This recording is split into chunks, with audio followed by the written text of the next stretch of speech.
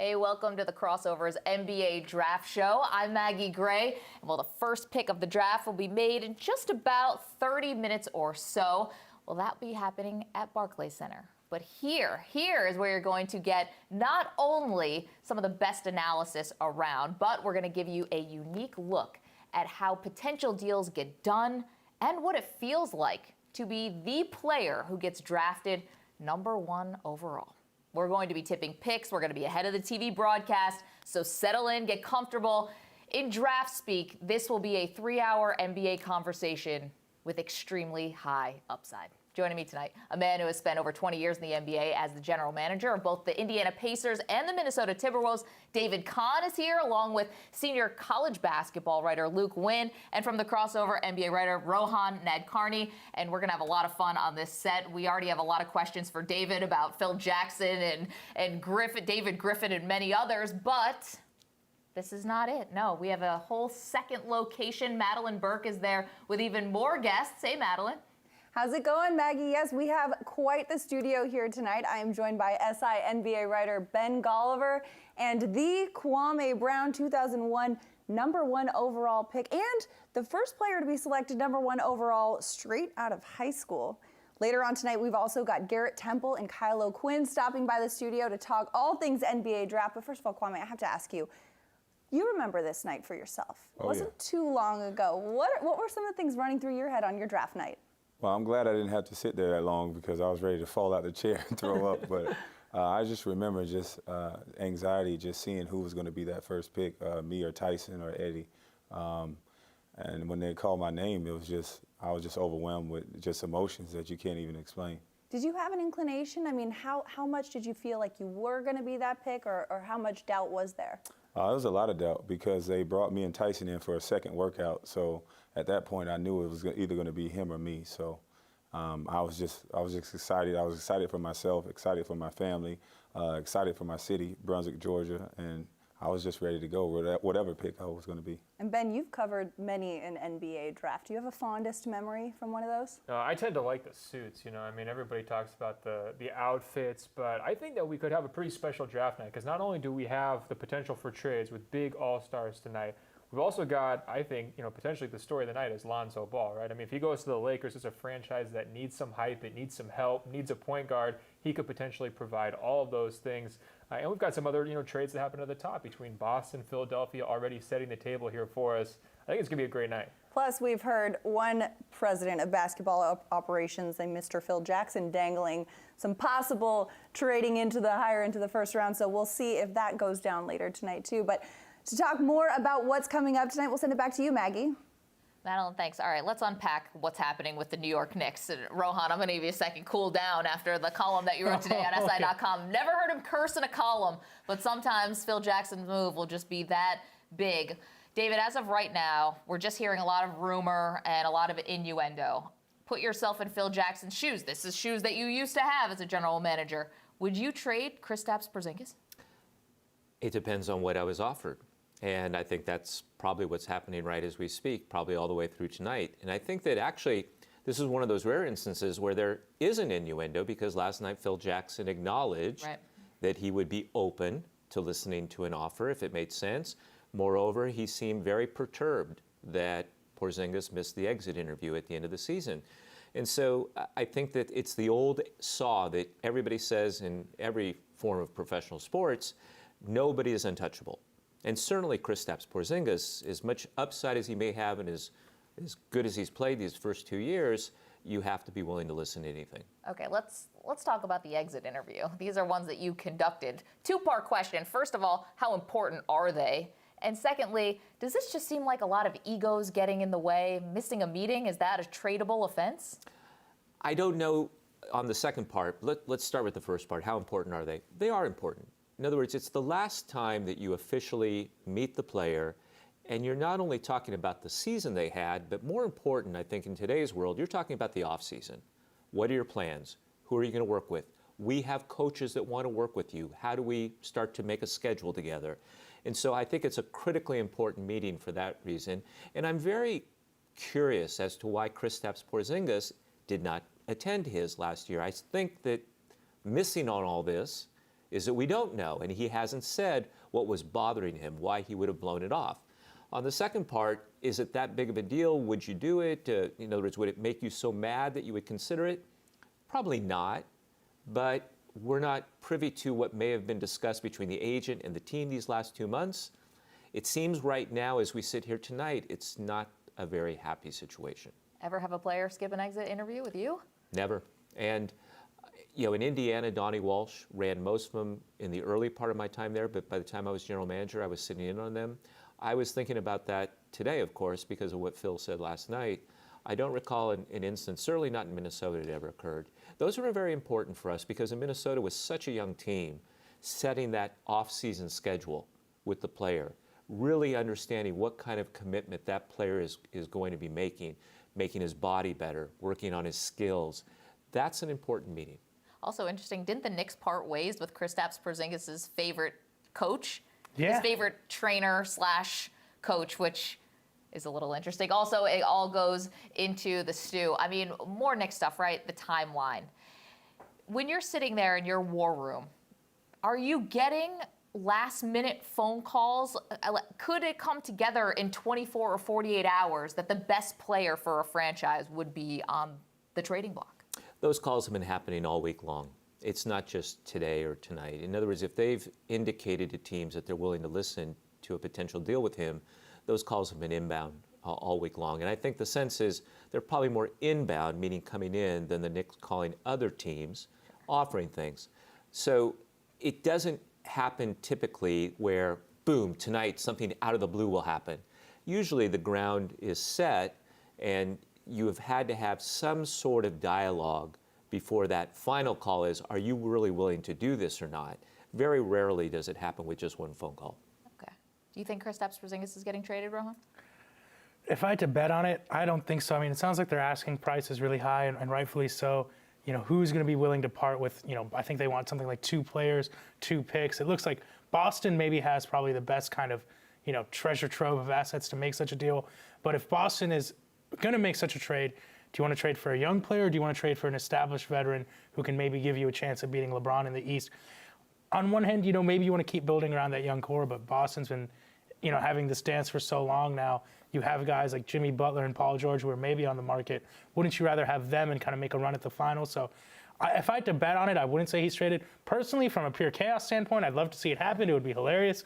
I think there'd be riots in New York. They'd move It would be hilarious for Knicks fans. they can move the protests from the Trump Tower right down to Madison Square Garden. So from just a pure hilarity standpoint, I'd love to see it, but I think we would have different audiences. I don't think that the same people at Trump Tower would necessarily appear in Madison Square Garden. Well, we found out today that James Dolan is going to be playing with his band, JD and the Straight Shot, while the draft is happening. They're set to go on stage around 8 o'clock. By the way, they're really good. Is that right? Really? I've heard them play at an all-star event on a Saturday night. They are really good. We're going to take your word for it, David, but what type of owner did you like to work for, and what is the best type of owner to work for? Because James Dolan has kind of embodied both. The meddling owner has gotten involved, and now with Phil, he's been very hands-off. So I can give you perspective in 2 ways. First of all, the 2 people or the 2 families that I work for, because it really was the Simon family in Indiana, terrific family, terrific people. Herb Simon is one of the nicest, kindest, gentlest people you could ever meet, who's an NBA owner. And he really was the control person more than his brother Mel, and Mel passed away, several years ago. Indiana, I can't say enough good things about Glenn Taylor as well. And Glenn hasn't really received the recognition he deserves. He worked really hard 2 labor deals ago to make certain that that deal changed the way it did when the players were at 57%, came down to 50%. That deal, he must have made 40 trips to New York.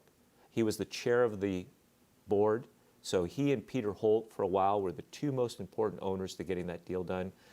I can't say enough good things about Glenn. Now, I've also been in countless Board of Governors meetings, so I've had an opportunity to see all of these owners. Yeah. Maybe not ones that have come in within the last 2-3 years, but certainly almost all of them. And I call a lot of them still on the phone, or I can email them and they email me back.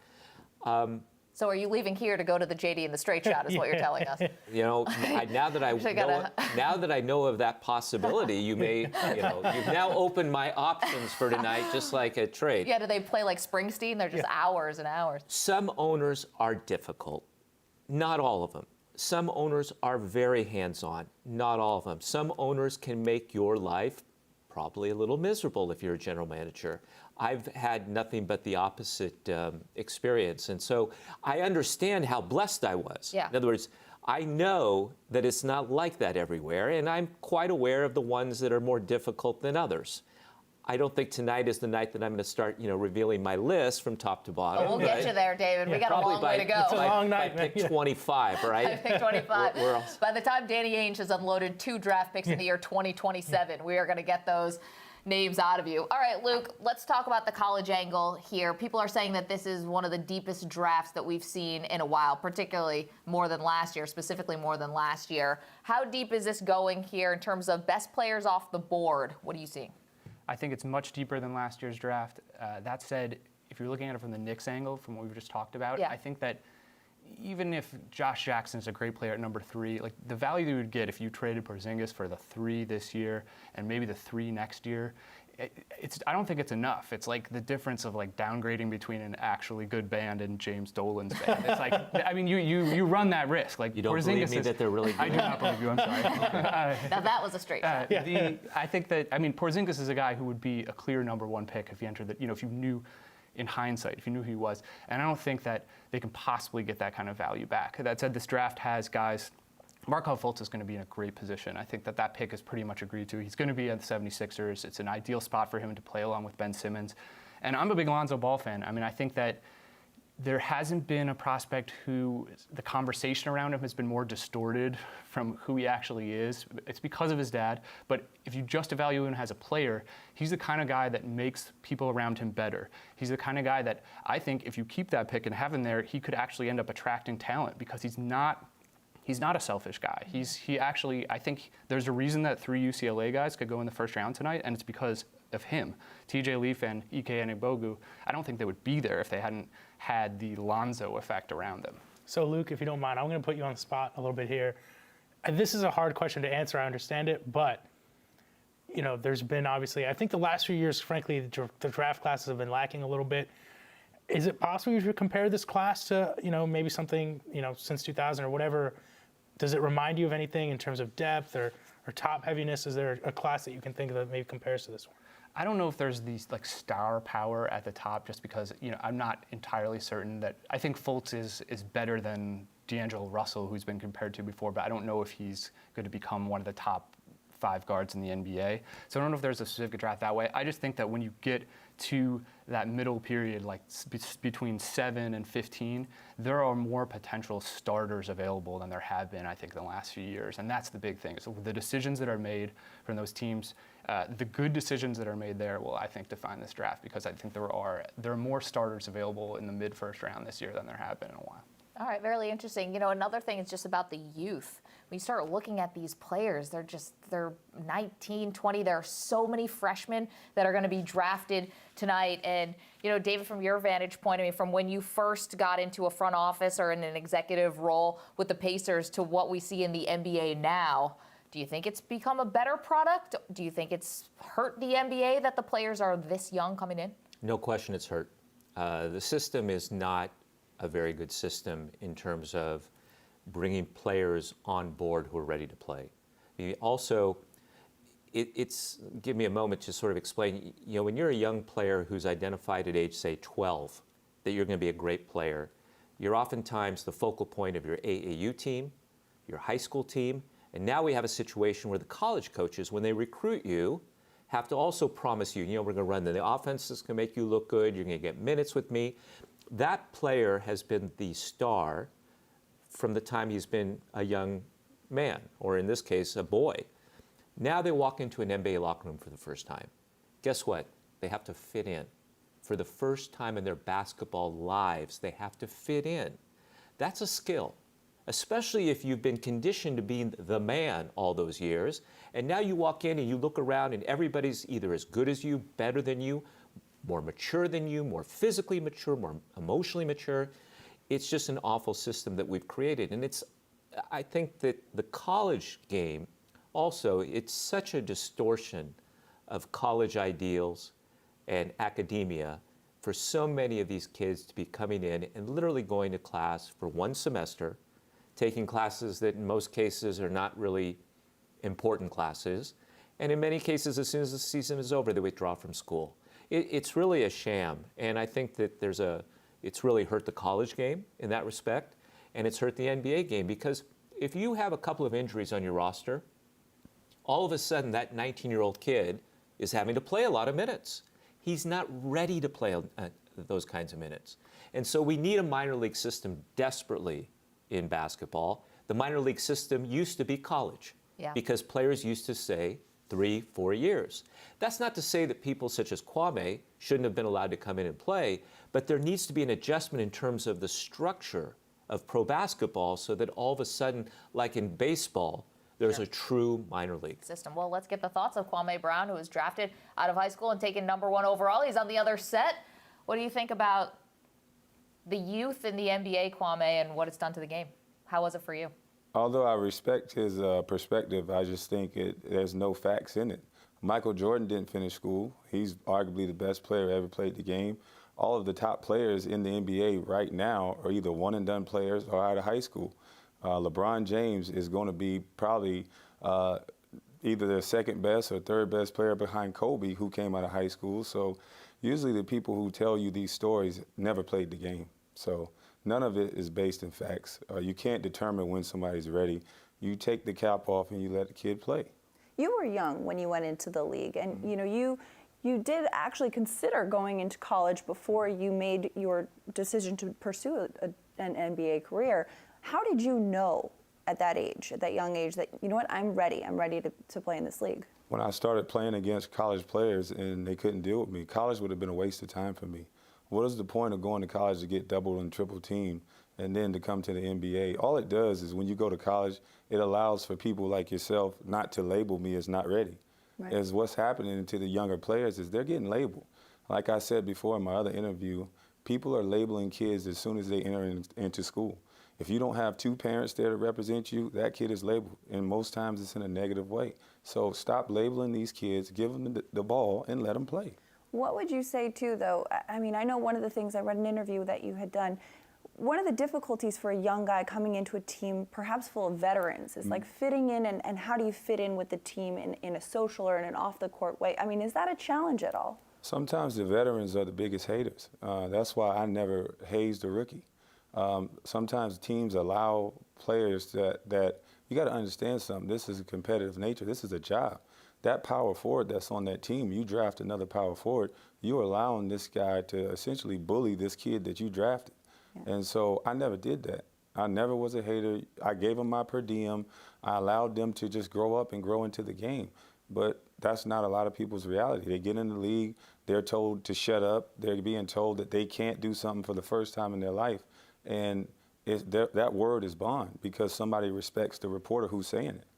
In that first or second season when you were in the NBA, did you ever have a moment where you regretted your decision coming in? And then what would you tell some of these one-and-done guys like Lonzo Ball? I mean, obviously, huge spotlight on a player like him, or even Markelle Fultz. I mean, both those guys are going to come in with a lot of pressure, expectations. What do you tell those guys from your experience? Don't listen to the media. Half the time, those guys don't know what it takes to get to where he's been to. They don't know what it takes for the grind. If you notice the difference between the media outlets that have players like Charles Barkley and Shaq and Jalen Rose, they cover players, they don't get as disrespectful because they know what it takes to do that. And a lot of times, it's more about the personality of the reporter. They go up there and they say any old thing like it's Bible when that's just your opinion. Lonzo Ball and those players, they're going to get the ball in their hand. So they're going to get an opportunity to quiet the critics. For me, I didn't get that opportunity. I had Michael Jordan, the greatest player who ever played. Even I was in awe. So no one knew I was the #1 draft pick until maybe my third or second year. And they're like, oh, wait a minute, but they had Kwame. But before that, it was all Michael. Yeah. Now, speaking of Michael, there have been some reports, and speaking of the media, too, that Michael did cause a lot of stress for you in your early years. There was a story in his memoir about him almost bringing you to tears at a practice. Mm-hmm. How would you describe that, or is that true? And is that something that, some of these young players might experience going into a team with veterans? Well, no player is going to experience their idol talking to them in any kind of way. Michael has never brought me to tears. Did he upset me a lot? Yeah. I mean, he's a competitor. That's what I think. It's much to do about nothing. So many people want to make up stories about Michael Jordan that he could have been the greatest guy in the world to me. They still would have made up something. Right. I watched Richard Sherman talk about the Seahawks locker room, a team that makes the playoffs every year, and how they created a story about Russell Wilson not being black enough. So it's just the media nowadays, they're going to sell gossip. And it's sad that it got to this point. But if we just, where are the X's and O's? Where's the number? Where's the numbers at? Everyone says I can't play, but no one has my numbers when I do play. And yeah. There's no outlet that I look at now that is not about this guy against this guy talking that loud, this guy's talking louder. Where are the numbers? Well, and we've seen, too, when you're on the court for 30 minutes a game, you put up numbers, and that's definitely a proven thing. The truth is in the numbers. You were the #1 draft pick. There's a lot of pressure that I'm sure comes with that. Markelle Fultz tonight is likely the top pick. It's all but said and done. What advice would you give to him in this stage? I think he's going to be fine. Like I said, he's going to get an opportunity to play. He doesn't have Michael Jordan. He doesn't have the spotlight. I went into a position that was already, it was like asking a girl to the prom that you fell in love with, but she didn't tell you she was bringing somebody else with her. And you had to sit on the sideline. You had to wait your turn to dance with her. So these guys are in a totally different situation. They get a chance to go out there. They get a chance to silence the critics. They get a chance to kind of thumb their nose at people who never play the game. And I know a lot of reporters that don't play say, oh, we sit back and we watch for so amount of years. But if I watch a brain surgeon do surgery, does that make me a brain surgeon? Yeah. So you just got to put a little more respect on these guys when they've worked their butt off all their life. Stop disrespecting people's families. I appreciate Stephen A. Smith apologizing to Kevin Durant's mom. I'm sure if his dad was up there, he probably wouldn't apologize to him because I watched what he did to Bennett. But there's just too much disrespect going on. The Twitter, the Instagram, all this stuff is allowing people to be disrespectful. Well, hopefully the respect will come tonight for these draft picks, especially Sixers fans who are very eager, I'm sure, to hear who their #1 pick is. Very likely to see it be Markelle Fultz. And for those in Philadelphia who don't know too much about him, take a look at this. This is Markelle right here. This was him in the All-Star game. He said, I'm going to come in, I'm going to do this, and I'm going to do that. This is Markelle as a baby. It's my little baby. Time passed so fast.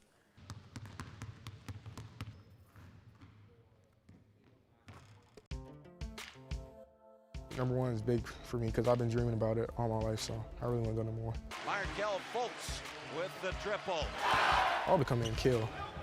I want to be Rookie of the Year. I want to come in and, honestly, I'm trying to be the MVP next year. All the talk, all the hype about freshman Markelle Fultz. The prep All-American and one of the top recruits. Well, that's just something you don't see at this level. The hype can't reach any higher. Joining us right now, Lonzo Ball in studio. Are you better than Markelle Fultz? Yeah, I think I'm better than Markelle Fultz. Why? Because, I think I can lead the team better than him. I got a lot of respect for him. I mean, that's what he's supposed to say. I mean, anybody that's a competitor is going to think they're better than someone else, but I mean, to me, it was funny. I mean, it just motivated me to work harder to make sure I put myself further in front.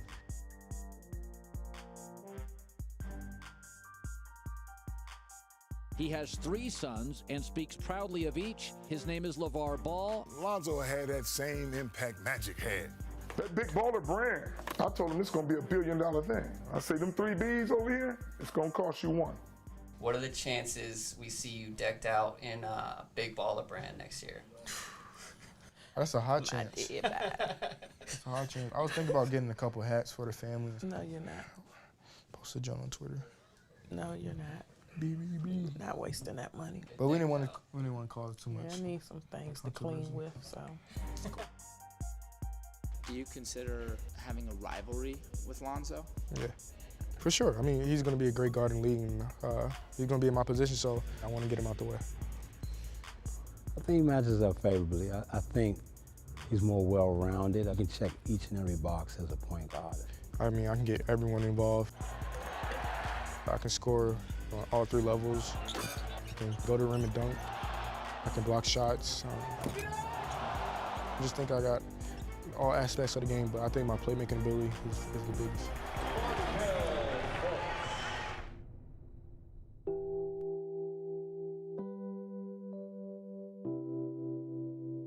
I always say he was born at the wrong time. He should have been born in his 70s because he was the kid that got up early in the morning and went outside and literally stayed outside all day. I remember him always wanting to play basketball. So that was his girlfriend. He never puts her down. We play a lot. Me and him, we'll wrestle. Who wins? I mean, y'all see my boxing today and all that. I've been working on my jab. Who wins? That's like, down. Who's won in but the like, future? I mean, in the past. But I ain't gonna lie, like I start out winning, but see, I got a lot of hair, so let me tell y'all the details about my hair. It's get tugged and pulled a lot, so. That's I mean, at the end of the day, she ends up coming out with the victory, but I'll be having my like 10 seconds, 20-second spurts. I have to figure out something else I'm gonna do if he cuts his hair off. Yeah. He probably doesn't pull your hair. No, he doesn't. He's respectful. Markel just came home Sunday. I gotta wash clothes. Okay, what you telling me for? Because you gotta stay up with me. So to have him home and just laugh and joke before it gets hectic is awesome.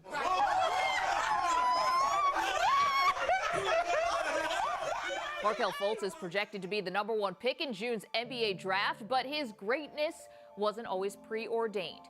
A late bloomer, Fultz was cut from varsity his sophomore year of high school and played JV instead. I felt like I was good enough to play on varsity, but I mean, it happens. As soon as I left the office, I was upset. I didn't know why. I felt like I put in enough work to play. I felt like I did good in trials. I wasn't mad. After I talked with my mom, I just looked to the positives and stuff like that and just got in the gym and started working. Man, there you go. Now we talking. Man, good. Bending over, come on. He's come a long ways.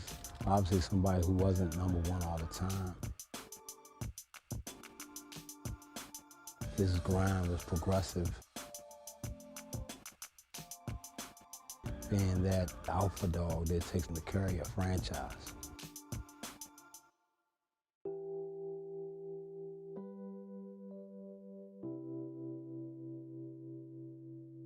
I think whatever he sets his mind to, he'll accomplish because that's the person he is. But regardless if he's an all-star or not, I'm still gonna be mom and I'm still gonna be there with him. My first happiest moment is gonna be the draft. I mean, just knowing I'm gonna be able to take care of my mom and my sister, which is something I wanted to do all my life. You've been talking about me? No, nobody like you. To make her happy means the world to me. I mean, eventually basketball's gonna stop and I'm still gonna wanna make her happy. So, I mean, as long as she's smiling, I'm gonna keep doing whatever I'm doing to make her smile. So that's big with me.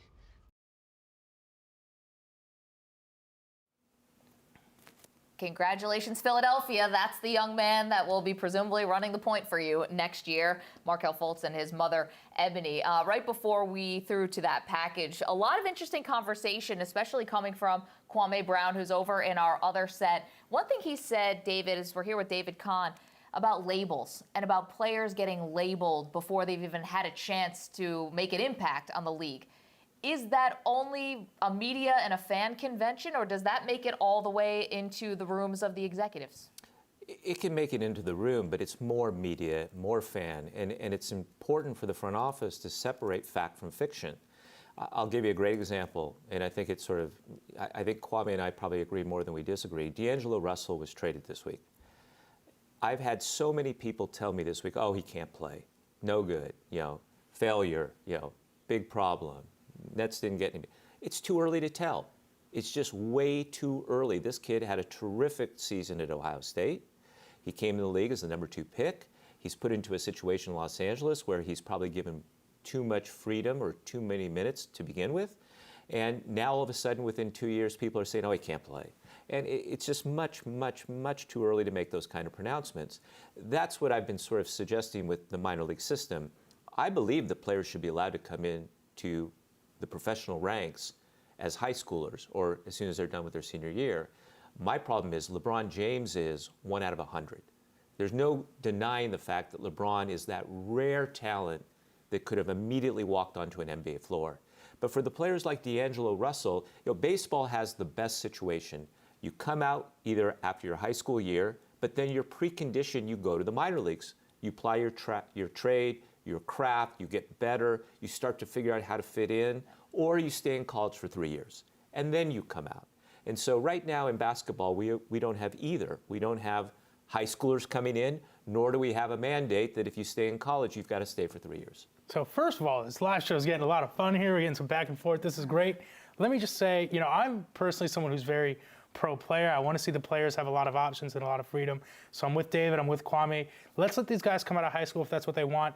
I do think a positive thing we've seen now, the introduction of two-way contracts and the new CBA, send guys down to the G League. Yeah, the G League. Send them down to the problem is the they're taking up it's the perception in the players' minds still to this day that the former development league and now the G League is a punishment. It casts an aspersion. Can you imagine if tonight the fourth pick in the draft, whoever that may be, the team announced they were going to send him down for this first season?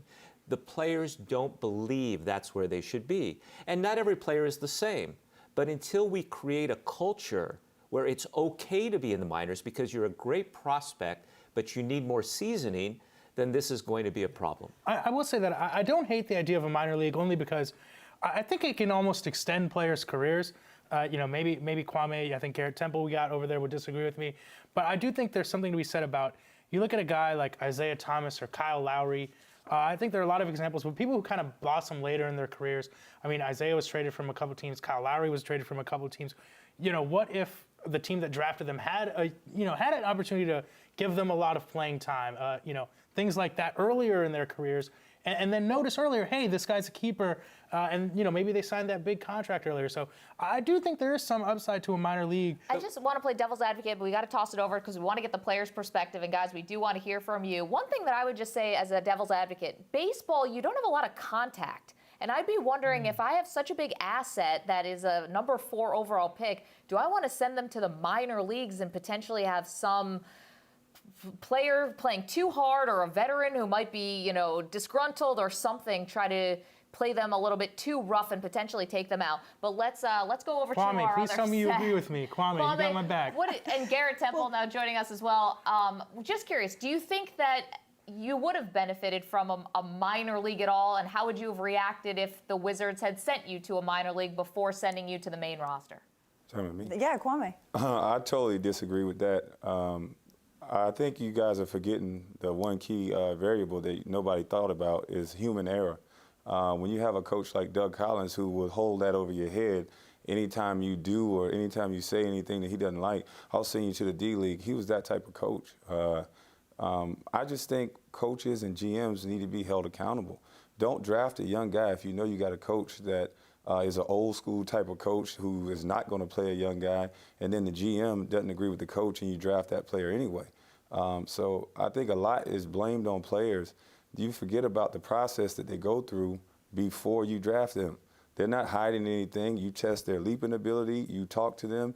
You find out who they are before they invest millions of dollars. They dig into these kids' past. So you need to take some ownership. If you're not going to put something around this player to help him grow, it is your fault. Don't blame the player. Well, and Garrett, too, in case also you at home haven't noticed, we have another guest in the studio. Garrett Temple is joining us, Sacramento Kings. But Garrett, you have had a journey on your way to where you are now in the NBA. You have had 9 10-day contracts and some stints in the D League as well, or then D League, now G League. But what is your perception of this idea of kind of a level? Because for some players they're ready right away, and some players it takes that evolution or those different trials. Yeah, I definitely think the G League now, or the minor league system, I think we're going to have 27 teams once the Wizards get their team in 2018. I think it does help. I like you said, I started off in the G League, well, the D League back then with the Houston Rockets, and I've grown since. I played on 3 different D League teams, and I've seen people grow since. I've seen people get sent down and play better. We had a few guys on our team, Malachi Richardson, Papagiannis, Scala Bicier, who really benefited from playing in the D League this year, and they understood that it was not a punishment, but they weren't getting playing time and they wanted to play basketball, you still get your same check. So you get to play, and like Kwame said, human error. The best way to learn is to actually play the game. And I think that's really big for young guys, 18, 19. I think, like someone said, you have to create that culture where the G League is not a disappointment. You're not shunning somebody. You're trying to create somebody to make them a better player, create a development system that works. Garrett, let me ask you this. How many guys who get drafted tonight do you think are going to be ready to play as rookies, ready to play meaningful minutes? And then what's your attitude towards those guys who are going to be joining your team, potentially 2 lottery picks in Sacramento? What do you have to do as a leader to bring those guys along? But then also your attitude as an opponent. I mean, are you out there picking on these rookies, giving them kind of the rookie business, knowing they're maybe not quite ready? Yeah, well, first of all, out of the 60 that are going to get drafted, probably 40 may make it to training camp. Yeah. And out of those 40, honestly, probably 15 will be ready to play right away, if that. So I think the D League, or the G League, is really going to be able to be an asset if coaches and GMs use it the right way. What do you mean ready to play? Not to interrupt. You guys use this terminology, ready to play, so loosely. When you were a freshman in college, were you ready to play? No, I redshirted my freshman year. Okay, so there's a learning curve. You knew you were ready. But there's a learning curve with anything. Right. Just like anybody. If you go to a different level, you go to a different job, it's to be expected. There's a learning curve. You go get a job at McDonald's, they're going to show you the ropes. Right. So don't expect somebody to walk onto an NBA floor. I don't care if they did 4 years at Duke. You got players, examples at that they wasn't ready to play. Right. I just think the high schoolers get a bad name and the young players get a bad name because they're easy targets. And like I think it depends on the team. Yeah. I think it depends on the team and the culture you build with the team, and who they have on the roster. I mean, whether they're ready to play or not, if somebody gets drafted and they have no point guard, then he has to play, and he's going to play. I mean, these guys can play the game. That's why they're about to be drafted. But to your point, you know, there definitely is some type of some things that you have to go through as a rookie. You know, we have pick 5 and pick 10. They might have to carry some bags. They may have to do some things. It's just the nature of the business to show that, you know, you start at the bottom to work your way up. There's a level of respect in this league, and you know, we all had to go through that. Right. Now the Sixers are officially on the clock right now, so it's only moments before we can expect what we've all been expecting, Markelle Fultz's name to be heard. But, you know, what are your thoughts in this moment? I mean, Kwame, we talked about your thoughts on this night for you, but Garrett, you know, when your draft night or your year draft night was coming around, what were your thoughts or what were your anticipations of where things would go? Well, mine was a little different. I worked out for a lot of teams. I worked out for 14 teams, 18 workouts altogether. But I didn't expect to really get drafted. I may go late second round, or I may not get drafted. So when my name was not called, it was a situation where, okay, what's next? Who do I decide to go play summer league with? And decided to go to the Rockets, and then, you know, the rest was history. And then you build from there. Now we're getting news right now that the Timberwolves are actually close to acquiring Jimmy Butler in a trade, which I think would be a great fit for him. It's kind of familiar coaching staff. Ben, what are your impressions on that? I had someone tell me this week that Tom Thibodeau would do anything to get Jimmy Butler. Remember, they were obviously in Chicago together. Jimmy is like the typical Tom Thibodeau player, pitbull, two-way guy. You know, he'll play 48 minutes if you want him to play 48 minutes. He'll play in 3 overtimes if you want to play 3 overtimes.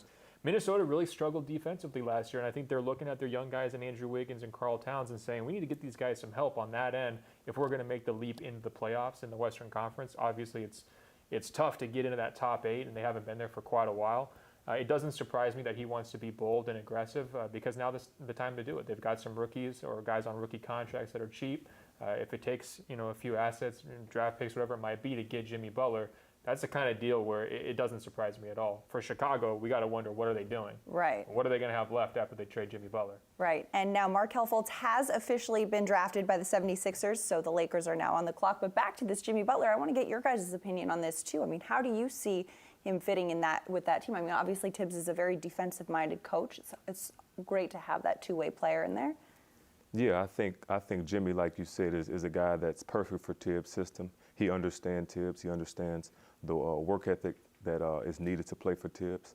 It's going to be interesting to see who they give up, whether it's Zach LaVine or Rubio or I don't think they would give up I know they won't give up Towns, and I don't think they will give up Wiggins as well. So it's going to be interesting. Now, obviously, it's a good situation, but there are also real-life things to consider for a player who gets traded. I mean, you're mentioning Jimmy Butler just bought a house in Chicago with a very personalized fish tank, and you kind of want to enjoy these new things, when you have them. As from a player's perspective, what goes through your mind if you hear you're possibly going to get traded or you are? Well, for me, I mean, even though the situation soured in Washington, I was still a little disappointed. I think anytime you start somewhere, you're going to be disappointed, and you never get used to being traded. But from a basketball standpoint, I think it's going to be a much better fit. Towns is a great player. I just think he's going to be happy on the court, but maybe not off the court. Yeah, well, the Bulls beat writer Casey Johnson is reporting that the teams have agreed to this in principle. So this is pretty much happening. Another thing to remember, Jimmy can't sign that supermax contract with Minnesota. That's something that happened with DeMarcus Cousins, my teammate in Sacramento, when he was traded with the Pelicans. So he loses a little bit of money he can earn potentially in the future, but he's still on the books here for a couple of years. I think that's one of the reasons why Minnesota will look at him maybe against a Paul George. It's not really a rental, right? I mean, you're bringing him in. He's going to be the face of the franchise.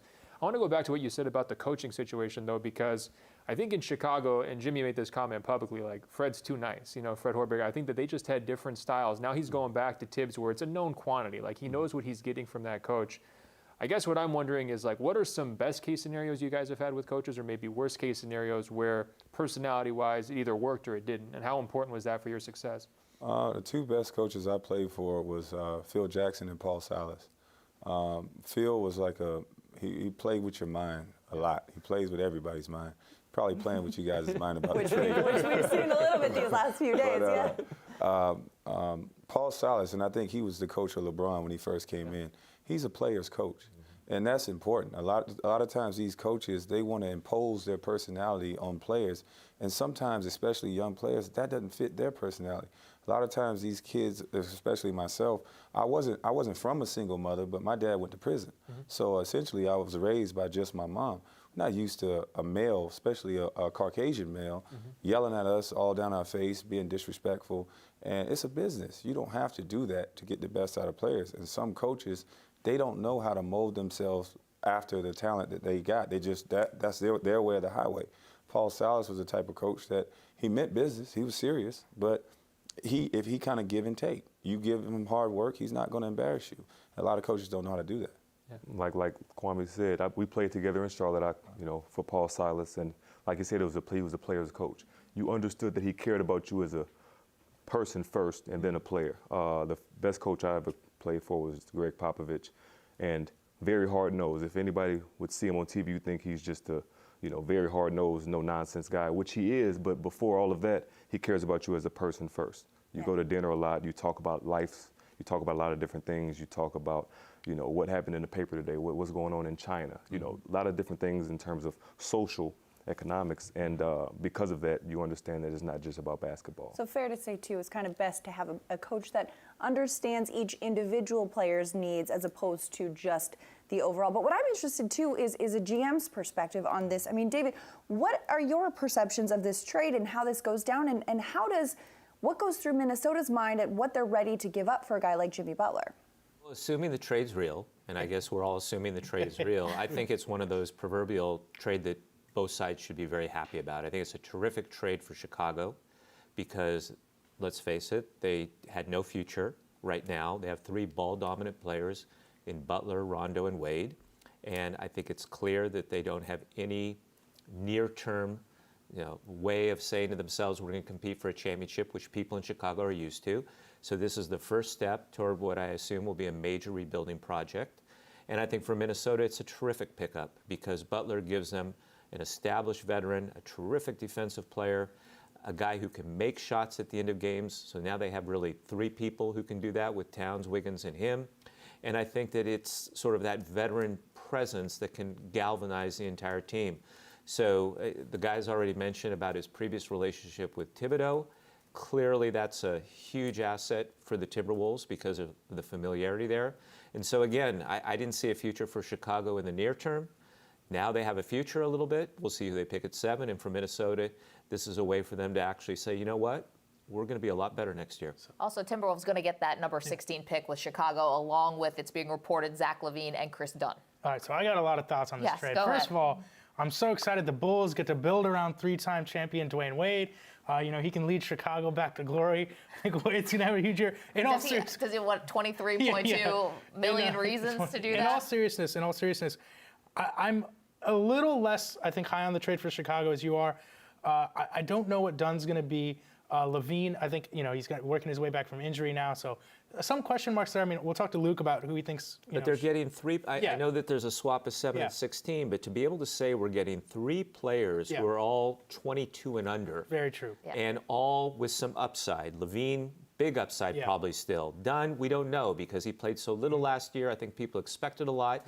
It goes back to our earlier conversation. Are we expecting these kids to be too much too soon? Right. So I think that depending on who they take at 7, they're going to be able to walk away from this saying, we turned Jimmy Butler into 3 potential starters. And, I think it's a great trade for Fred Hoiberg, who never really got along with Jimmy Butler. He can kind of have the team he wants. And Butler, I think, is going to work out great in Minnesota. Yeah, I mean, Fred didn't have the roster that if you they gave him a bunch of slow players. And if you followed Fred in college at Iowa State, he was probably the best spacing coach, spacing and shooting coach in college at the time there. And now he probably will have an opportunity to pick Lauri Markkanen if he wants him. I mean, the Bulls can go many directions with this, but Lauri Markkanen may be the best 7-foot shooter to come along in the last decade. He has some defensive concerns, but I think that's the kind of player Fred would want, and this trade positions them to be able to. So is that who you see maybe is the best fit there? Is it Markkanen? Yeah, I think so. I mean, I know that there's a little bit of overlap in the roster, but I think that if Fred gets a chance to have an oversized shooter who is,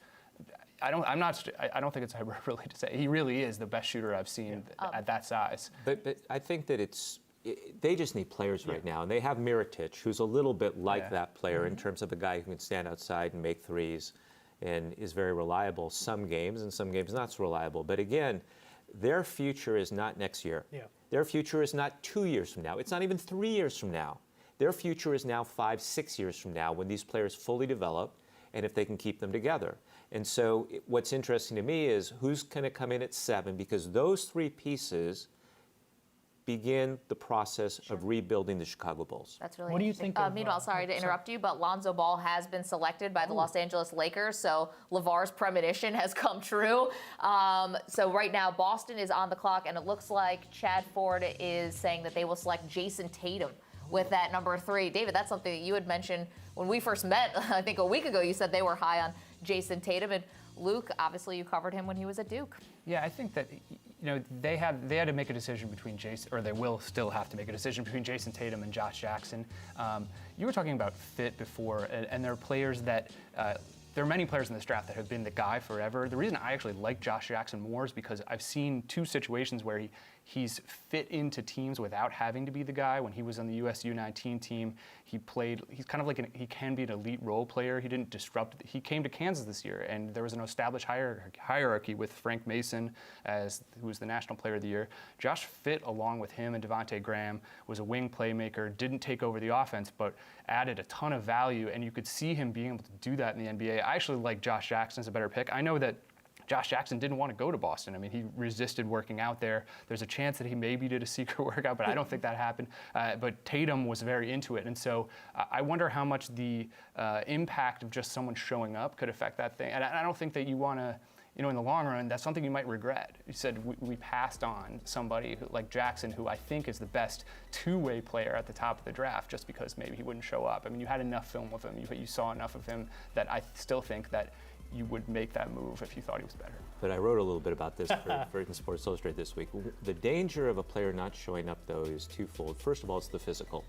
You want your doctors to be able to examine the player, especially if there's any past injury, history there. The second thing is it sends a very powerful message whether the player really wants to be there. And if the player really doesn't want to be there, if from day one you're having to prevail upon that player and try to talk him into, you'll really like it here, don't worry about it, that's a big disadvantage. Now, to your point, can you overcome it? Sure. There are situations from time to time where maybe you can, but it's just really hard when you are told by the agent, which in this case, it wasn't the player calling up, but the agent saying, we're not coming. But in retrospect, you probably would have been willing to put up with like a month of Steph Curry pouting and then and then move on with him rather than that, right? I mean, let's say Josh Jackson's just going for a little while. If he's the better player, I still want him. But it depends, because the moment you move past that moment, you're now in variables. You're not sure what you can get. You're not sure who you can make a deal with. And so you always want to take the best player.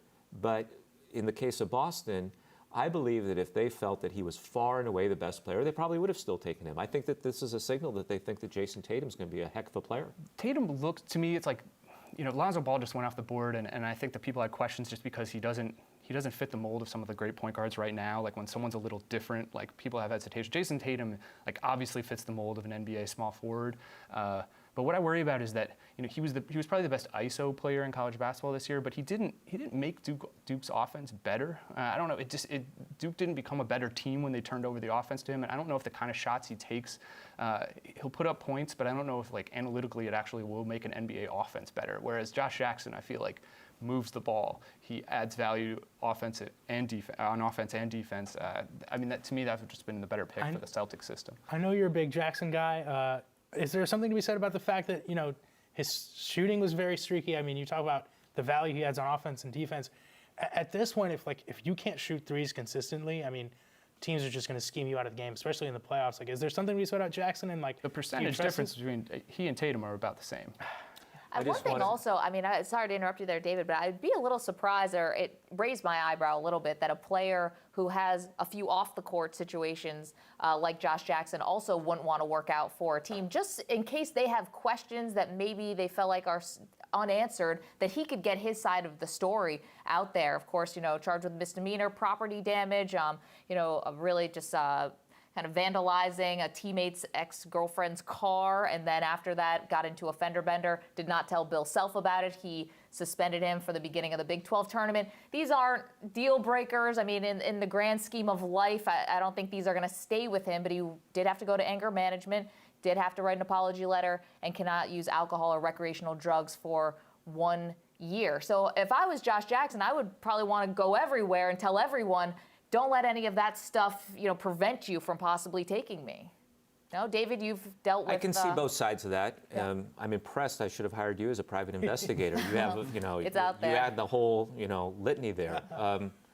I could see both sides of that. In other words, I could see where you would want to, show up to as many teams as possible and put on that, smiley face. But it could be that he is also, he has a place that he really wants to play after Boston. Maybe it's this next pick with Phoenix. I just want to say real quick, I think the Lakers' pick of Ball is tremendous. Yeah, you're a UCLA guy. I'm a UCLA guy, but he breathed life in the UCLA basketball program last year. And I agree with you. He made a lot of guys look good because of that, although I do believe that Leaf and the big kid, I'm not even going to try to pronounce his name, are also very good players. But I think that Want to go for it, Ike? He's going to breathe new life into the Laker program this next year. I think that Los Angeles is going to really, Staples Center is going to feel different next year. I really do believe that that's a tremendous pick. If I can hop in for a quick second. We got some news. Yeah, we got some news. First of all, no recreational drugs for a year. That's crazy. I don't know who chose that. That just caught my eye. You're not in any kind of players union. Okay, thank God. SI hopefully doesn't have the same rules. So we're hearing right now Indiana and Boston engaged in serious talks on a Paul George trade. I mean, it's possible Tatum could be headed to Indiana. What do you guys think, George? I think I kind of want to see Boston go all in finally. They've been talking about it for so long. I'm curious what you guys think. Would one star like Paul George put them in the conversation with Cleveland, or do you think they're going to need Hayward also? I think this is a smart move. I mean, I would be willing to give up an uncertain like Tatum to make a move at the Eastern Conference. I think the issue is, do you think you can sign Paul George a year from now? If they feel that they cannot, that the Lakers have already dialed this up. And by the way, if I'm Indiana this week, I think we need to acknowledge this. I don't think that the fans understand how debilitating it is for this past year for their fan base to have to listen day in and day out that Paul George was going to leave it in a year. Just as it was debilitating for Oklahoma City fans last year that Kevin Durant played there. Every day you pick up a newspaper, for those of us that still read the newspaper, or turn on your computer and hear they're gone. And so I think that for Boston, the issue is, because I don't think that Paul George by himself will make Boston a serious threat to Cleveland. And if he really does have his sights set on Los Angeles, then I think that that's a very risky move to move the third pick for a guy who's only there for a year. I agree. I think the only team that's worth the Paul George risk is the Cavaliers. LeBron's going to be a free agent next year. I think it might be a smart move for them if they think there's a chance LeBron leaves and you can get out of a Kevin Love contract or a Tristan Thompson contract.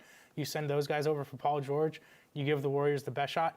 I'm hearing these rumors about Chauncey Billups, taking over as president of basketball operations in Cleveland. I can't see LeBron James, sticking around for something like that. So I think if any team should take that risk, it's Cleveland. I would have added the Clippers because it's Los Angeles. That's right. And because they have an asset or two. And I would even say, to a similar extent, San Antonio.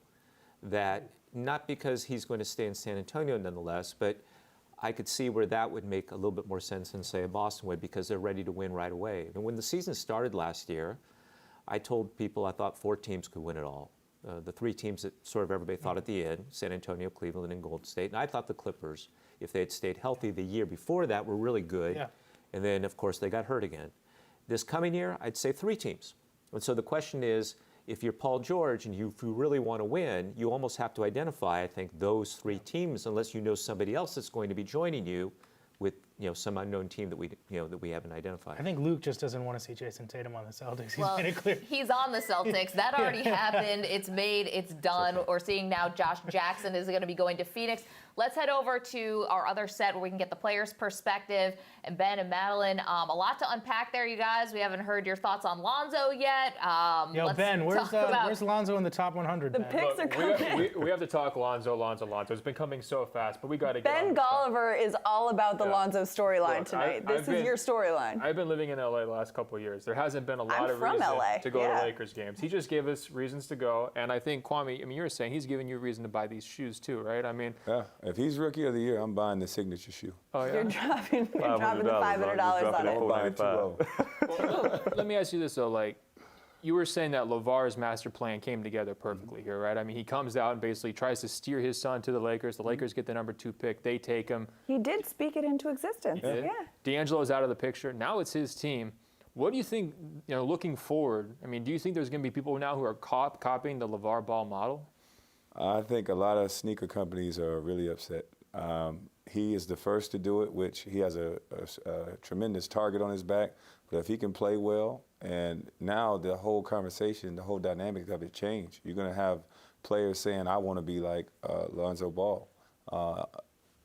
I think it's great because now before you only had a couple of shoe companies you had to deal with. Now the conversation is going to be, let's partner. Well, and I think they did it the right way because LeVar did it, not his son. Lonzo is looked at as a quiet guy, just a chill guy. He respects his dad. He wants to play ball. He's all about basketball. And LeVar was the brains behind it. He was the mouth. And his dad is hated. Why? Exactly, because he's why is he hated? He's he going the against most the system. potential out of his son. He's going against the system. LeVar already on draft night had a Lakers color, Big Baller brand hat. He was spotted seconds after the pick. And also, take note too, the shoes are called the ZO2. Lonzo selected number 2. There's that little, subtlety in there. But, a lot of people are worried about LeVar being a distraction. And in the NBA world, in the pro sports world, it's not often that you have a parent that is so present, or is it? I mean, have you guys ever in your careers seen a player that's been so overshadowed by a parent or so had such an outside influence meddling so much? I think it's a great thing. He's taking all the heat for his son. I mean, to me, he should be Father of the Year. There's not a lot of fathers around in the first place. So to make this guy to be the villain is why? It didn't affect him at UCLA, didn't affect him in high school. So why should it affect him now? Do you think, though, by LeVar saying, oh, my son's better than Steph Curry or something, that increases? I mean, we were talking about the target on his back. Do you think that increases it at all? All publicity is good publicity. What it does is it has us up here talking about it. Now his son has an opportunity to go play. Maybe he doesn't play better than Steph Curry, but if he plays well, you're not going to start bashing his son. You may bash the father. Exactly. Like I said, it's LeVar that you're bashing, not Lonzo. He's all about basketball. He hasn't spoken out about he's going to be the best player in the world. He just wants to play ball, and I think that is really going to help him.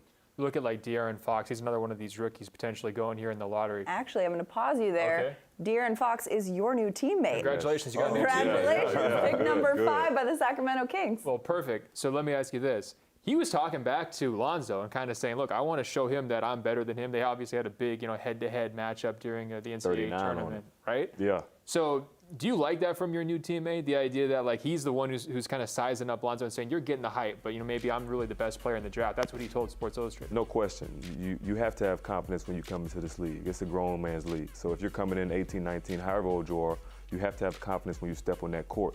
And to see him, De'Aaron, come in with the speed that he has, with the swag that he has, being able to drop 39 in the Sweet 16 or Elite 8, whatever that was, against the guy that you're competing against in the draft, shows what type of competitor he is, and I love that. I'm a show the young fella as much as I can, and I'm happy to have him on my team. He was my guy. Yeah. I love Fox. Yeah, he was calling it here 15 minutes ago. We were talking about this, yeah. We got to spend some time around these top 20 picks yesterday at the media availability. I think there is no question he has the most charisma of any of those guys. I think maybe there's more hype for Lonzo, but if you're looking at like leadership intangibles, personality, who can be a superstar, it's De'Aaron Fox. Now his game's going to need to come along. He's got to find the shot. He's going to have to, get himself a little bit, filled out physically. I think that's going to be something that, takes a couple of years to develop. But what I kind of see this maybe developing, and you tell me if you see it the same way. Remember when John Wall went to I was just about Washington? to say. I played with John Wall 4 years prior to this last season with Sacramento, and he came in very, very slim, very fast, very raw. Could handle the ball, get up and down, didn't have a change of pace, but could pass it, didn't have a great shot at all. And you see what John Wall did this year: 23 points, 11 assists, 4 rebounds, 2 steals, all-star. De'Aaron Fox has that capability. And I talked to a couple of my coaches who worked him out, and they told me his ball handling ability, his charisma, his ability to change pace when he needs to. I think he's going to be a very, very good player in this league. I know we're getting ahead of ourselves, but do you see this as a guy maybe who you can give the car keys to day one, or he can play starters minutes day one? Because it's always tricky with the one and dones, those super young guys. I mean, sometimes you want to bring them along slow. Sometimes you want to throw them to the fire and say, learn on the job. You guys are going through a little bit of a retool after the Cousins trade. Could this be his job? Could he come in and win this job? Yeah, I think he can. I mean, when you draft somebody top 5, especially with this talent level of this draft class, and like you said, we're in more of a rebuilding process unless we're able to get a big splash free agent, then you definitely can give the keys to this guy. Like I said, he's shown that he has the ability to play at a high level, and he has so much upside. Speed kills in NBA, and he has the most in this draft class. Yeah, and you mentioned too, we got to talk to these guys yesterday. One thing that really stood out to me is not only did he say, multiple times that he believes without a doubt that he is the best player in this draft, but also I asked him, other than basketball, what is it that he would pursue if he wasn't an athlete? He told me he would be an accountant, which I found fascinating because, first of all, he's so charismatic, so affable, and the accountant role seems like, I'm maybe not so much personality driven, very numeric type of thing. I don't know, and I feel like that's an interesting mental state to translate to the basketball court. Maybe you can be CFO for Big Baller Brand. There you go. Let me ask you this, though. You got another pick at 10. You filled this one hole at point guard. What do you see that pick maybe being used as? Is this a trade piece, or do you want to see another player maybe be brought in at a different spot? Well, I think we have a need at small forward, but obviously the 2 best small forwards have been taken off the board, and I think it may be a reach to go for a small forward at 10.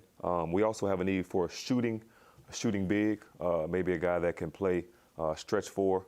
I think the kid out of Arizona, Lauri Markkanen. Yeah, or even a center. I heard Zach Collins was great, and we have a lot of young bigs, but you at this point, unless you trade it, you probably just want to get the best player available, and I think Zach Collins or Markkanen is probably the one. And the picks are still coming in. It looks like the Magic will select Jonathan Isaac at number 6. Let's send it back over to Maggie. What's going on over there? We're just marveling at how cool it is that De'Aaron Fox is going to Sacramento and his teammate Garrett Temple just broke that down. We're like, we love that. Garrett coming for my job, man. Thank you for that. I know we're going to walk off and Garrett and Kwame can just take it from here. We're hearing now that Jonathan Isaac is going to be going to Orlando with the 6th pick. Let's just sort of revamp a little and rewind, if we will. And Luke, I'll ask you from the college perspective, who do you think has the best fit here so far? Josh Jackson to Phoenix, De'Aaron Fox to Sacramento, now Jonathan Isaac going to Orlando. Don't forget Jason Tatum to Duke. We kind of unpacked that a little bit. What do you like so far? I think they're two clear, very good fits. I mean, the Lonzo situation, I think the Lakers are kind of going to remake them. He's not really fitting alongside people. It's more like they're remaking their offense. So, but Fultz is the ideal guard to fit alongside Ben Simmons. If you're going to use Ben Simmons as a point guard, which I think they will sometimes, he's the ideal guy who can play on the ball and off the ball, and score and complement. I don't like Lonzo wouldn't have worked alongside Ben Simmons. That wouldn't have been ideal. And then Josh Jackson is a really good fit next to Devin Booker in the Suns offense, I think. Like I was saying before, he's not going to be a guy who says, I need to take a lot of shots away from Devin Booker, which wouldn't be smart anyway. Like, he's the right guy to facilitate offense around him. So those are the two. Just going off what Luke said, I mean, Phoenix has had some really questionable management decisions in the last few years. I mean, it started when they signed all their point guards, traded away all their point guards, gave Tyson Chandler a bunch of money. But now I'm looking at their core. I mean, Eric Bledsoe, either as a trade chip or as someone they keep, I think is a good young guard. Booker and Jackson. I think that's a great, like, as you know, we talk about the Timberwolves now with their new trio. I think that Phoenix is not right up there with them, but they're getting close. I like those three youngsters a lot, you know, especially if they can trade Bledsoe. There's rumor for Moutier. I don't think that's a good deal for them, but if they can get, you know, some more young pieces back for Bledsoe, I like it for Phoenix a lot. Phoenix also has 2 more picks to make tonight, and let's not forget that, you know, right before we came on the air, we were talking about whether Phoenix was trying to make a play for Kristaps Porzingis. So maybe Josh Jackson may not be a Sun for long, but so goes the NBA draft. I guess I can tell some secrets tonight. I think it was in 1991 or 2 when Larry Brown got the Clippers job. I was very instrumental in helping Larry because I knew some of the people in the Clippers organization from a relationship I'm ready to be a coach if you still. John Hammond and Jeff Weltman worked for Larry with the Clippers. Jeff was already there in the front office, but John was one of his assistants. So I'm not surprised, first of all, that Jeff and John are working together in Orlando. And I'm certainly not surprised that they picked Jonathan Isaac because John had a lot of success, you know, picking long, tall players in Milwaukee. One of the players he took onto Tecumpo is a guy I would have taken in 2013 if I had been there. I even made a promise to the agent. But I think that that's also a very intriguing pick for Orlando, and it sort of fits the mold of the way the game is going in terms of if you have a big, he better be really, you know, versatile. He's got to be able to run the floor. He's got to be able to block shots. It's just sort of a different type of league in terms of where we've seen the evolution of the bigs right now. Either you can shoot threes, or you better run the court like crazy and get there to, you know, to be able to. Do you see Isaac maybe being his best role as like one of those kind of rim run, pick and roll center types, or? Yes, I do. Yeah. I do. Yeah, I mean, this is an era where the post-up bigs are being pushed way down the board and almost like towards extinction. And Isaac is almost like the new age big created in the laboratory, and that's why, you know, he's ideal. I mean, I think that it was a predictable pick for the Magic, but I think it was the right one too. I feel like 15 years ago I could have been drafted because of my post-up game. Yeah, right. Was so strong, but now it's just like We had tape. I don't know where that tape went. No one wants You're a watching post-up Jonathan guard, Isaac there. That's not Rohan. You still have the body for it. I think so, yeah. Glenn Davis, you know, come on, man. I don't think we're that different. You and Big Baby. Yeah. You know, I think the one thing too about Orlando, and Isaac could end up being this guy too, is just besides Aaron Gordon, like they need a guy to build around, right? Well, but again, let's not fall into the trap. He's very young. Yeah. Do not expect too much this year. I Okay. keep cautioning you. That's the worst possible thing about this night is the players are talked about as finished products. They're not finished products. In fact, we were talking about earlier the G League, the D League.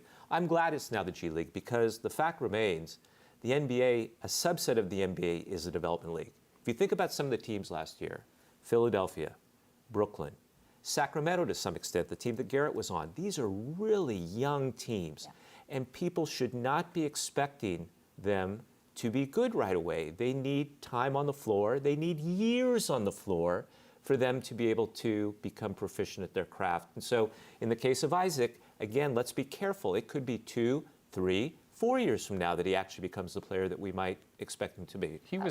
I'll slow down then. Oh, okay, good.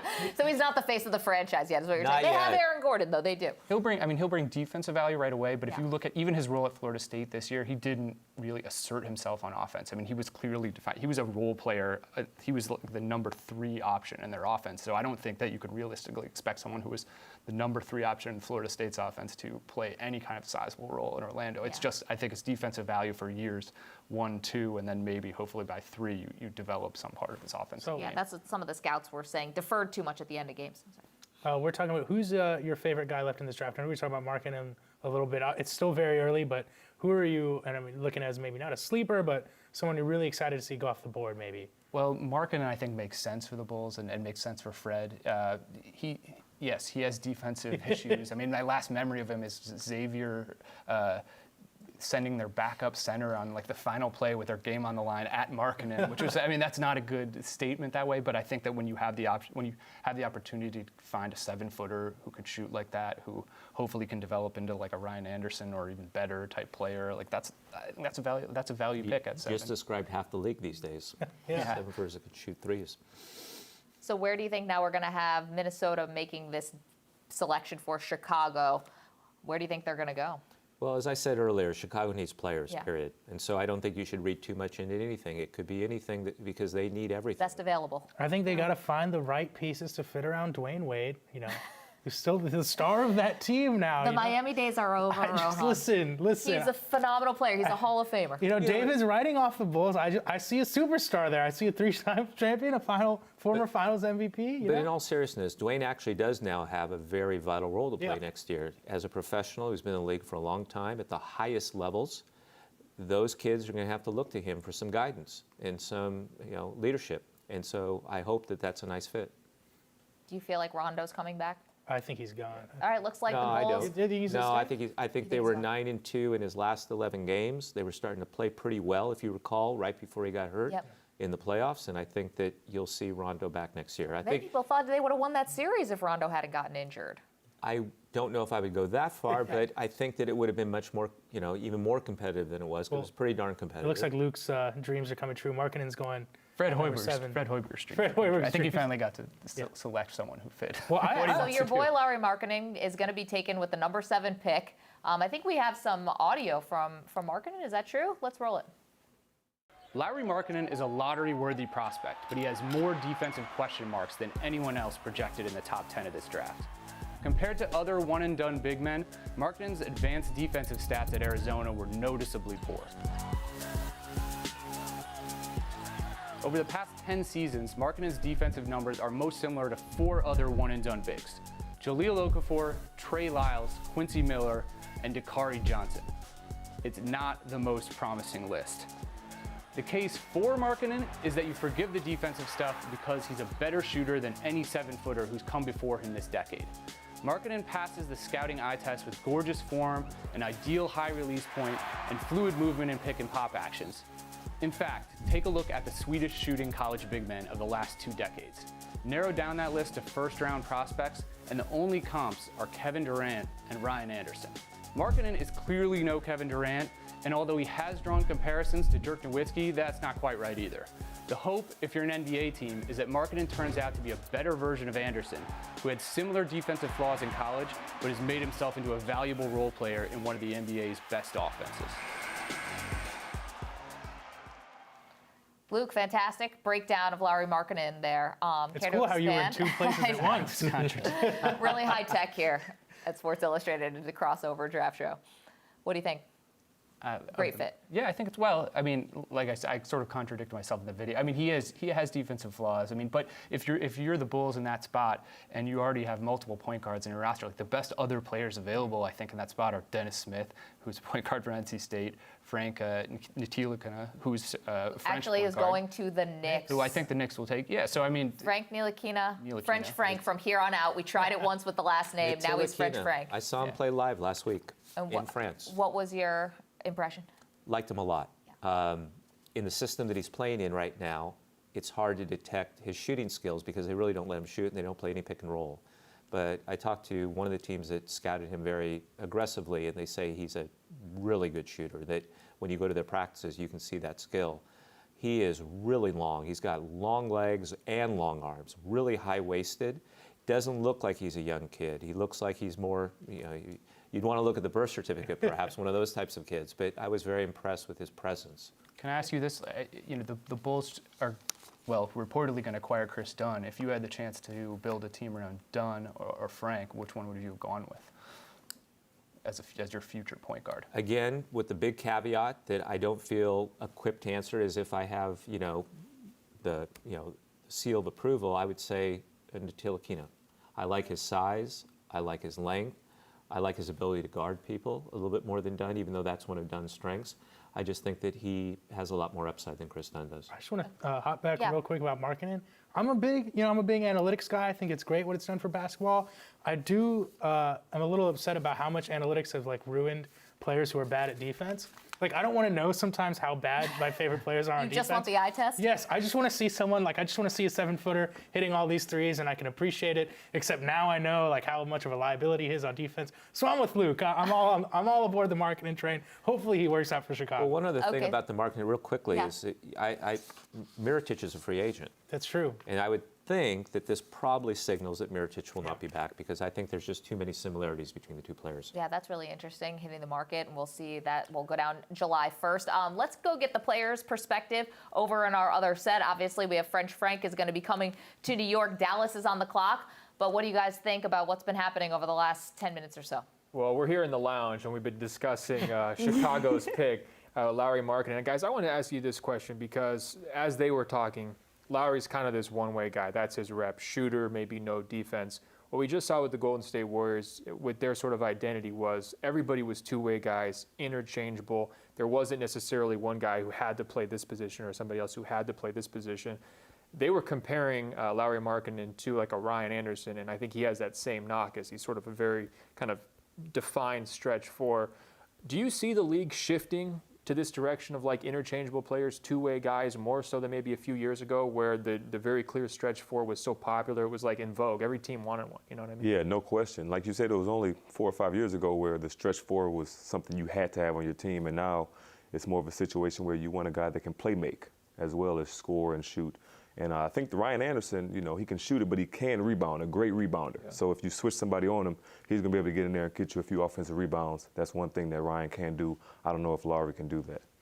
Now, in Studio A, they were talking a little bit about Chris Dunn. But, Garrett, I know you've got some high expectations for Zach LaVine as well. I mean, what's your take on him? Yeah, Zach LaVine is a guy that I've liked since he came in the league. And I know a few coaches on the Minnesota staff, and they tell me he's the type of guy that you have to kick out of the gym. And whenever you have a young guy that's drafted early, that's talented, and he's a workaholic like that, he has good things in his future. And I talked to Karl Anthony Towns a couple of days after Zach had his surgery, and he was telling me how he was never down at all. He was trying to attack his rehab, and just knowing Zach's personality, he's a guy that's going to be fine after this, and he's a very talented two guard. Yeah, I think one thing we should look at big picture for Chicago, just real quick. I think the expectations are now off. I mean, it's sort of like Dwayne Wade and then the toddlers, right? I mean, they got a lot of young guys there.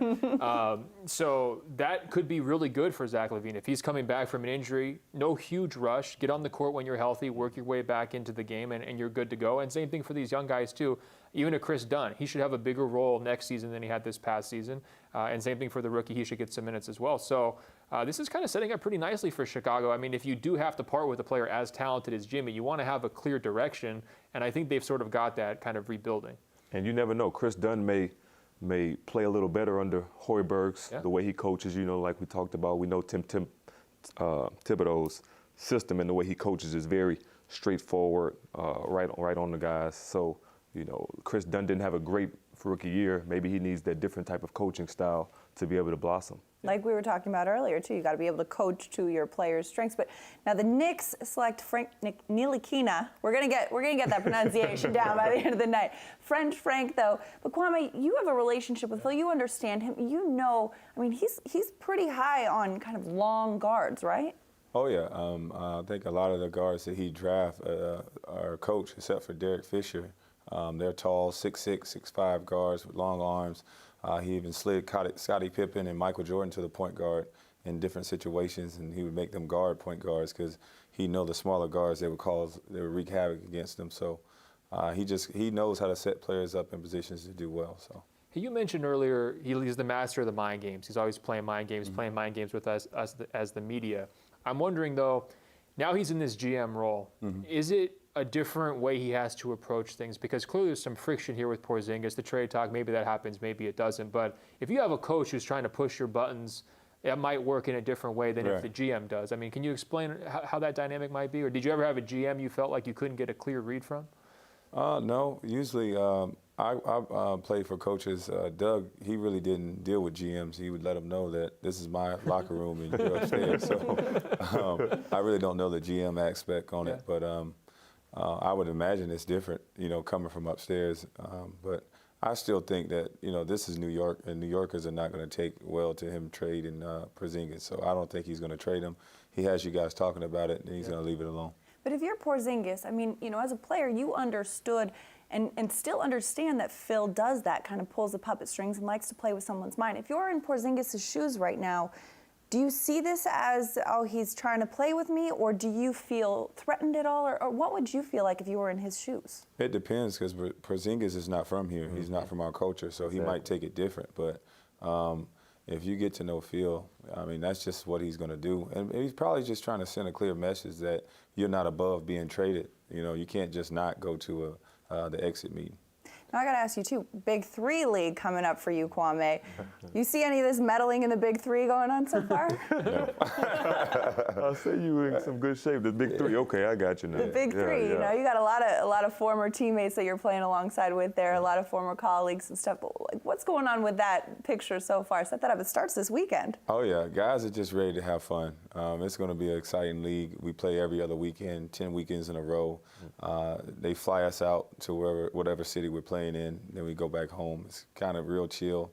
You don't need a lot of X's and O's to play 3-on-3. It's can you guard your man? It's going to be some smash mouth basketball. It's not going to be pretty, but it's going to be hard nosed. Let me get the scouting report from your perspective on your squad right here. We have a lot. We have some of the best guards in the Big Three League with Mahmoud Abdul-Rahim and Jason Williams. We all know their pedigree. They're just flat-out scorers. But I think some of the teams just was like defensive-minded and thinking about how you play at the park. I think Rashad McCants is a point guard on one of the other teams, and we know he's a dog. We know what he's about. I don't think he's going to be dribbling the ball. I think he's going to take guys right to the post and just try to impose his will. So that's what 3-on-3 ball is about. Right. Got the LSU guy on your squad. Gary, do you think, are you setting your aspirations for a post-NBA 3-on-3 career? It wasn't in my mind until the league came about, Obviously, I'm going to try to play in this league until they push me out. But, yeah, that's something. I want to stay in shape. I definitely want to stay in shape after that. And if I can't fit into the front office or coaching somewhere, I might do the 3-on-3. Come on down. Can we talk about Porzingis just for one more second? Because he's one of those guys everybody thought's untouchable, right? Like you just think, oh, he's in trade talks. What? Everybody has that kind of snap reaction. What does it do for a franchise or for the other players on a team when a franchise guy is in those talks? I know in Sacramento that was kind of the story, not just this past season, but even the season before that. What was your first impression when you got to Sacramento? Did you feel like this was kind of a cloud over the franchise? And then once it happened, was it a good thing for you guys as a team and an organization, or was it still like a setback, or how would you describe it? Well, first of all, with Porzingis, like Kwame said, I think people are forgetting he did, as a second-year player, just not go to his exit meeting. Yeah. And it's not like he was a free agent coming up. That's something that's definitely frowned upon by any GM. And that's something that you have to, let be known that's not okay. So I think Phil is doing that. In terms of our situation, with trade talks being out there and something happening, not happening, and then obviously DeMarcus being traded, it was different. When I went to Sacramento, I knew what was said about the organization. Obviously, they brought guys like myself, Anthony Tolliver, Aaron Aflalo, Matt Barnes to try to change that culture, and I think we're trying to do that right now. But it's definitely a situation where you know what's going on and you understand. You try to get a read for the GM. You want people to be honest at the end of the day. Well, and you mentioned, though, the exit interview being a big point of contention. But, what about Derrick Rose? He missed an NBA game where nobody knew where he was. And, I mean, granted, everything was okay and he came back and he surfaced. But that is, in some perspectives, a bigger issue. I mean, Kwame, you said earlier with the exit interview, you know what, find him and move on. But, missing an NBA game and Phil still saying, oh, we're still considering bringing D. Rose back. I mean, is there more to that? Well, it depends. With D. Rose, he's a proven veteran, so it's a little bit different. They're gonna give him the benefit of the doubt. They're gonna allow him to kind of explain himself, and then based on what he says, that's how they're gonna deal with him. With Porzingis, it's clear cut. You're just defining the ownership, and you can't do that. So, but I still don't think it's enough to be traded. But that type of talent, I think you forgive, you forget, you find them, and you move on. You have rules set in place. If he missed, whatever the fine is in that handbook, give him that fine, and hopefully he doesn't do it again. If he does it again, then maybe you have to take some different steps. See, I wish we had truth serum for Porzingis. Like, we get the real motivation for why did he skip that meeting? Because, did he say? Well, remember, Phil and Carmelo were kind of sniping back and forth a little bit. Phil put out a little shots. I know the NBA Players Association had a statement kind of going back at Phil and saying, hey, you shouldn't be talking about maybe trading Carmelo. I think that was part of it. I think Porzingis felt like he was maybe stepping up for his guy in terms of being a good teammate for Melo. But clearly, like you guys are saying, he didn't do it the right way. Mm-hmm. But it could be something where petty comments have now kind of blown up into this sort of a situation that maybe should have been avoided. Mm-hmm. And to me, that's why it goes back to Phil. I mean, he is ultimately the president here. Yes, I think we can all agree Porzingis didn't handle this properly, but the real responsibility lies on Phil Jackson's shoulders. I mean, this is kind of a mess because he's fueled it a little bit. And when you're looking big picture, if they're trying to attract free agents, if they're trying to get their team, maybe retooling after Derrick Rose leaves potentially next season, what's the best way to do that? I don't think fighting with Porzingis is the best way to do that at all. That's just my take. And that's getting us out here talking about this and the fighting with Porzingis being such a storyline around the Knicks when there's so much more. I mean, this is the beginning of a new chapter. It's draft night. All these guys are coming into this league. We should be talking about that. But, Kwame, to your point as well, too, sometimes things get skewed and the stories get drifted a different way. Like Allen Iverson's famous practice rant, that we all remember it was because he missed practice, but that wasn't the full story. Right. Yeah. One of his close friends got killed, and I think it's 20 years later, people still make jokes about it, but for him that wasn't a joke. Instead, this reporter kept asking him about practice over and over again, and a lot of people know the story. You can see the documentary, but nobody came out and cleared the air with that story, and that kind of followed him. Here's a guy who's a legend in the game. He's a 50 great, and you have that negative cloud over him as if he didn't practice. And I just think that's wrong. As players, you don't want to see guys get attacked. And I think players need to band together a little bit and stick up for each other instead of just sitting back and allowing it to happen. Yeah, because sometimes there is more to the story than is on the surface than we all see as well. Yeah, for sure. And again, to me, this still just goes back to Phil because he's old enough to know better, right? I mean, he's been playing this game a long time. He's been coaching before you guys were in the NBA. He's been coaching while you were in the NBA. He's coaching after you were in the NBA. And so I think he needs to take a different approach. What he's doing is not working. I think he had an interview last night where he said, trust us, we know what we're doing. And it's like, well, that's a big ask right now. And the fact that quote was on Twitter and people were saying, what? Trust you? I mean, we have standings, we have records, and we're seeing how other teams are operating. I think it's just a very interesting time. I do like this pick for them.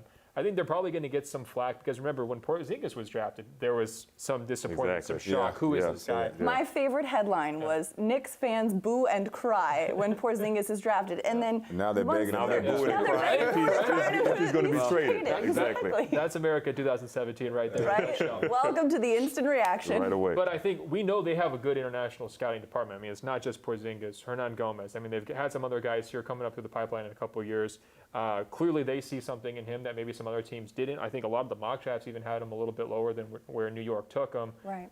If we are going to give the Knicks credit, this could be a sneaky nice pick where in 2 years we're all back here saying, hey, they kind of nailed that one. I mean, is this the next Porzingis? Well, I wouldn't go that far, but hey. What's like another animal, not a unicorn? like a slightly toned down pony or something. Whatever that is.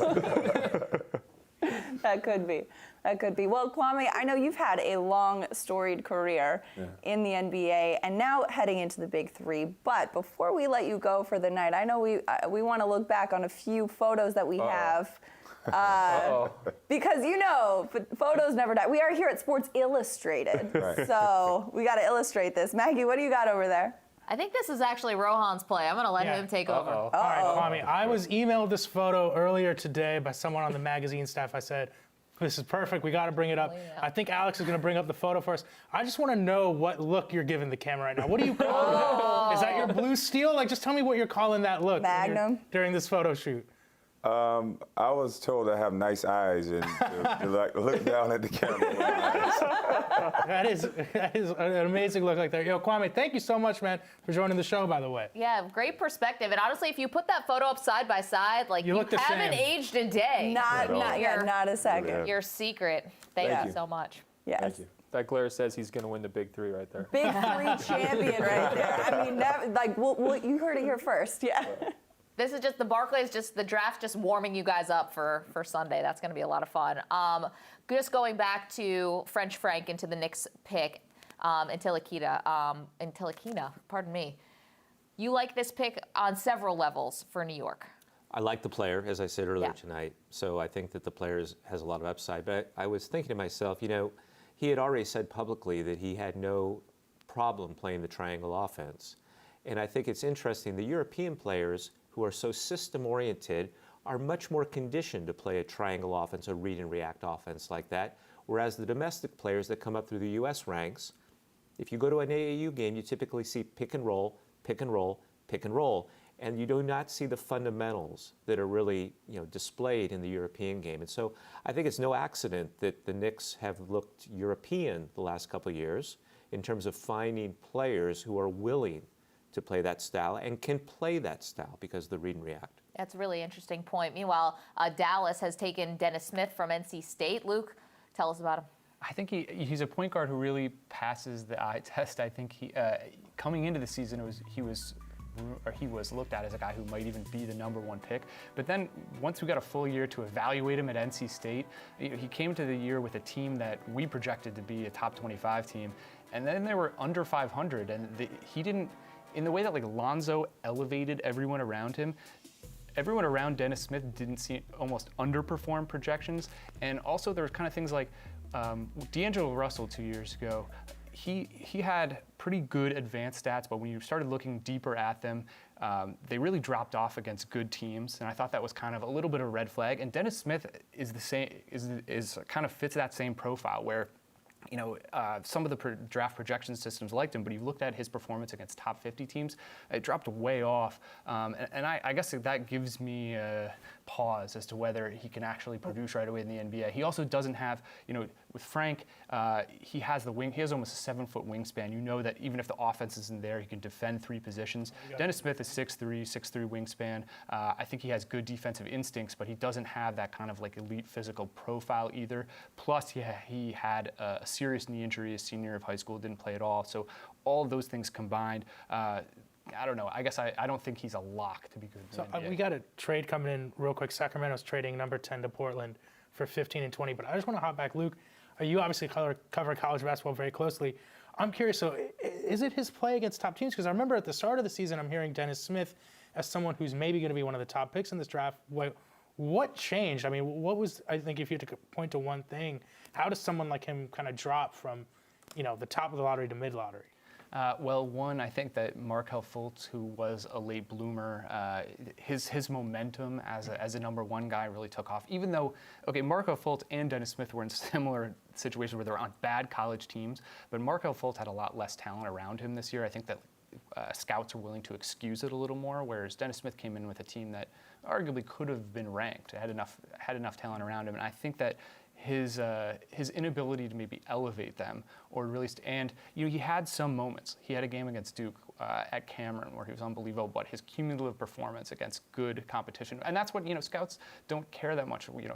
How well you played against in these preseason or in these non-conference games against 300 or below teams. They really laser in when they're watching film on elite opponents, and I don't think he did it consistently enough. Well, but the other factor too, and I don't disagree with what you're saying, is remember this is a freshman.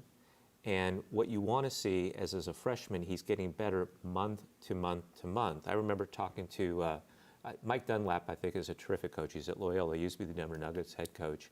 And I remember we were talking about DeMar DeRozan in 2009. He said something to me that will always stick with me. He said, every time I turned on and watched the film with each successive month, the kid kept getting better.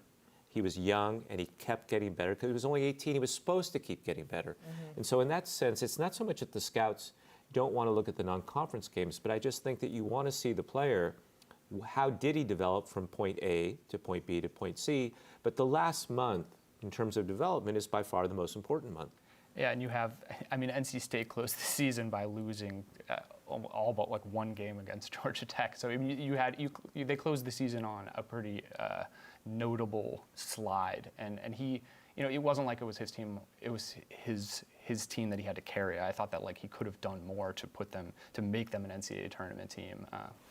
Yeah, one scouting report said this is the kind of guy who gets a coach fired. Yeah, so I just want to bring up something right now. Malik Monk, as far as we know, like still on the board. It hasn't looked like anyone's picked him. I mean, I thought coming in the draft, I mean, he's probably the maybe second or third best shooter in the draft if you want to put Markkanen at number one.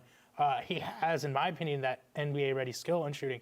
Are you guys surprised at all that he's slipping? I mean, I guess the Knicks were an option at 8. I'm just curious how much longer you think Monk will be on the board. He could slide all the way to 13. I mean, I think that just because maybe he doesn't have prototypical size for a shooting guard, I think with the fact that he's either 6'3" or 6'4", also that he's a little bit of a streaky shooter, and he didn't bring that when he was cold. For Kentucky, he wasn't able to add value in other ways, and so I think that when teams went back and looked at his performance there, like with the game when he was on, when he scored 47 in Las Vegas, or when he played well at Madison Square Garden, he's an unbelievably dynamic scorer. But when in his games when he's cold, he doesn't do other things to affect winning, and I think that like slides him back a little bit. Our SI Now showrunner Ben Teitelbaum tweeted out earlier that really the comparison for Malik Monk is Jared Bayless, and maybe our expectations that Monk was going to be a franchise changer. There we go back to the expectations, right? That a freshman will come in and completely overhaul your team. But perhaps maybe we're looking at him in a way that, Jared Bayless, great career, and is having a great career in the league right now, playing Philadelphia, right? But maybe we're not expecting Monk to be. Well, everything has become skewed the last 2 decades. If you look back, Steve Nash and John Stockton were both 4-year players at small schools.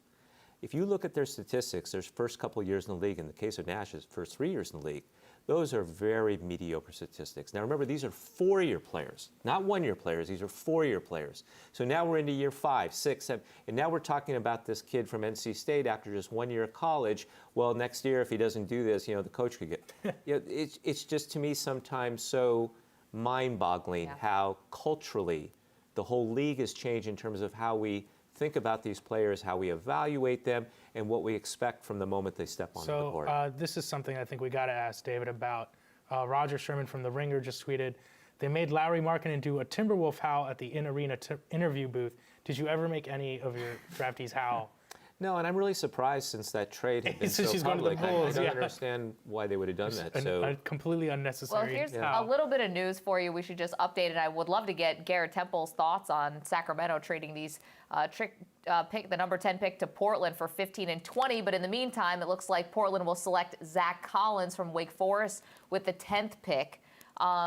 Should we go to Luke? Are we talking John Collins from Wake Forest or Zach Collins from Gonzaga? Excuse me, Zach Collins from Gonzaga. Okay. Zach Collins from Gonzaga, pardon me. Zach Collins from Gonzaga. I believe the first ever one and done from Gonzaga, right? First ever McDonald's All-American to go there out of high school, too.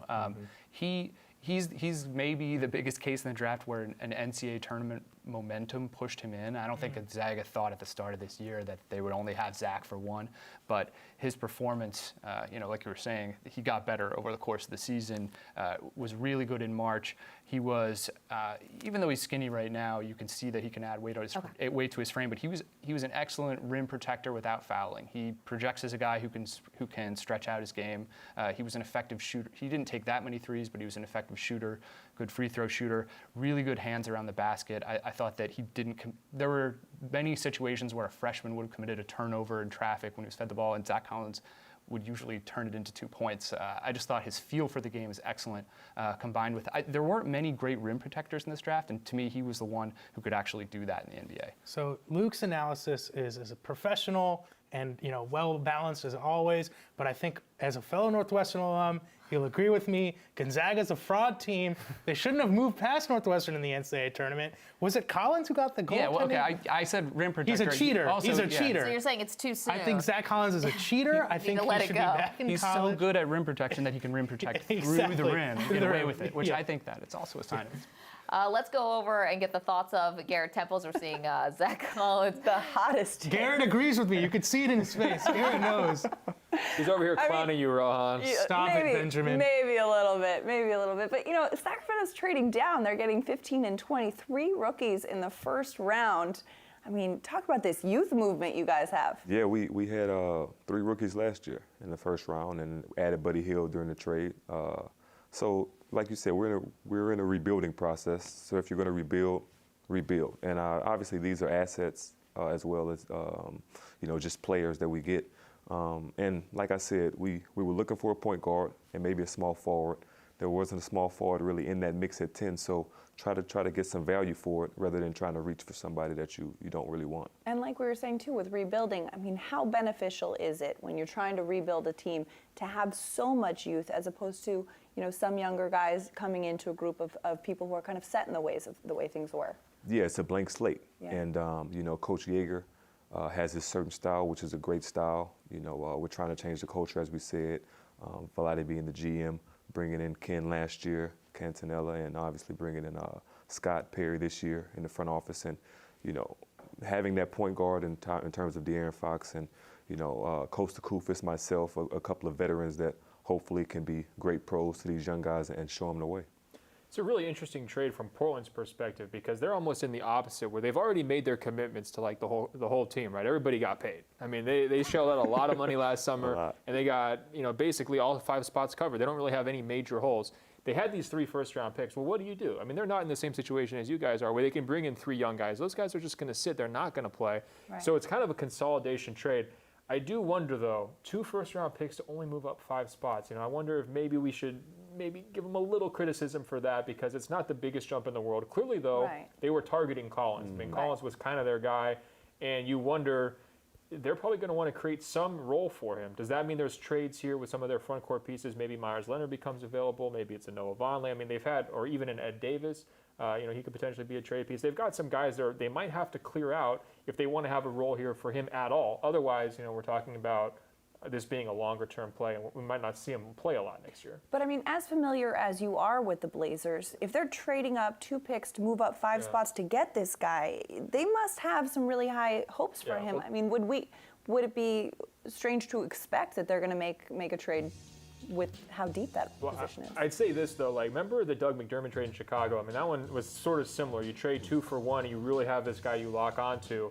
After the fact, it didn't look so good. And so it's one of those things where maybe they fell in love. That could work out well. There is some backfire potential as well. But they did have to make a move. I think the better play for the Blazers, if they could have done it, would have been to take some of these extra first-round picks, attach them to contracts, sort of like the Lakers did, attaching a guy like D'Angelo Russell to the Mozgov contract, and just get the payroll down a little bit lower. I'm sure the Blazers explored that. I mean, they understand the situation they're in with the salary cap. This was probably their backup plan, but that's a pretty good backup plan. I mean, if you can get a trade where you can get a guy you've targeted and get somebody to be excited about. I mean, he's up there in the Pacific Northwest playing college basketball. Portland's the only team up there. I guarantee you there's going to be lots of Gonzaga fans going to the game. Definitely. So they can call this a win. I'm just wondering, maybe a couple years from now we look back and say, was he really worth both those first-round picks? Right, and those jersey sales will probably be pretty high if he's got those local fans already. But, how helpful is it for a player to be drafted by a team that's in an area that you're already very familiar with? Yeah, it has to be great.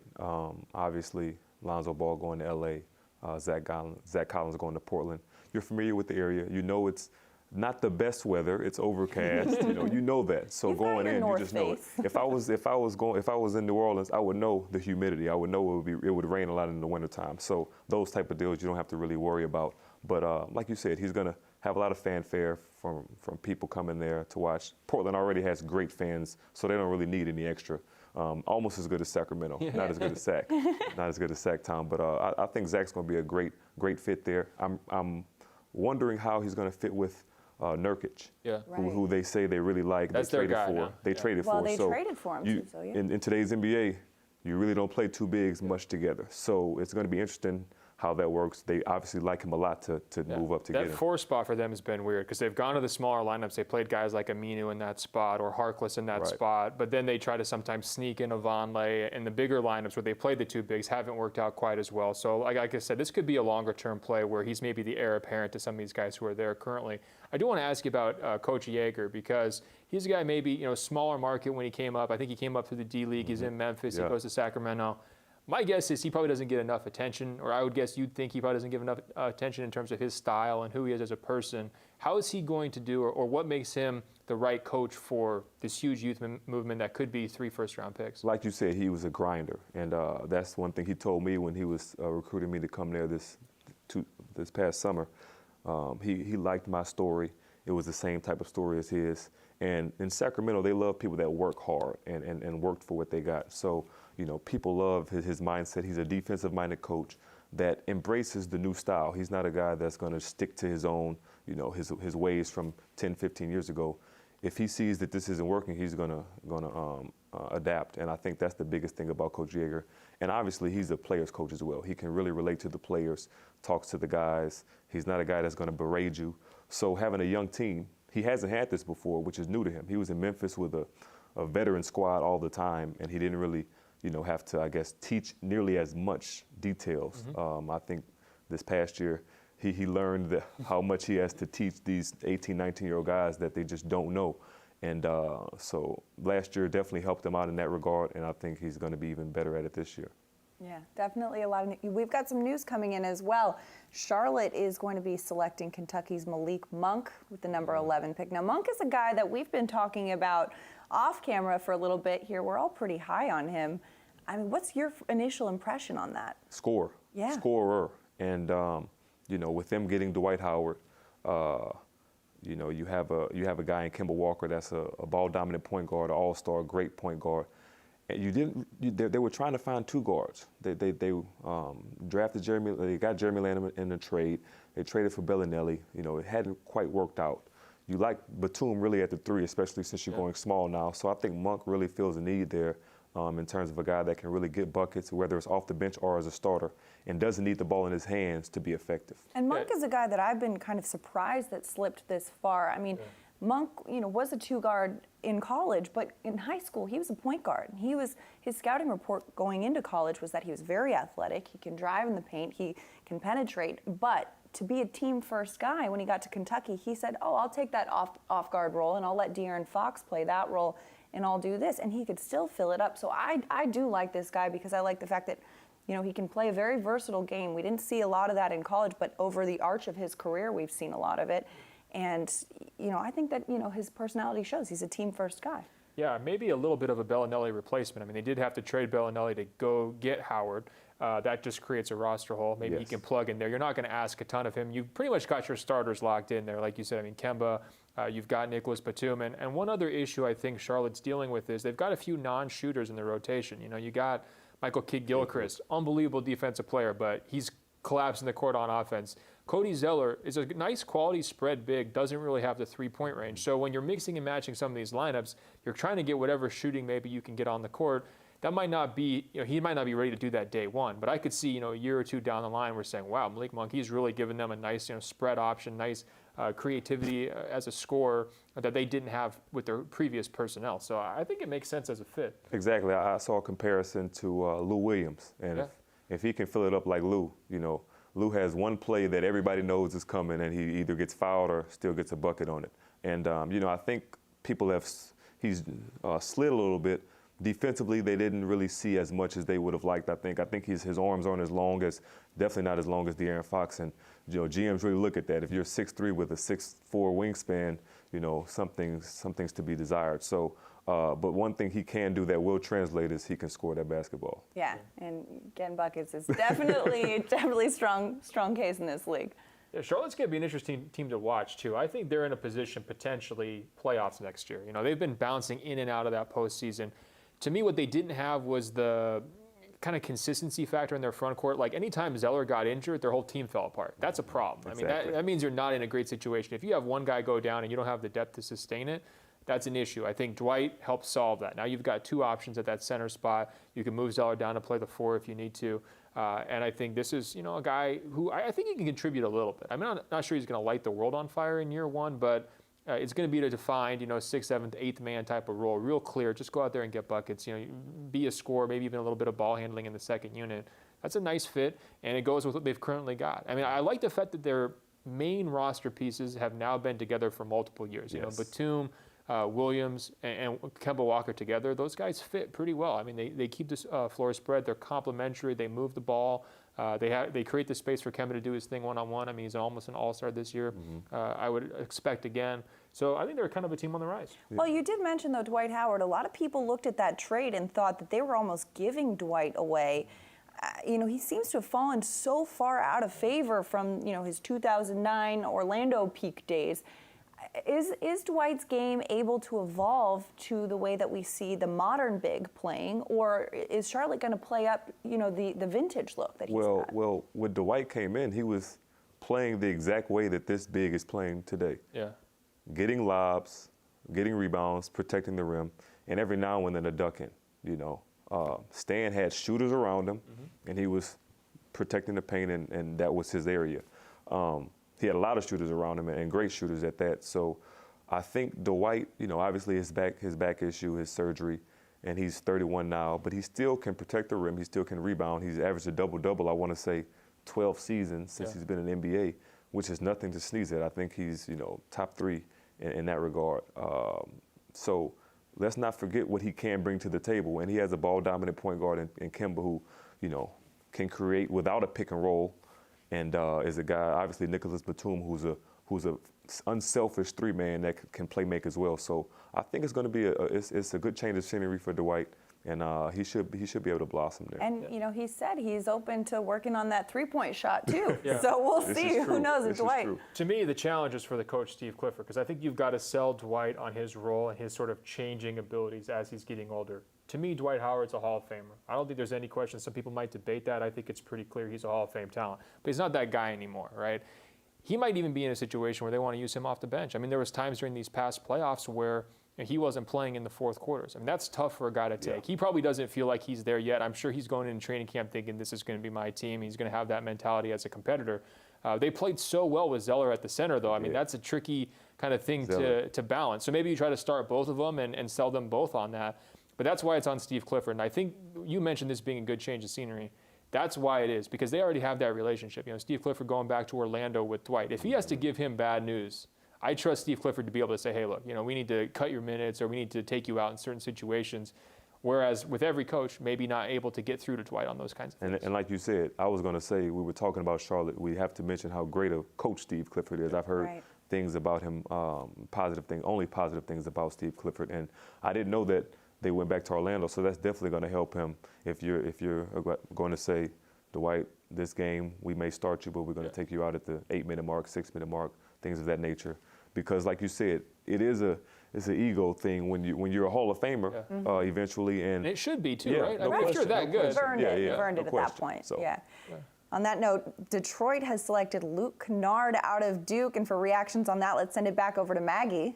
Yeah, guys, thanks a lot. Enjoyed that really spirited Charlotte Hornets conversation. I don't think we've talked as much about the Hornets in the last 3 years as we did on the set tonight. You are welcome, America. The last 24, 48 hours since that Dwight trade went down. In the meantime, though, you're not as high, though, David, on Charlotte and what they've done. You've done deals with Michael Jordan, right? You've known him for a long time. Michael really just sits in on draft day, and I don't know if I did a deal with Michael, but I've certainly been on the phone with Michael, in terms of talking about things, sure. Okay. You're not feeling that great about the Charlotte's outlook. I think it's really hard if you're in that category of team right now that is really far away and you don't see a path to kind of making a move for the finals in the conference. It's just really hard because they don't have that young of a team any longer. They have some guys that have now been there quite a while, and Howard and Batum. Kemba. Even Kemba. He's still a little bit on the young side, but Batum and Howard are not. And so I am... that's not, though, a Charlotte-specific issue. There's a lot of the league right now because we're in a very strange time of the league right now where it seems as if the upper class is really distant from the remainder of the league. And I think Charlotte is one of those teams that's staunchly in the middle that it's hard to kind of imagine a path that really is an exciting path. Yeah, it's true. We're going to talk about that a lot later. The super team's getting even more super, and the rest of the league has to deal with it. We got some news All a right, little go bit. This one, it cuts me personally deeply because I was literally looking forward to Donovan Mitchell maybe going to my Heat at number 14, but Utah has made a deal with Denver for the 13th pick, and they're going to select Donovan Mitchell according to Woj. So we've seen Kennard go, and now Mitchell. Luke, what do you think of these last couple picks? Well, I think that Kennard may be judged against Mitchell because I mean they play the same position. Kennard is a minus wingspan guy who the history of those kind of shooting guards isn't always great. Before this year, I viewed him as a 4-year college guy. You can understand the appeal, like whereas Monk was a pure scorer, Kennard is an excellent, accomplished scorer. He also was able to create a little more, or he showed a little more out of the pick and roll than Monk did. But I thought Donovan Mitchell was a guy who can play that same position. I know he's a little shorter, but he has a 6'10" wingspan, 6'3" height, and he was, to me, a high-impact defender. Louisville was one of the best defenses in the country. They almost always are under Rick Pitino, but Mitchell was a good pressure on-ball defender, and I also thought kind of a improving scorer. He would have been the guy I would have taken if I needed a shooting guard at that spot. So I like what Utah did moving up. Denver also getting Trey Lyles in that move as well. Yeah, I like the move for Utah a lot. I think Utah has been a sneaky good depth team, I think, now for the last couple of years. So I like the Mitchell pick a lot for them. I am curious what this means maybe for George Hill. Also, their Hayward situation, I guess, is still up in the air. David, what do you think? Well, one of the problems with being a sneaky depth team is you don't sneak around very much longer before the players say, I need to be paid, and legitimately.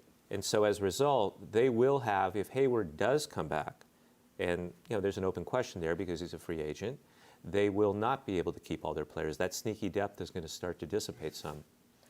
One thing that we just sort of glossed over as we sort of got going here with Utah and Denver making some trades, and in Denver we should talk about also because I think they have a little bit of work to do as well. But let's go back to Detroit for a moment, because when Stan Van Gundy is now going to be going into his 4th year in the league, you take a close look, not 4th year in the league, 4th year with the Pistons. You take a look at their contract situation. Talk about sneaky depth. This is sneaky not good. They have one of the highest payrolls in the league, top 10 payroll in the league for a team that they can't trade Andre Drummond. It looks like they haven't found a good partner there. And now they take Kennard. What's the impression, your impression, the league's impression of how Stan Van Gundy has done, calling the shots in the front office with Detroit? Well, first of all, I think from a team standpoint, it's a classic case of, I think they overachieved last year.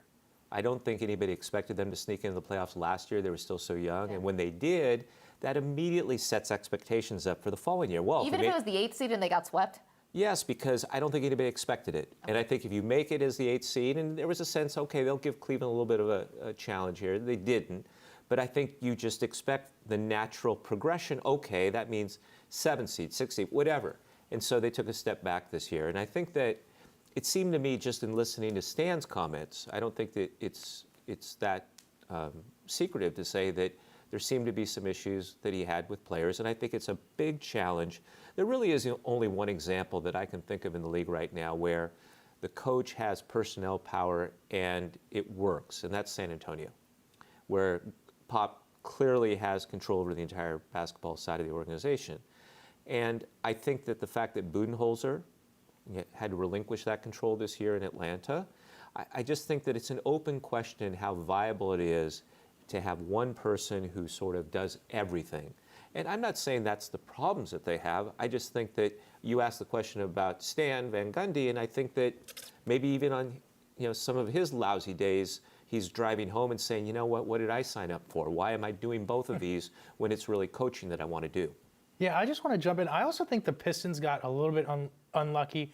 I think realistically they overvalued Andre Drummond and what he was going to be, and Reggie Jackson. But they were also in a situation where Drummond looked like this really young, promising prospect, right?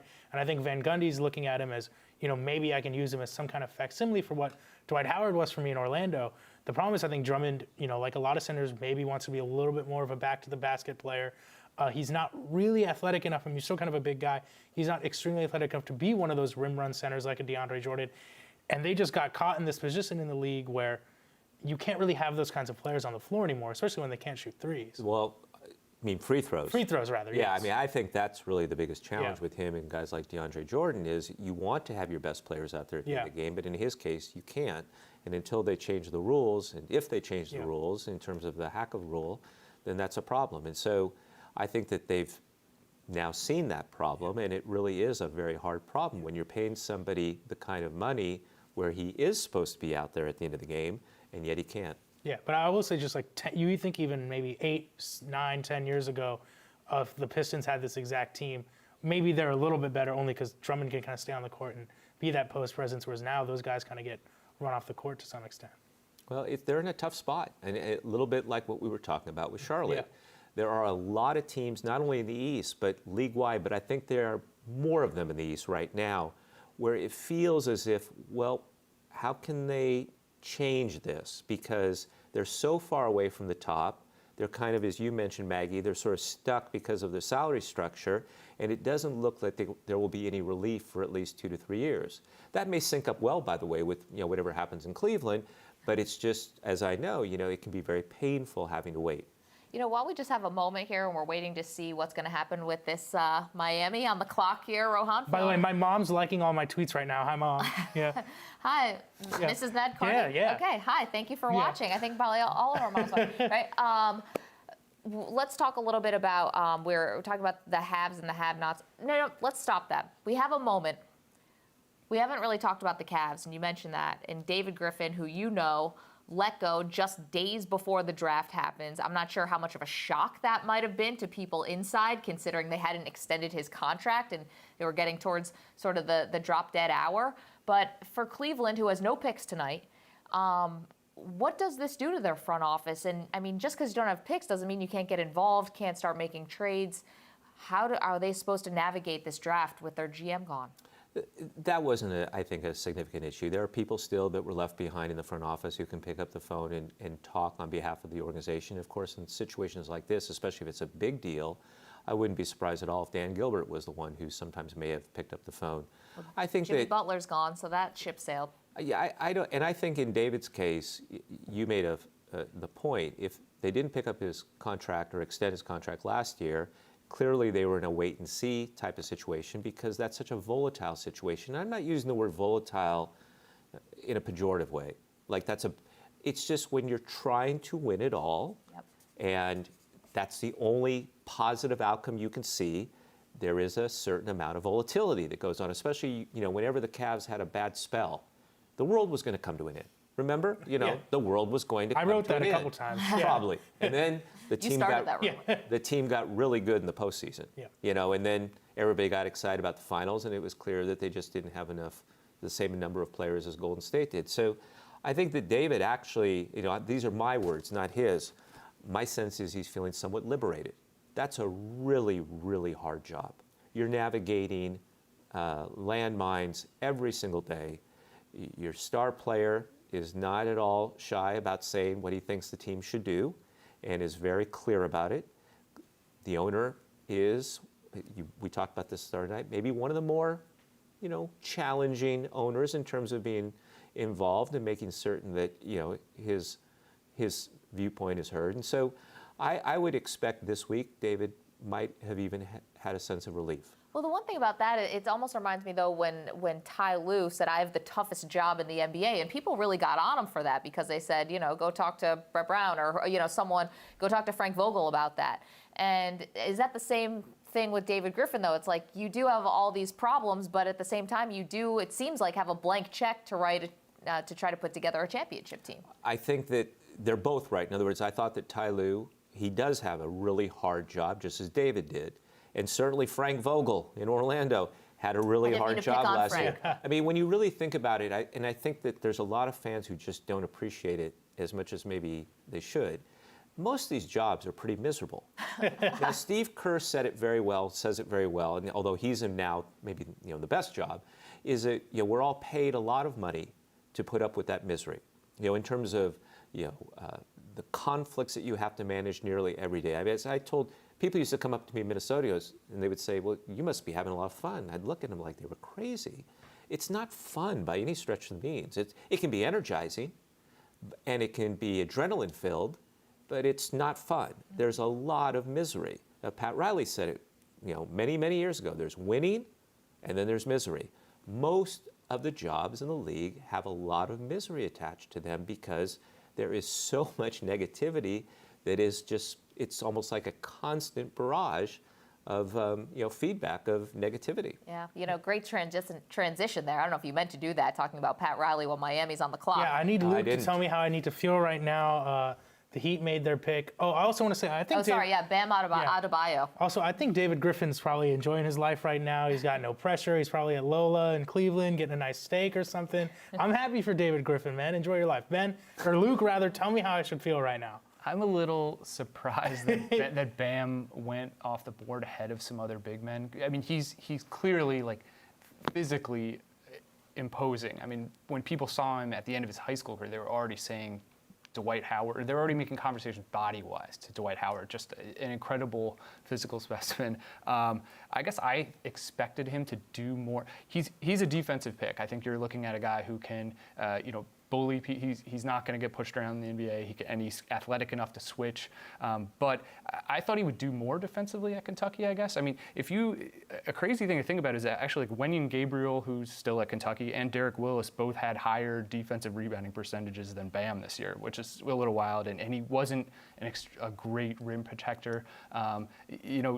Physically, he looks like an NBA player, though. I think that the Heat could do things with him. I guess I expect him to be more dominant on defense and also maybe around the rim a little bit as a finisher. So what you're saying is the Heat got a shot blocker and rebounder who's like not great at shot blocking or rebounding. It's reading between the lines. Yeah. How are you feeling about that? Yeah. We should head over to the other set because Garrett Temple is fastly gaining new teammates. He already has De'Aaron Fox at number 5, and now Sacramento with that 15 pick that they traded with Portland. Justin Jackson from North Carolina, a brand new teammate. Garrett and the other set, how do you guys feel about it? This is an interesting pick. Garrett, you said you were at Justin Jackson's draft workout too, right? Yeah, Justin Jackson was there, Frank Mason was there, a couple of other guys. And I was saying, you want that small forward, but you don't want to reach for him at the 10th pick. So I think our guy Vlade did a great job of trading back to get value, 2 more picks, and get a small forward at 15 that you really like. He's a guy that can really score the ball, has proven that he can score 2 or 3 years, I think 3 years at North Carolina. Has the mid-range game that is really lost in today's league, and a good character guy as well. So I think he'll be a good fit. And when we were looking at the Kings roster, I mean, Rudy Gay goes down with that terrible season-ending injury, and now he has this contract decision. He opts out, so he's a question mark. You guys don't totally know necessarily where he's going to go. That becomes a hole that you wanted to plug. Like you're saying, there was a big gap between sort of the top-rated threes in this class that both went really early, and then now here at 15. What is it that you think that he'll be able to do early in his career? I mean, people are saying he's kind of one of these polished, ready-to-play type guys. I mean, obviously, there's going to be certain expectations for a rookie compared to a vet. But what do you think, how does he plug in maybe depth chart-wise or minutes-wise next season? Well, it depends. Dave is never a guy that's going to say, okay, we're going to draft you and he's going to start. It's a guy that you have to work your way into the lineup, whether you're starting or you're, off the bench. And he's going to give guys chances. He's definitely going to give guys chances. He's not a guy that's old school and doesn't want to play rookies. Obviously, he's going to have to play rookies this year. You got a few. Because we have a lot of them, or a lot of second-year players. But like I said, I like the fact that Justin has a honed mid-range game. He can score. He has a nice floater. I kind of look at him like the guy that played T.J. Warren. Yeah. A guy that can really just put the ball in the basket, knows his game, doesn't try to go outside of his game. And he's long. I want to say he's 6'9", so he probably can play a little stretch 4 if we need to go small. Let's go back to this Utah-Denver trade just for a second. That's what I was going to ask you about, too, because we were talking about that quite a bit. But, I mean, Trey Lyles, the number 24 pick for 13, they must really want really want that 13 pick, right? Yeah, so when I look at this, it's one of those where the mind starts to kind of, do these, like, circles, because how much should we read into it? Like, is it just this trade, or is it free agency potential implications? So if you look at it from Denver's side, I mean, potentially Danilo Gallinari could be leaving. So now you're in a situation where, okay, Lyles might play real minutes for them after that trade. You look on the flip side with Utah, they add another guard. They had a lot of guards, potentially, especially if they brought George Hill back. So now is Utah potentially preparing for maybe George Hill goes somewhere else? And they also have the biggest question of all for pretty much everyone this summer, which is Gordon Hayward. I mean, what's he going to do? Right. They go a little bit younger, targeted backcourt addition. Does that say anything about where they're trying to maybe get a little bit more flexible in the event of him leaving? So obviously we're getting ahead of ourselves. Of course. But those are some pretty big names that are going to be on the block here in a couple weeks. I guess when you're looking at Utah, this is my question for you, because they made a big jump up in the standings this year. They get in the playoffs. Right. They win a series, real hard-fought series with the Clippers. Guys like Hill and Hayward, was that winning enough this season to keep them there, do you think, or are they both potential movers? I think it depends on the player. Gordon being there, being drafted there, I could see him staying because he was there. Obviously, Utah can give him more money, but the competitor is the guy that coached him in college. Yeah. You know, you have a Boston sitting over there that's, you know, Utah made it to the second round of their building, but you have a team that competed for the Eastern Conference Finals, and you may be that piece that can put them, you know, really on level with Cleveland. In terms of George, you know, they have people speculating that he may go back to San Antonio or, you know, and it become a reunion. You traded George to get Kawhi, and now you can have both of them back there. Obviously, Pop, when I was there, Pop loves George Hill. He's a great guy, a great player, two-way player that can do a lot of different things. So, especially with Manu, you know, maybe leaving or not, it's a lot to go into it. But again, Utah has a great organization, so it's, whatever they do is going to be a very difficult decision for them to leave. I was going to say, you know who is not liking this conversation right now is NBA Commissioner Adam Silver, because he's looking at a small market team in Utah, and we're over here, we're picking and choosing their best players and saying, how can we put these guys on super teams? How can we just pull out a George Hill and put them on a San Antonio, pull out a Gordon Hayward, put them on a Boston? This whole competitive balance thing gets tricky. But one thing that could get in the way of that pull out of Gordon Hayward, put him in Boston, Danny Ainge's son is a politician in Utah. And apparently, if Gordon Hayward goes to Boston, this could swing a lot of voters out of Ainge's son's favor. I mean, this could have political implications. There are levels to this right now. I hadn't run through all of those scenarios, I got to admit, when I was analyzing this. But I think Adam Silver knew. He was like, all right, let's plant this scenario. It's a competitive balance, right? But it is interesting because Utah, they did everything right. They built this thing slowly from the ground up. I could see the Sacramento Kings, you guys, I could see this team being like Utah in 3 years. You know, just you can steadily build through the young players organically, the guys who really stick, you pay them the big money on that second contract, you go forward. But now we're in the situation where they finally did it. They reached the mountaintop, but now it could all just go swing the other direction. Exactly. And like we talked about earlier off camera, you're chasing in the West, you're chasing Golden State. And what does it take to get to Golden State? And if you're Gordon Hayward, you may be thinking, I have a better chance of getting to that championship on the East. Exactly. But again, Utah took him in. They have another great fan base there, like you said, a small market team. And George played great for them. And obviously, Quinn Snyder's a great coach. I spent some time with him when I was in San Antonio. They have a great organization, a great coaching staff. It's going to be tough for them to leave, and I'd be sad to see them leave because of how the organization in Utah is. Well, and you mentioned chasing Golden State. What we've seen a lot from the way teams are trading and drafting recently is that they're trying to emulate that, but some teams are going a different route too, like New Orleans. Your friend and former teammate DeMarcus Cousins is out there now, teamed up with Anthony Davis. I mean, that's a very different approach to Golden State's, you know, the big heavy as opposed to the small heavy. I mean, are we going to see some teams perhaps pursue a different route to get that? Well, I think that's Utah's pitch to these guys to stay, which is, look, we play super slow. We're going to bore everybody to death. We're going to make you have to go every single possession in the half court against Rudy Gobert and really work for every point. We're going to be defense first. It's a compelling pitch because it worked pretty well. I mean, I don't think anyone really challenged Golden State. Well, Cleveland did, but no one really challenged Golden State in the West once Kawhi went down. But Utah I was going to say, Utah has always made it tough for Golden State, whether it's the regular season or in the playoffs this past year. Like you said, they didn't win a game, but they made it tough. And Utah always gives them a tough go. And that's one thing about Golden State. When Coach Yeager was in Memphis, and Memphis this year, those slow down big teams really are the teams that, you know, give Golden State a run for their money. Is it enough to ever get over the top? We'll in 2015, Memphis was the team that really, they had to make some big adjustments in that series to kind of get by them to win the title. Right. Still, if I'm Gordon Hayward, I'm going to Boston. I'm just going to be honest. I'm plugging in there. I'm going to the Eastern Conference Finals. I'm playing for Brad Stevens. I'm loving life. I mean, yeah, if you've got a chance to be like, I'm going to be that piece that's the tipping point, you kind of got to do that, right? Also, we're getting news that for now, the Boston, Indiana talks on Paul George have stalled. Okay. So, I mean, obviously, earlier things were heating up. I don't know. Are things happening? So you guys are in this mold, like I was saying. There's levels to this, like we were saying, too. I mean, do you think it's likely that Paul George gets dealt tonight or soon? It's tricky. I mean, I give Kevin Pritchard a lot of credit here. He is working his butt off to create a trade market for Paul George because everybody knows LA. And if you're in that situation, that's hard to trade if everybody knows you only have one target you can trade to. He's got to kind of create this rental market from nothing. It was no surprise Cleveland kind of gets into this mix. It would make a lot of sense for them to try to rent him, to tell LeBron, hey, we're serious about this. You should re-up with us in the future. We're going to try to take down Golden State next season. It makes all the sense in the world fit-wise, I think, to add a two-way, big-time wing to a team like Boston who has that two-way identity and just kind of needs somebody else to help Isaiah be the crux of the offense.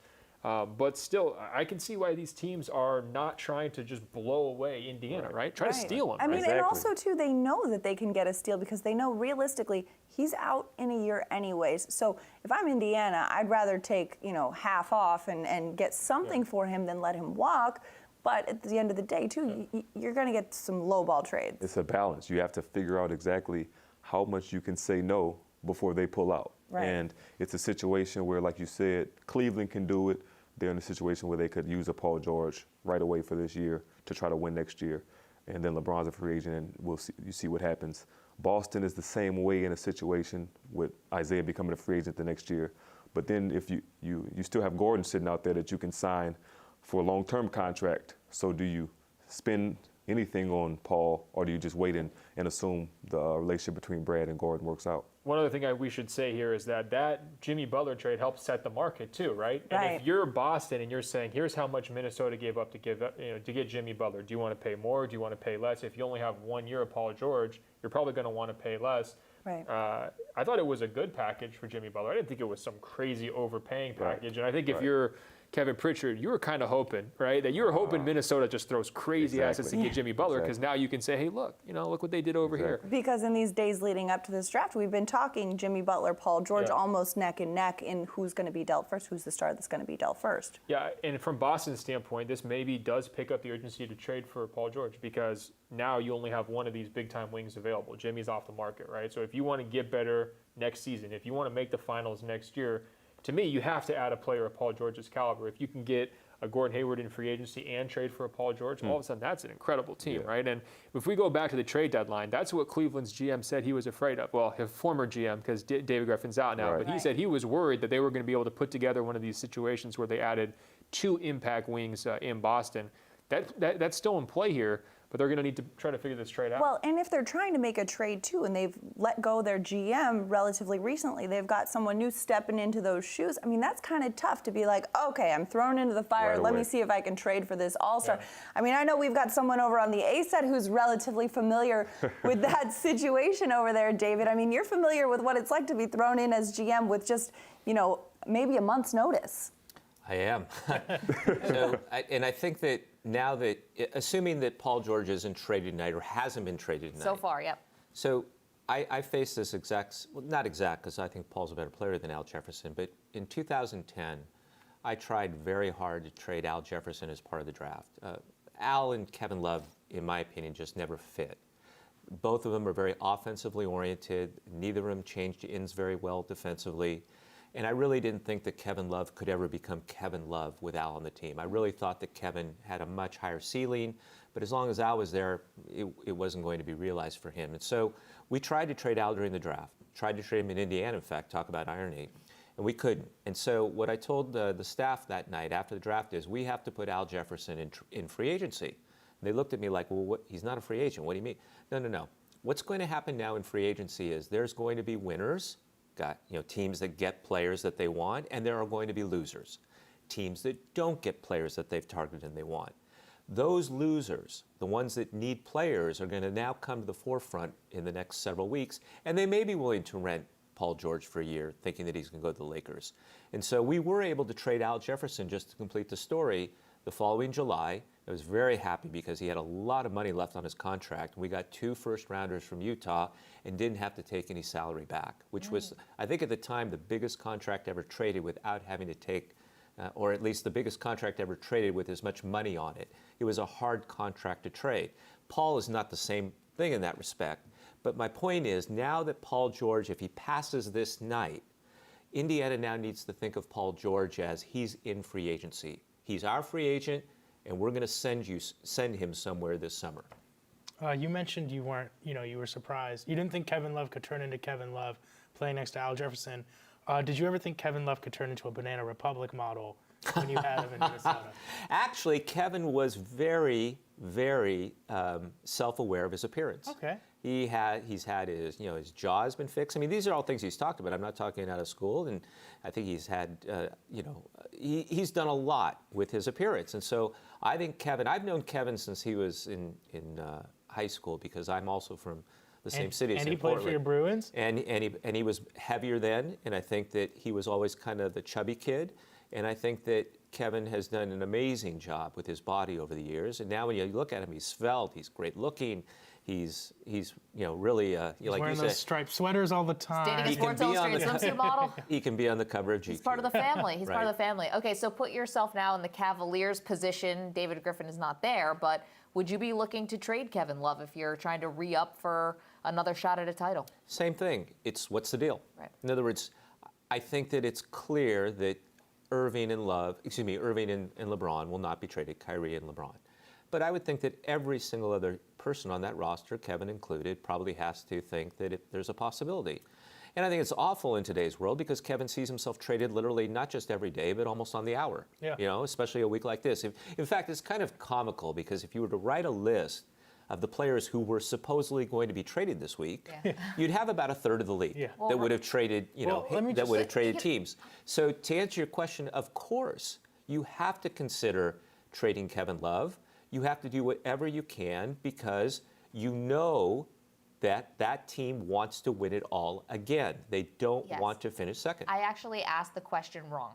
Okay. The question is not would they be fielding offers. Do they need to trade Kevin Love and get different pieces back to make a serious run at the Warriors? I don't think the issue is Kevin per se. In other words, that has to change, but I think that something has to change. And so, in other words, I wouldn't make it Kevin specific. But it's clear to me, having watched most of the series in the finals, one team was clearly superior to the other. Plus, you can never stand pat. You know that everybody else is also going to get better. And so I think that they have to take a very serious look. If a championship is all that matters for the Cleveland Cavaliers, and I think it is, because of LeBron and because they won it a year ago, then you have to look at everything, of course. Would you trade Kevin Love for Paul George straight up? That's a good question, and I think the answer would have to be yes. I think it's undeniable that George gives them a different look. You have to try it that way, and then you hope that George will want to stay if everything worked out well, and if he didn't, now you have cap relief in terms of that spot. Now, sometimes fans don't understand that if you don't bring back a player, it doesn't mean you've lost a player, forever. It means that you can now use that space in this system to add a player through free agency. And so I would look at it like, boy, I sure hope that Paul George stays, but if he doesn't, we at least gave it a shot. And now if he does leave in a year and we didn't win it, okay, now who are we going to bring in? Interesting here, the Indiana Pacers are going to take UCLA's TJ Leaf with the 18th pick. I'm really curious what Luke thinks, because I keep hearing Leaf as a sleeper. We were discussing him a little bit during the break.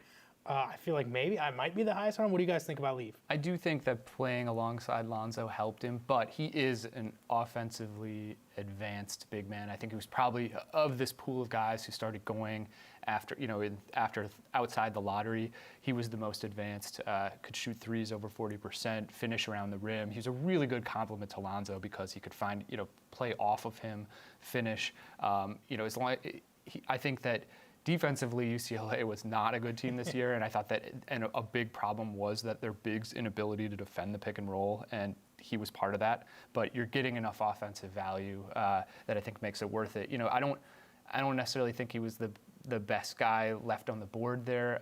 If you're looking at the guys left available, there's two players left in the first round that are coming off of big knee injuries that are interesting picks. OG Anunoby from Indiana and Harry Giles from Duke.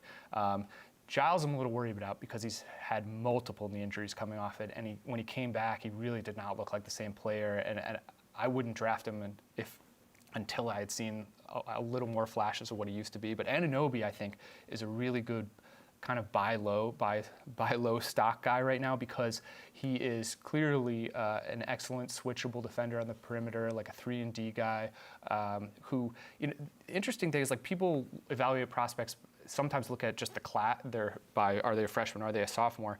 Anunoby is younger than 4 of the freshmen who are going to, he's younger than Lauri Markkanen, he's younger than Justin Patton, he's younger than TJ Leaf, and he's younger than Josh Jackson. And I think he's only 1 day older than Bam Adebayo. So you're really looking at a guy who, he started college early. You need to look at his development curve that way. And if your doctors feel like he's healthy, I feel like he has a potential to be a defense-first starter in the NBA, and he's still on the board right now. I like Leaf better than the 2 guys that you just mentioned. I watched a lot of UCLA this year just because of it's my alma mater. But I think not only is Leaf capable of shooting from the outside, like a lot of stretch 4s can do, but I saw an amazing propensity to put the ball on the floor. He really can drive the basketball, and he can hand. If they were being pressured, you could throw it to him. He could bring it up a bit.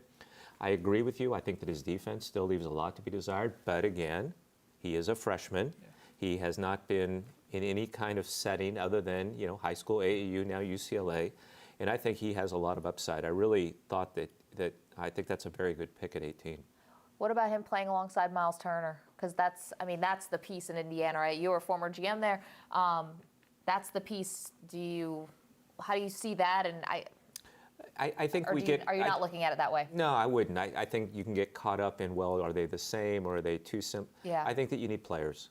And I think that too, because of the Paul George situation, you're looking at what is going to be a very arduous rebuilding process. In fact, I think that part of the reason that Larry Bird left is he must have known George. He sensed that this could be a long rebuilding project, and I don't think he was ready to sign up for that again. He's done a lot of those already. And so I think that, again, when you're young, sometimes it's just good to get players. And then you let it figure itself out, or conversely, not figure itself out. In other words, D'Angelo Russell. Right. Lakers decide, okay, we're going to do Lonzo Ball this year, so now we're going to make this move, and we have to package it with Mozgov, which was a very important package. Yeah. I mean, don't underestimate how important that was for the Lakers in terms of the players they want to get by getting rid of the Mozgov contract. Would you say that was the Al Jefferson of contract of? It was a really something like that. That was worse. It certainly broke by far, because Al was, that was 7 years ago, and now we have this whole new TV deal and a whole new, era in terms of salary cap and money spent. So I think that what you're going to see in Indiana is a collection now, much like you're seeing in Chicago tonight.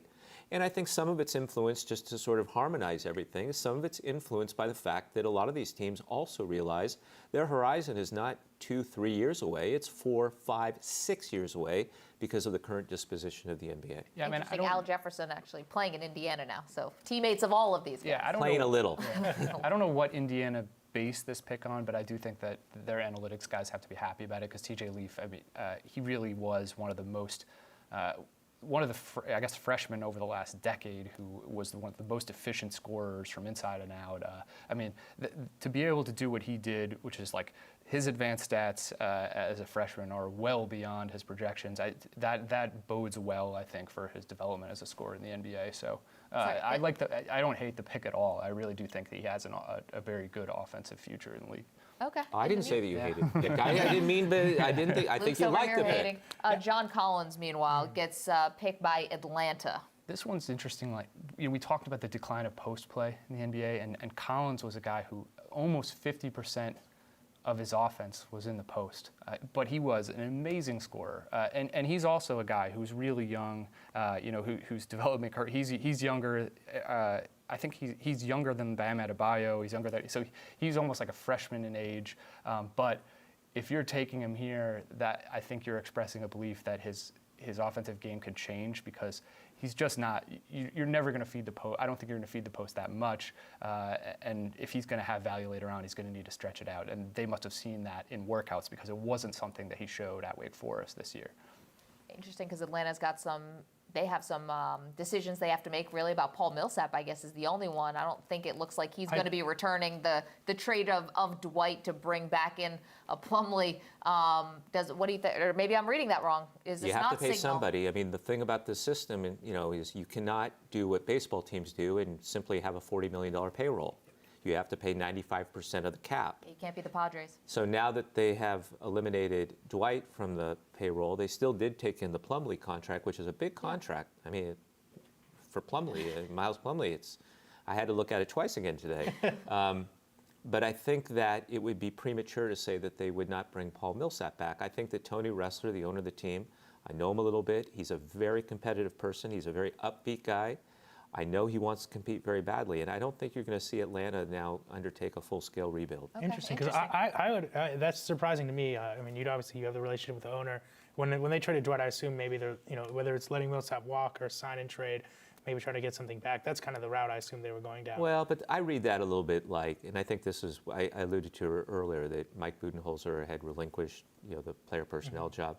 I think what this says is they regret bringing in Dwight and that there wasn't a fit there. That's not Dwight's fault. It's not management's fault. It's Dwight's fault a little bit. Well, no, I just think that sometimes mistakes are made on all fronts. In other words, you think there's going to be a fit and there's not, and it doesn't mean somebody's wrong or somebody's a bad guy. It just didn't work. And so I think in that case, I think that might be one of the reasons why there was somewhat of a management change as well. That there wasn't a synchronicity between management, coaching, and Wes Wilcox, and I think that Atlanta will have a hard time taking several steps back. I know Tony wants to win. I just want to hop back, by the way, real quick to TJ Leaf. Sure. Him and Miles Turner together, I think, as far as a modern front court, it could be really fun. I mean, they both can shoot. I really love Miles Turner's game, so I know Indiana's definitely in for a long rebuild, but I think those will be two cool pieces to watch play. Interesting. That person in Atlanta that sort of took over, Travis Schlenk, know him at all? I mean, sure. I don't have a sense. Travis has been with the Warriors organization for, even before I, was at Minnesota. I want to say he's been there probably for at least a decade. My understanding is he started as their video coordinator many years ago and kind of rose his way up through the ranks. It's the Eric Spoelstra story, right? Exactly. And so I've known Travis for a long time. I don't know him well, but enough that, if we see each other, we say hello. And, but he's been in that organization for a long time. Believe it or not, we're about to get to the 20th pick in this draft. Sacramento on the clock because Portland traded it. Do we have an update? Did I miss it? Yeah, Sacramento. Read it out. Shout it out. Sacramento is reportedly taking Duke's Harry Giles. Who we talked about. All right. We just talked about it. So let's flesh it out a little bit more about Giles. They're watching our show. I mean, they saw Luke mention it. Well, we are the war room. Yeah.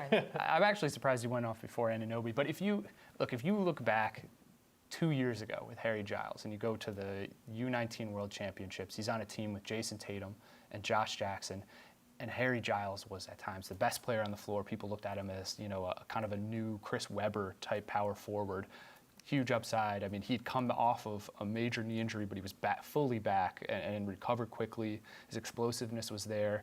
Not like a stretch forward, but just a really good explosive power forward who could score around the basket, but also take guys off the bounce on short drives. And he, who was going to be an elite rebounder, who at that time was viewed as a very possible #1 pick in the 2017 draft. And then he suffers this knee injury going into Duke his freshman year, doesn't come back in a big way. He played all right in spurts, but he wasn't the same guy that scouts had seen and got very excited about. And you have this history of 2 major knee injuries. His father also had knee injury history, so it's in the family. I would think there's a pretty big risk of something happening again. But if you feel like he can get back, he progressed, but he just didn't progress enough for me to feel comfortable at picking him there. But if he does get back, you were getting a possible top 5 talent at number 20. So are you willing to go out there and call him the steal of the draft so far? No, I would not. Just because I didn't see. I kept waiting. I was there at that tournament in Greece in 2015 and loved him and was kept waiting to see that version of him. And I didn't feel like he got close enough by the end of the season for me to feel good about it. You guys catch that Greece humble brag, by the way. Yeah, okay. I'm glad you yachting in Greece around the islands, maybe catching a basketball game or two. Sorry. Admitted that I expensed that trip. Yeah. I'm glad you added that story because, I didn't know what he looked like then. I went to the ACC tournament this year at the Barclays, and I knew about his reputation. I was sort of stunned at how he wasn't very mobile. He was tentative, too. That was the other thing. He looked like a guy who had suffered a couple of major knee injuries. Of course, and especially at such a young age, not to keep beating the same drum, but when you've had 2 significant injuries like that at that age, my gosh, that really does, cause some concern, which is why he was there at the 18th pick. I'm curious from a general manager's perspective, is it almost not better, but the fact that he's had this injury, does that make him kind of someone more worth taking a risk on, at this later stage in the draft than, maybe someone who's, more of a sure prospect? This is where your doctors come into play. In other words, this is where you sit down with your medical staff, your physician who examined him, trainers, and you ask them those types of questions. Look, what's he going to be like in a year? Is he going to keep getting better? Is he going to improve? Is he going to be like he was in Greece after the first injury? And the thing about doctors, they very rarely will tell you, what you want to hear or what they think you want to hear, or to be at all decisive. And I don't mean to be hard on doctors. I think that's just the nature of the beast. But you try the best you can to try to ferret that information out from your medical staff. It's still really hard because I've yet to find the doctor who says, don't worry about it. He's going to be great in a few years. They just don't say that. At the 20th pick, you're hitting this range where your likelihood of getting a future starter, it's diminished. And Harry Giles, in his original form, is a good starting power forward in the NBA. So that's obviously the risk calculation that Sacramento's taking here. Okay, let's toss it over to the man who just now has 3 new teammates in the span of basically almost 2 all these hours. New friends. Garrett Temple. So now you got Harry Giles, Justin Jackson, De'Aaron Fox. You have almost a whole new team. Look, David and Luke, Garrett's coming for you, okay? He doesn't like how you're Y'all talking talk about his my guy. teammate like that, man. Y'all talk about my guy. I'm supposed to pretend he's not hurt? What's going to happen? Nah, so I talked to one of my coaches that was there in his workout, and he told me if you did not know he had any knee injuries, you couldn't tell. So the tentativeness that you saw, I guess that wasn't there. I didn't see him much in college, but I know, we got the point guard that we were looking for. We got a 3-man with some value. And now you take a guy like Giles that has been injured twice, but is still very explosive. And he, like people said, he was once the #1 player in this class. And another point to having 2 knee injuries, I'm not a doctor, but I would assume a non-contact injury would cause more concern than somebody falling on your knee. And I think both times somebody fell onto him on either knee. So I think that may sway doctors' thoughts. Right, and if there's contact there, I mean, none of us can dodge that. If somebody bumps into you and at enough speed, you're gonna get hurt. I mean, that's not any fault of his. If it was non-contact, like you said, I would agree that it would be a little bit more of a risk factor, of a little bit more of a thing like, are his knees weak? But, the fact that he's come back from that, and yes, he was at once the top prospect, he's still come back and is still a first-round pick. I think, in my opinion, I think he's a steal. I know that you've been pretty impressed by him as well. Yeah, here's what I'd say. We don't know what's going to happen with the health, but we can assess the strategy involved here. And actually, I thought Portland, with their 3 first-round picks, would maybe take a flyer on him just because, hey, look, we don't have a bunch of holes in the roster. Just bring him on. If we can work him back into shape, it's a huge steal. That's sort of what happened with this trade, right? I mean, they go 2 for 1 with these first-round picks. Now, all of a sudden, Sacramento says, we addressed our 2 biggest needs with our first 2 picks. Let's take a free flyer. They look at that trade with Portland now. It's just kind of a gift. And so, I mean, Harry Giles might not be the old Harry Giles. We don't know yet. But we do know he's better than free, right? I mean, exactly. And that's sort of what the price is. You look at where his starting salary is going to come in, being this late in the draft order, very low risk. And so, I can't believe I'm saying this because we've really criticized Vlade Divac in the past on this show for some of his moves. I mean, Georgios Papagiannis, nobody even knew who he was last year at this time. I think we got to consider Vlade potentially one of the winners of this draft here.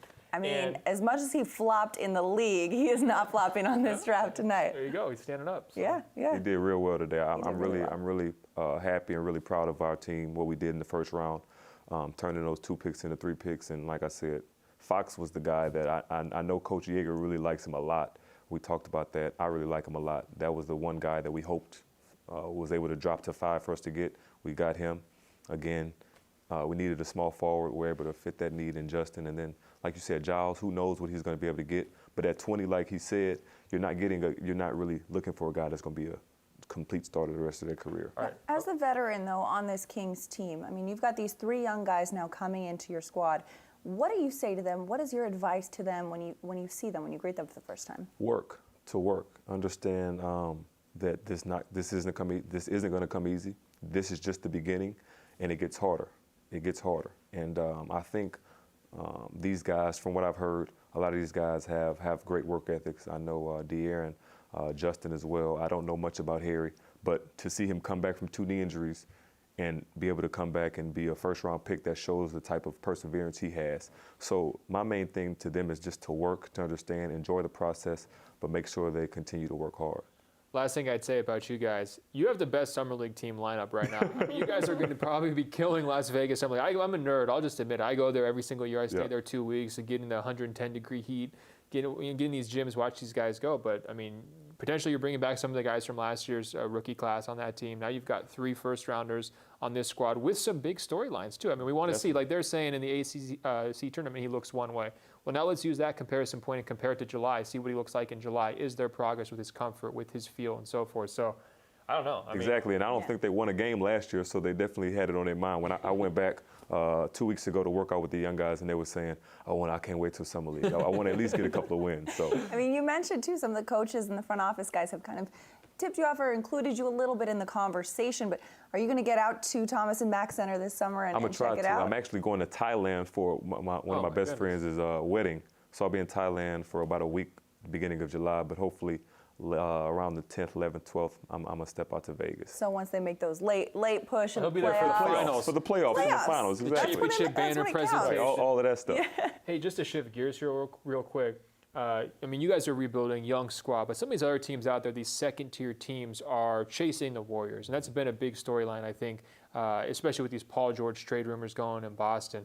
I'm just curious, how many of these teams out there right now do you think are really reacting to what Golden State's doing? Because obviously you guys are doing your own thing, and I think a lot of these other young teams, whether it's Phoenix, Denver, some of these other teams that are just trying to build from the ground up, they're not super concerned with chasing Golden State. How many teams do you think are really in that mix, kind of hunting Golden State, trying to get into that super team group? I think all of the teams that were in the conference finals or the semifinals last year. And, the team that won the previous year is always going to be the hunted, no matter what, no matter if you're trying to build another, I guess, media is calling it super team, but they built it the right way. At the end of the day, Kevin Durant just chose he wanted to go there. He has that right.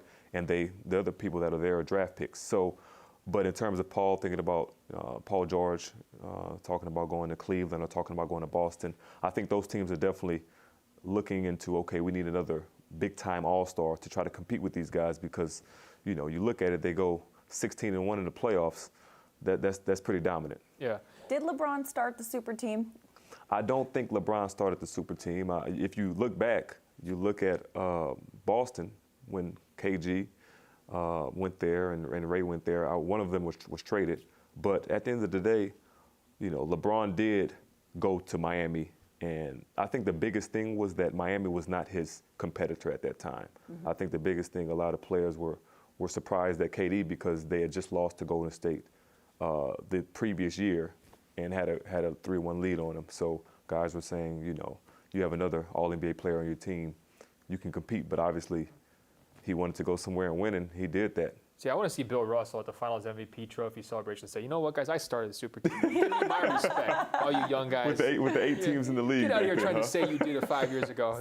Super team, all those super teams. Well, we've got another super team on set A over there as the draft picks keep continuing to roll in, and it's getting closer to the end of this first round. I know, Oklahoma City on the clock, guys. We were enjoying your conversation, listening to Garrett talk about what it's like to play in the Western Conference when you do have the Golden State Warriors there. We're getting later into the night. No trade for Paul George right now. And David, you feel like literally, the clock is literally ticking on tonight, but again, as I said, it's now he needs to be put into free agency. And we were just talking while the other set was talking. This will sound at first blush sort of crazy, but think about if, Gordon Hayward were to leave and go to, say, Boston or Miami this offseason, all of a sudden Utah's stuck. Now all of a sudden Utah becomes a player for Paul George for 1 year. Just 1 year, 1 year rental, but all of a sudden you could see a way that maybe they can figure out something. And so I think there will be opportunities for Indiana come July 1st now to move him, but the pressure does build because this phase, meaning the draft night, was one big opportunity. Yep. It's gone as of in about 3 hours. Now, July 1 will roll around, and here comes the other bite. I don't think it's viable, by the way, for Paul George to be on the Pacers team next year. It just seems there's just too much of the proverbial water under the bridge. Mm-hmm. I don't think you can go to opening night in Indiana next year and now it's small forward. I don't think there will be a very happy reaction. And so I think that there will be other opportunities, but tonight was one of them that looks like it's passed. Yeah, first of all, I'm really excited, as you mentioned, for the Pacers to trade Paul George and turn the team over to Lance Stevenson. I'm fully here for them to build around him. I'm shocked that George hasn't been traded. I understand the asking price is really high. I understand teams like the Celtics, are always kind of, reticent to part with their assets. But just like you mentioned, I agree. It's the idea of him suiting up for Indiana next year seems just so untenable that I'm surprised they haven't pulled the trigger on a move. But and for all intents, though, Indiana might be saying to themselves, we think we know where we can put him, but we have to wait till after July 1st because of the salary cap. And so it could be that they trade him to the Lakers still. It's great that you bring up the salary cap, by the way, because something crazy happened today where the projection came in $3 million lower. So the cap for the 17-18 season is going to be around $99 million instead of $102 million. As a GM, when you get that, how important is that, and how kind of crazy was that situation? You don't like getting that memo. And I'm trying to think back. I don't think there was an instance, I think, in my, almost a decade in Indiana and then 4 years in Minnesota, I want to say it went up every time. In other words, we could never budget for it, and we wouldn't do our projections out with it. But typically, I think we always saw that it went up a bit. And so, yes, that was a little bit of a surprise. And I thought that the explanation made a lot of sense. There were a lot of short series and in other words, a lot of less revenue. So the Warriors keep ruining the league, basically. Except you're going to see a big cap bump the year the Warriors move into the new arena in San Francisco, because I think there will probably be a PSL campaign attached to it, which would be the first in NBA history. Yeah. I'm not here as an advocate or a spokesperson, but if ever there's a franchise and a market that could do a PSL campaign in the NBA, it's San Francisco/Bay Area. If that occurs, you're going to see the Golden State Warriors, who already are among the biggest revenue-grossing teams in the league, almost begin to produce the amount of revenue for two teams. Wow. And so I think you'll be able to see some spike that hasn't been projected out in that year. That's a really interesting take. I always thought that we'd be getting virtual reality courtside seats before you saw a PSL in the NBA, just because it seemed like the NFL, when they first put that personal seat licenses, when they first came up with this, and I believe it was New York, and it was the Jets and the Giants, I thought, who did it first, if I'm not wrong. There was a lot of pushback by the fans that was not accepted and embraced when that was first announced. But you bring up a point here, which is about the health of the league. With the playoff series being short enough that it actually shortchanges the salary cap for the next year. I feel like there's sort of these two competing ideas. One, that the NBA is as popular, I think, as it's ever been. Teams can spend so much money, and that's fantastic. But there was also a criticism about the product on the court in the playoffs, about a lot of blowouts, a lot of short series, and that goes back to the conversation they were having on the other side about super teams and what to do about them, and who decides who's going to go after them and who's just going to wait it out and sort of hope that the Warriors break up at some point. I think it's okay to have two competing thoughts in your What's gonna mind. win? In other words, what you said on both fronts is correct. I think it's obvious that the league is healthier than it's ever been in terms of the television contracts, in terms of the popularity through social media. They sell more tickets every year than ever before at higher prices. Having said that, I do think this is going to be an interesting next era that we're entering into, because of the huge gap between the top 2 or 3 teams, maybe 4 if you want to add one in there, and the rest of the league, and how that may impact sort of the consumption habits of the fans. So I want to get both your guys' reaction. We think the news report has the Thunder taking Terrence Ferguson with the 21st pick. So Luke, first I want to know what you think of the pick, and then David, I want to get to you on kind of what the Thunder should really do about that situation in this post-Durant era. So Ferguson is a guy that I don't think a lot of people have seen. He was on that same U19 team as Giles and Tatum and Jackson. And you and Grease just hanging out. Yeah, on the yacht. You can't let that go, can you? It's going to get better and better. Probably eating some bread with some olive oil. I'm sure it was lovely. Tell us more. You weren't in Santorini, were you? A little Uzo. It was in Crete. I went into the gym a few days. Anyway, You should stop feeling so jealous all of a sudden now that you hear Crete. He was a 3-and-D wing who was supposed to go to Arizona, and because of some complications with the NCAA, ended up going to spending the year in Australia. He didn't exactly kill it in the Australian League. He shot in the low 30s.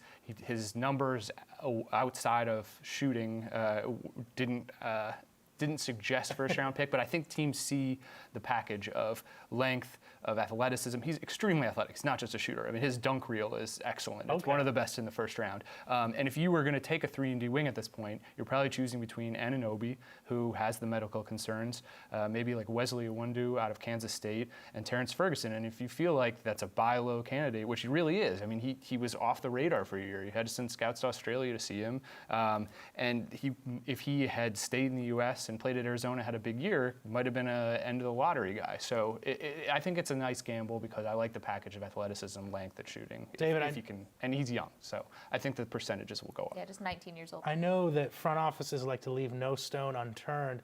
Luke mentioned his highlight dunk mitts. Do you have someone in the front office just looking at YouTube mixes, just in case you see something on I want that on one job. of those mixtapes? Yeah. No, but I do remember, speaking of Australia, I remember I tried to see everybody at least once live and let the staff really do, the early work. I saw Brandon Jennings play in Italy that year that he took off. And I was lucky because Brandon didn't play much that year, but the night I went and saw their team play, he did play a lot. He played about 20 minutes, which was a lot more than he was playing. And it's hard because in Europe and even in Australia, the players that they're competing against are not college kids. They're grown men. And so they're playing against 25, 26, 35-year-old people. And so Brandon was this little wisp of a guard trying to compete against all these other European pros. And so I don't think that the evaluation overseas is nearly as important in that case as it is when you bring them to your hometown for the visit. Now all of a sudden you can put them in a group workout with other players that are of the like age, like size. You get to know them a little better. So I think that it's important to see them play in that environment, but I think it actually it enhances or makes it even more important when they come to your town. So I want to talk about the Thunder for a second, only because basically by the will of Westbrook, they made it to the playoffs last year. Well, they have a couple of other They have a couple. players. I mean, Adams Yeah. played well. I still was surprised, I think, at how many games they won. I mean, I thought they'd be decent just because the West is so competitive. If you were kind of put in that situation, is there a move out there that you think they can make that can kind of launch them back into contention? I mean, how do they build around Westbrook? What's the best way? It's really tough. I felt very much for them when that happened to them last year because I thought it was sort of the perfect storm. One, if the Thunder had beaten Golden State after a 3-1 lead, I don't think he would have left. I think that if Golden State had won the championship, he might not have left. I mean, I don't know this for a fact, but it seems that way. But most important of all was the spike in the salary cap. Yeah. The fact that it was the first year of the new TV contract and the cap wasn't smooth.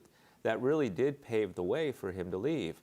I think that, in fairness to Oklahoma City, they did, as you were just alluding to, an admirable job this year, thanks to Westbrook, because he really did captivate the league. I mean, one thing about last season, we were in the super team era already, but Westbrook and to a lesser extent Harden sort of was a nice little subplot. For sure. And everybody was kind of following it.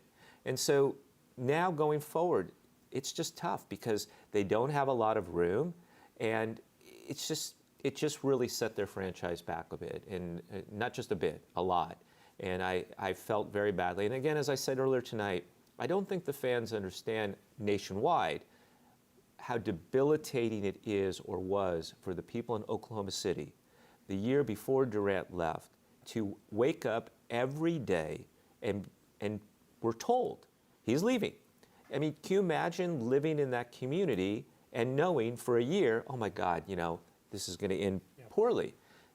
That is something that has really shifted. In other words, that it's happening so early now.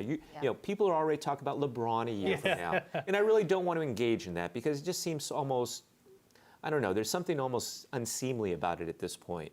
But the fact that the loop of information, or lack thereof, or the loop of innuendo, hearsay, speculation, anonymous sources that are fueling that, it's really debilitating. What Indiana's going through right now is really tough. Yeah, that is it is interesting, and we do get, I think it maybe comes from the decision, from LeBron's decision, and I'm not blaming him for going to Miami by any stretch, but I think people really started at that point, maybe fans overall started to really understand what it feels or what it looks like to be left at the altar, so to speak, where, you lose your best player and you get absolutely nothing in return. I think it's made fans a little bit more aware of those looming deadlines.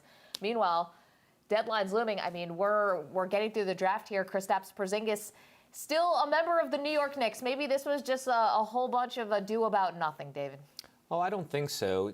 From the standpoint of, I think it's very rare when a president of a team, of basketball operations, Phil Jackson, made the public comments he did last night. In other words, if he hadn't made those comments, then maybe, we kind of put it aside. But I thought he was very clear last night that there is some tension there in that relationship, and he was disappointed that the player didn't attend his exit interview, and clearly Porzingis has some disappointment.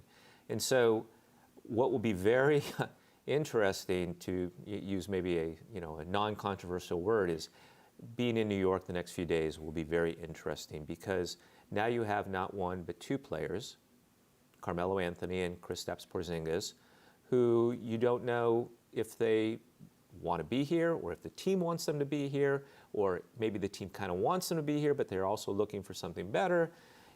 It creates a lot of tension and a lot of uncertainty, and that too isn't kind of a nice place to be. And so it will be a fascinating next several weeks, also throughout free agency, to see if there's any movement with one or both of those players. Yeah, if no fences are mended, I don't know, maybe that's more likely to see some movement, or maybe they will mend some fences. Meanwhile, Brooklyn has taken Jarrett Allen from Texas, and we should head over to the other studio. I believe we have a new guest, Kyle O'Quinn of the New York Knicks. Thank you so much for joining us. Queens' own Kyle O'Quinn. Great to have you. Thanks for having me. Kyle, obviously, your New York Knicks added a new piece tonight, Frank Ntilikina from France. First of all, I want to get your take on him. I think it's great. I think it's great for the city.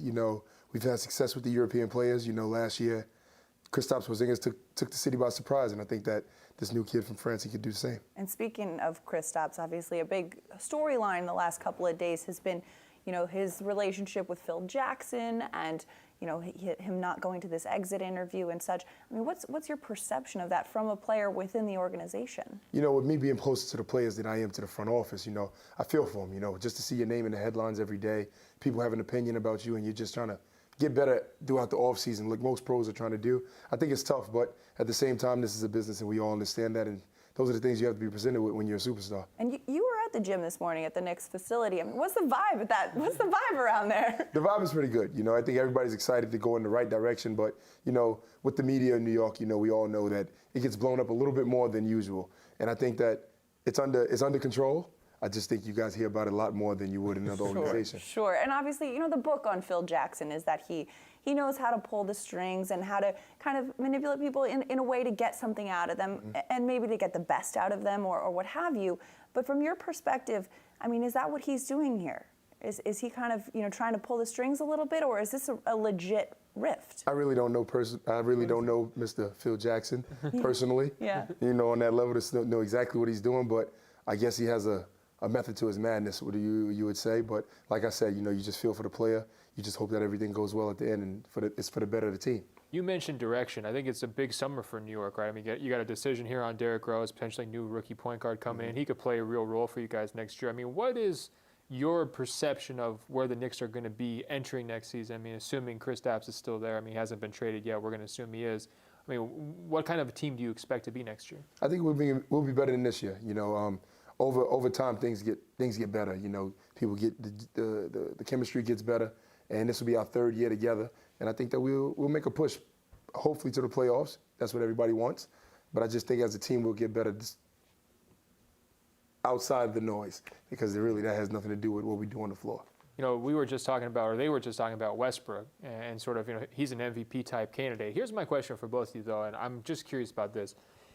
He was the guy. I mean, usage rate out of control, stats out of control, teammates helping him get rebounds.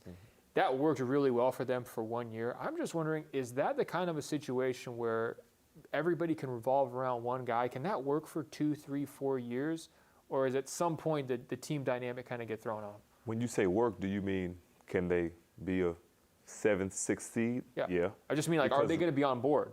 Are people going to be like, okay, I'm still cool with playing this, where one guy is the guy? The sun if it's that same team. Now, if you bring another alpha personality or another superstar on that team, then that dynamic is going to change. But with that squad, that's how they won. That's how they played. That's going to be the same thing. Now, I don't think that that's going to get you a championship or even honestly close to a championship. you have to have another guy. Obviously, we've seen what Golden State is doing. We've seen what Cleveland does. You have to have at least 2, maybe 3 All-Stars to be able to make a push.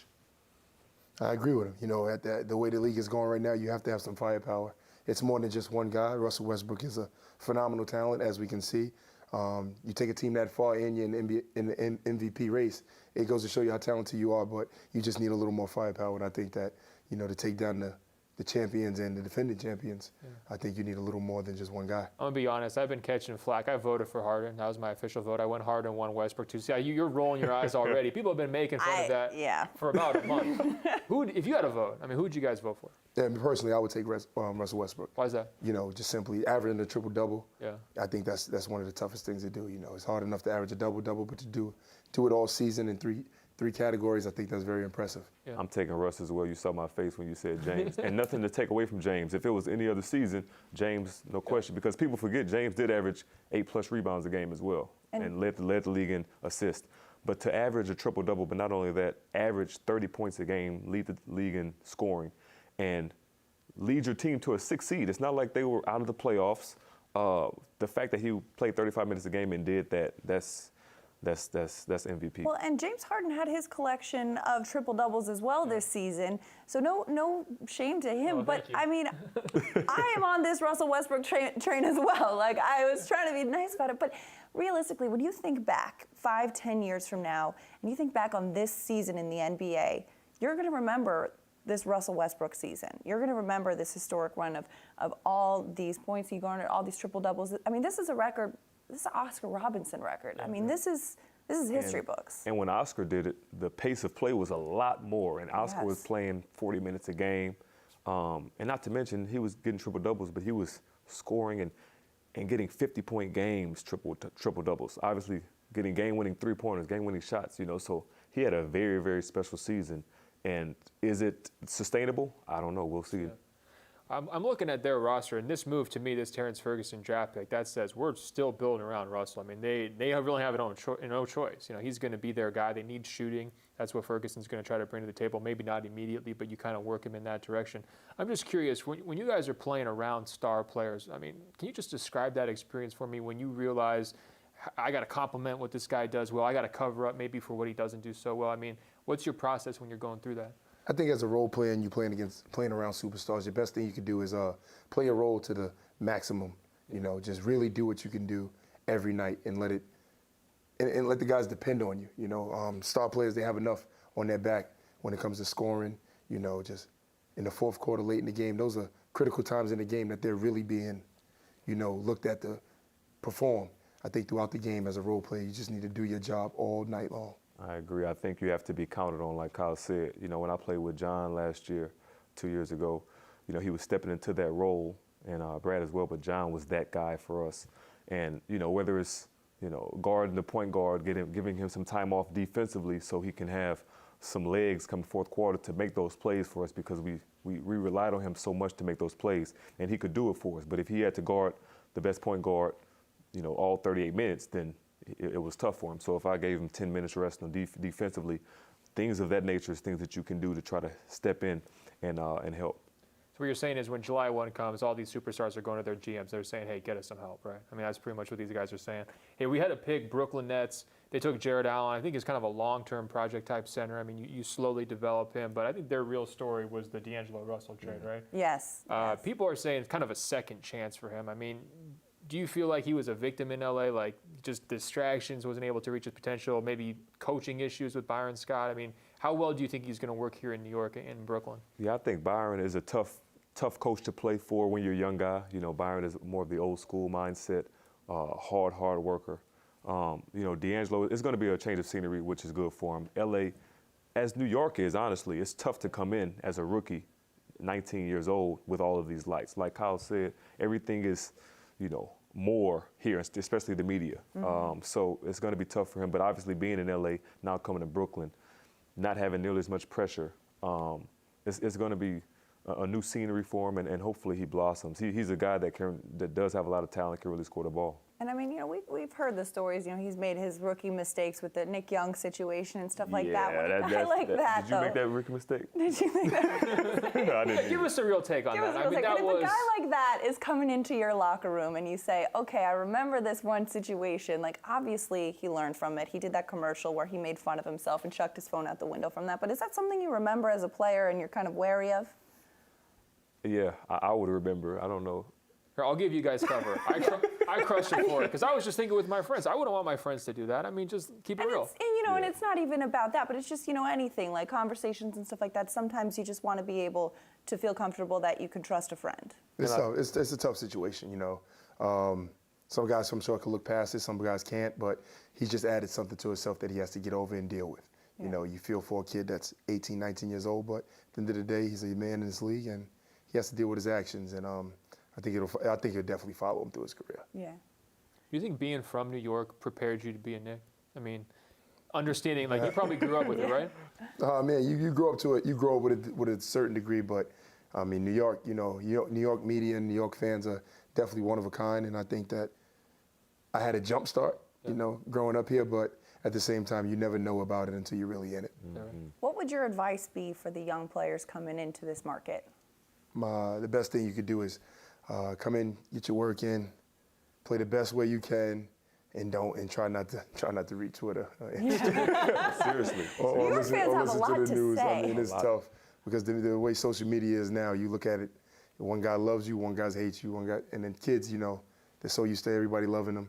I know it could definitely hurt them and definitely affect them. In a long season like this, you can't. The least distractions is best. That's fair. Is there one thing that you say, okay, when I, take these young guys out and show them this city for the first time, like what, in your opinion, would you want to show a young NBA player coming into your team of this city? Just show them what New York has to offer. Yeah. The good food, the good restaurants, the great fans that they do. Because New York is a beautiful place to play, beautiful place to be. Me being from here, I have a special spot for this place, but it offers a lot. But you got to really understand the city before you love it. You got to know don't put yourself in harm's way. I mean, you have a tough game, you might not go to dinner that night.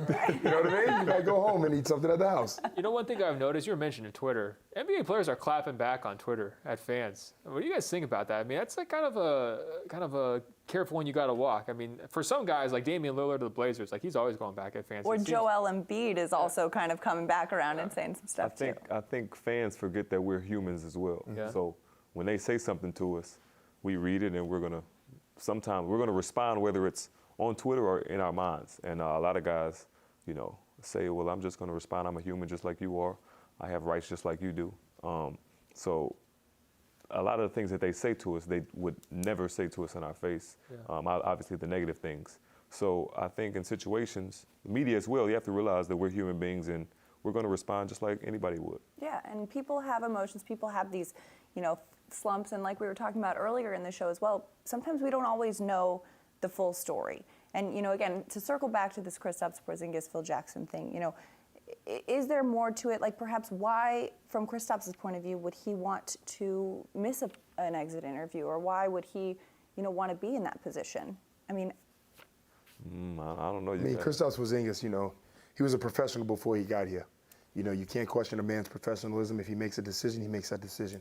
He's not doing it for the media attention or just a knucklehead kid just making a knucklehead mistake. Mm-hmm. He was a professional, and a lot of us on the team respect his professionalism on a very high level. And I think that me being 27 years old, I respect his professionalism, and I've been in the league for 5 years. So I'm sure it was a strategic method.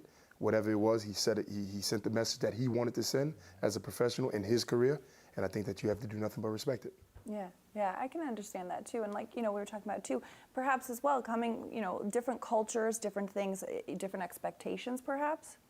Yeah, I think it goes back to what I said earlier about, Phil needing to control the situation. We don't want to be talking about this Kristaps drama in a month, right? We want to be talking about what is the next season for the Knicks going to be like. And I think he helped turn the page with this draft pick. I mean, you got a new point guard, intriguing guy. All the Knicks fans are going to be on Draft Express looking at his crazy videos from overseas. But I do wonder if it's time to kind of circle the wagons, mend the fences a little bit. Maybe whether that's at the press conference to introduce the new guy. I mean, just kind of try to put this stuff under the rug so we can move on, don't you think? Most definitely, and I think that the quicker you start rolling the ball in the right direction, you have a jump on training camp, which leads you through preseason, which leads you to those first 25 games, which could really set you apart, going into All-Star break, which trickles down into a playoff run. So, like you said, to turn the tables and get it to a positive way is much needed, and I'm sure the fans will appreciate it, but at the end of the day, we got to deal with the situation at hand, and it's this right now. I like how you went from there to the playoff. You like that was that, tight. right? That was tight. Yeah, I like that. Uh-huh. I like that. Real quick, what's your take on this Melo situation? Because, I know we're just saying, well, we don't want to get past this drama, then we got this drama over here.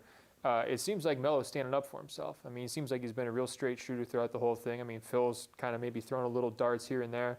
Melo. Where do you think he's at right now, and what do you expect to unfold here over the next, few months? I think Melo, first of all, Melo needs to be patted on the back for his professionalism all season and during this off season, because I know he's taking a lot of hit every day. His name is in the media, and I think that he has never reacted the way that people wanted him to react. I think he showed how professional he is, and I think that that's the first thing. Secondly, I just think that, he's just handling it the best way he can and the best way he knows how, and I think that right now it's just the best situation for him at this point in his career, means the most to him at this point. In the time that you've been his teammate, have you seen him evolve and grow as a person or as a player? I really can't. I've only been his teammate for 2 years, and people ain't revolving in their 12th year. You are who you are. Yeah. I'll just say, being around him in his 12th and 13th year, he's been a good guy for a long time. Well, let me ask you this. Phil Jackson came out and said there's probably a better situation for Carmelo than New York. Just based on where the team is, maybe it's going to be a younger team going forward. You see how it's all New York now. I told you. Yeah. Crazy. We spent an hour on Sacramento. Yeah, we've been here. We spent 40 minutes on Charlotte. All their teams. So Phil says there's probably a better situation out there for him. I think if he didn't have a contract, I think he could potentially go to a whole bunch of That's a different broad statement, right? though. There's a better situation out there for anybody. Yeah. Potentially. So, There's I 29 guess that's other where we're teams at. that you're not playing on. So you don't think that this is an ideal spot for him right now? Can you see where Phil was going with what he said, I guess is my I question. think Carmelo does all he can do for our team. Yeah. He really helps us. The games we win, he plays a very, very big part. Yeah. The games we lose, yes, he can do more, but anybody can do more. Yeah. So that's a very broad statement, and I think that's very, selfish to say that, he can better situation. Yeah. Everybody can find a better situation. It's tough for the president to put that out there, though, isn't it? Yeah. That's a tough question. Yeah. I'll say that is. I'll say that is. I'll answer. Yeah. That's tough. It's That's tough. It's tough. It's tough. It's a tough business. It's a tough business, and when you're 12th, 13th year guy, you're a Hall of Famer, future Hall of Famer. You want to go somewhere where you want to win, but you want to be respected where you are. Yeah, that's fair. That's fair. With that being said, though, we do have some more picks rolling in. We've seen the Toronto Raptors select OG Anunoby. I'm working on that one. Okay. Nope, probably not. Apologies. And then the Denver Nuggets selecting Tyler Lydon out of Syracuse. We got to get some reactions from that from you guys over there in Studio A. What's going on? Well, actually, if you don't mind, Madeline, I have a question for our friends Kyle and Garrett first. First of all, Kyle, you're looking great. I almost wore that same shirt today. I'm glad I didn't. Rohan did wear that shirt last week, actually. So, I see you guys, palling around on set with Ben, who fashions himself this NBA expert. Ben's our top writer, one of the best basketball writers in the world. Most famous for his top 100 list that he puts out every year with Rob Mahoney, painfully ranking every single player in the NBA. I was just going through the list, tonight, just to research for the draft, and I couldn't help but notice, but Kyle O'Quinn and Garrett Temple are both missing from the list. I'm just curious what you guys have to say to your pal Ben Golliver over there, who's basically calling you a scrub. That's not me. That's Ben Golliver. He won't rank you in the top 100. I'm just curious what you guys think about that. It suddenly just got very hot on the B set. Yeah, It's like, I'm just curious. You're looking at the guy right now. What do you have to say to him? I think it's very fair that he doesn't put in the top 100. Wow. But he's not on the top 100 either. I'm sure I'm way higher on the ranking if it went a little bit further than 100 than he would ever be. It's only 450 of us. And he's not in that, so. In the world. I'm fine with his list. That really means absolutely nothing to me. See, you used the word scrub. I was talking to these guys as valued role players. I think you might have heard that if you were paying attention to our conversation. Look at the politician over here. Nice save, Ben. Nice save. Nice save. Well, when ASET puts out their top 100 rankings, you know who's going to be featured prominently on it. Both of you guys, thank you so much for that. As we come back inside here, looking at guys who are still on the board. One of them, Caleb Swanigan, who obviously fantastic college career. Luke, you've actually taken a closer look at Swanigan. Let's watch that. Caleb Biggie Swanigan didn't generate a ton of pre-draft buzz because of some glaring defensive flaws, but there's still reasons to believe the Purdue power forward could be a valuable asset. Rebounding is one of the most translatable skills from college to the NBA, and Swanigan is the most productive defensive rebounder from a major conference team in the entire analytics era. Until this season, that title belonged to Blake Griffin. On top of that, Swanigan is also the best passing big man in this draft. He's developed patience passing out of the post, has great court vision, and a knack for finding open three-point shooters. He assisted on 18.9% of his teammates' field goals this season, the highest rate of any big man projected to go in this draft. Swanigan also has three-point range. He was more accurate on threes than projected lottery pick Lauri Markkanen, and Swanigan actually had the third best three-point percentage of any projected draftee who attempted at least 2 trays per game. While he struggles overall on defense, Swanigan's package of rebounding, passing, and shooting as a power forward or small ball 5 gives him a real chance to stick in the NBA. Great job there, Luke. Where do you think would be a good fit for Caleb Swanigan? Well, I think he could go. I mean, I think he's a more productive college player than many bigs who have already gone off the board. I think that he will go somewhere in the next 5 to 8 picks. I don't think he needs a specific fit because he was a guy who he picked Purdue because it was a place that wouldn't play him at center because he was so concerned about positioning himself for the branding himself for the draft as a power forward. And then the league kind of changed while he was in college, and now he's a guy who you could play the 4 or as a small 5 because he can pass and shoot. Because as a sophomore, he really stretched his game out to the three-point line. I like him as a prospect. He's also early in his development curve. He graduated high school early, so even though this was his sophomore year of college, I think he should really be viewed as more like in the same group as the one-and-done bigs. I just think there's a lot of upside there, and even if you're worried about pick-and-roll defense, he's going to give you value in different areas of the game, and you can play him at 2 different positions. All right, we're going to continue to watch to see if he gets chosen. Orlando on the clock now. We'll go back to the B-set, a man who spent his first 3 years in the league in Orlando is Kyle O'Quinn. He's there with Garrett Temple, Madeline, and Ben. Yeah. So go ahead. Well, they were talking Orlando and sort of where you see this organization at. They changed their front office. I mean, it's been a bunch of coaching changes down there. They're a team to me that's really trying to find a new identity. They went with an athlete early in the lottery. What was your experience like with the Magic? And then where do you see this organization going in terms of the next couple of years? Like, what do you think they're trying to do down there?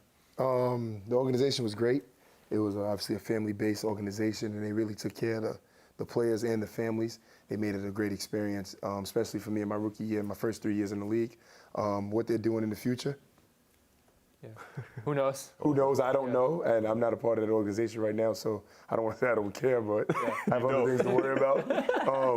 But out of sight, out of mind, huh? But Rob Hennigan was great, especially to me and my family and the guys that were there. Their organization made changes, and you do nothing but wish the best for those guys. Yeah, one thing I'd say about Orlando, Aaron Gordon to me is a guy who could pop eventually. I don't know when. I mean, he came in real young to the NBA. I mean, he may figure it out, may take a couple of years, but I think he's got the tools to be a guy. I know you said you like Elfrid, right? I mean, yeah, I like Elfrid, and Aaron has, second half of last season has really maybe found out what he can do. He can really shoot. He can shoot. He's starting to shoot the ball. We all know he's a high flyer. He's starting to use his athleticism in terms of getting to the basket, rebounding the ball. You can use him as a stretch 4. I think you can actually play him at the 5 sometimes if you play really small. But I like Elfrid Payton. His game is not flashy. It may not be pretty all the time, but he gets it done. He really gets it done, man. And he's a triple-double guy, a guy that can really fill up the stat sheet, and he will lock you down defensively. Is he like a young Rondo kind of a little bit? He is a young Rondo, and people laughed at that comparison when he was coming out.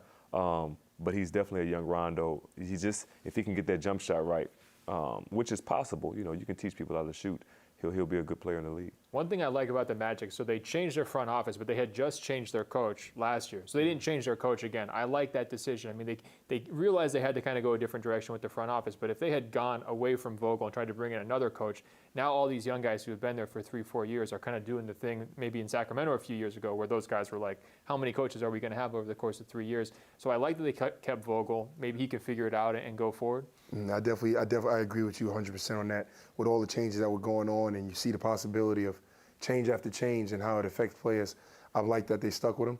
You know, a coach that had success in Indiana, and you know, guys gravitated towards that because players do want to attach themselves to a structured system. Yeah. As much as we fight it, as much as guys may complain about it, we do. And all players just want to be a part of something that say, Coach, thanks for that game plan at the end of the day. And I'm glad they made that decision, especially for Elfrid Payton, who's my personal good friend. He was happy that he had a structure to go into every night as a starting point guard. Yeah. You guys were saying that during the break, right? I mean, if you had your choice between somebody who's patting you on the back saying good game after 82 games and somebody who's yelling at you when something's going wrong, you'd take the yeller, right, both of you? Yeah, I take the yeller. Again, like I talked about my favorite coach in the league, Greg Popovich, he's a yeller. And a guy, I think we talked about it earlier, accountability is something that is so big in this league. And I think a lot of young guys are coming into the league, you know, whether young guys are being coddled now or what it may be, some people don't like being talked to the wrong way. And I think we need to understand it's a grown man's league. We're trying to win games. And if this is what it takes to win, the coach needs to tell you this is what it takes to win. So, you know, holding people accountable is very, very big. And if you have a superstar that can be coached, that helps as well. Yeah, and a lot of guys coming into the league tonight could be up-and-coming superstars. One of them, Lonzo Ball. We've talked a lot about him tonight. Ben, I know that this is your favorite storyline for tonight. Mark Spears is reporting that LeVar Ball was booed as he left the floor of Barclays. And he responded, he threw his Lakers-colored Big Baller brand hat, which he had ready, into the stands. And there's a lot of trash talk going on Twitter right now, it seems, between Joel Embiid and Ben Simmons. And, you know, we've got this Joel Embiid saying, please dunk on him so hard that his daddy runs on the court to save him. Uh-oh, right there, shots fired. I mean, what is your reaction to this kind of stuff? That just goes to show you that these kids, these guys, the young generation is showing what entertains them, you know, Instagram, Twitter, they're having fun. It's entertainment to us. Of course, it's entertainment to you guys. You guys soak all this in, but, you know, this is how guys have fun, you know. It's no disrespect. Nobody's saying anything out of line. We're just having fun on a platform that people really love, enjoy. You know, LeVar Ball's hat's being sold on eBay, too, already, right? So whoever got that hat, you've got it up there for $500. They didn't throw it away. They kept it. And I think it's LeVar, when people are talking about what LeVar was doing, putting a, you know, what you call it, on his son's back, you know, target on his back, and that's obviously exactly what, you know, he's doing. Joel is saying that not because of anything Lonzo did, but because of what LeVar has done. One thing I'd say to these Sixers fans, and they're diehard Sixers fans, your guys got to be healthy and prove it, right? I mean, it does bother me a little bit when you've got a guy who's played 31 games in his entire 3-year career in Joel Embiid. Ben Simmons misses his rookie year. I mean, I think both those guys have unbelievable potential as NBA players, but they're out here clapping on Twitter. I mean, let's see it first, right? Yeah, I want to see what my LSU guy Ben said. I would love to see that. And we've got our resident millennial, Rohan Edkarni, over here. Look at this. Look at this. He is ready with all these Twitter questions. I mean, Rohan, I think, is our most active tweeter of all of us on I've been tweeting during the show. Whenever you guys are on set, I'm like, oh. Yeah. It's like yawn over there, right?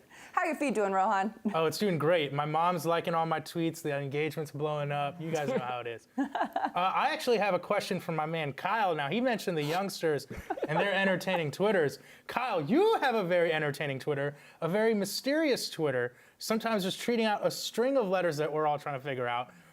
Who is your inspiration? Is this performance art? Can you please tell me what you're going for with your Twitter account? It's just the easiest way for me to get my thoughts out there. Okay. And a guy like you to never, ever find out. He's going to be subtweeting Rohan from now on. For sure. Okay, fair enough. Well, I'm going to be subtweeting him, except you guys will know because I'll spell it out. So it's not so subtweet. I like it. You have to keep a little mystery, you know, Rohan. You could learn from Kyle O'Quinn. You don't You have think to I'm put an oversharer? every single moment out there. I just want to know. veil it a little. I want to know if Kyle's eating an ice cream cone. I want to know like, if he's at the beach. Just let me in on your life. Yeah, you got to celebrate International Selfie Day with all that stuff too. It's what the people want. I give you a little bit more on my Twitter, so you can figure it out. Next week, this one's for Rohan. We'll be monitoring that with bated breath while we're also taking a look back at what's going on at Barclays Center, which is the draft.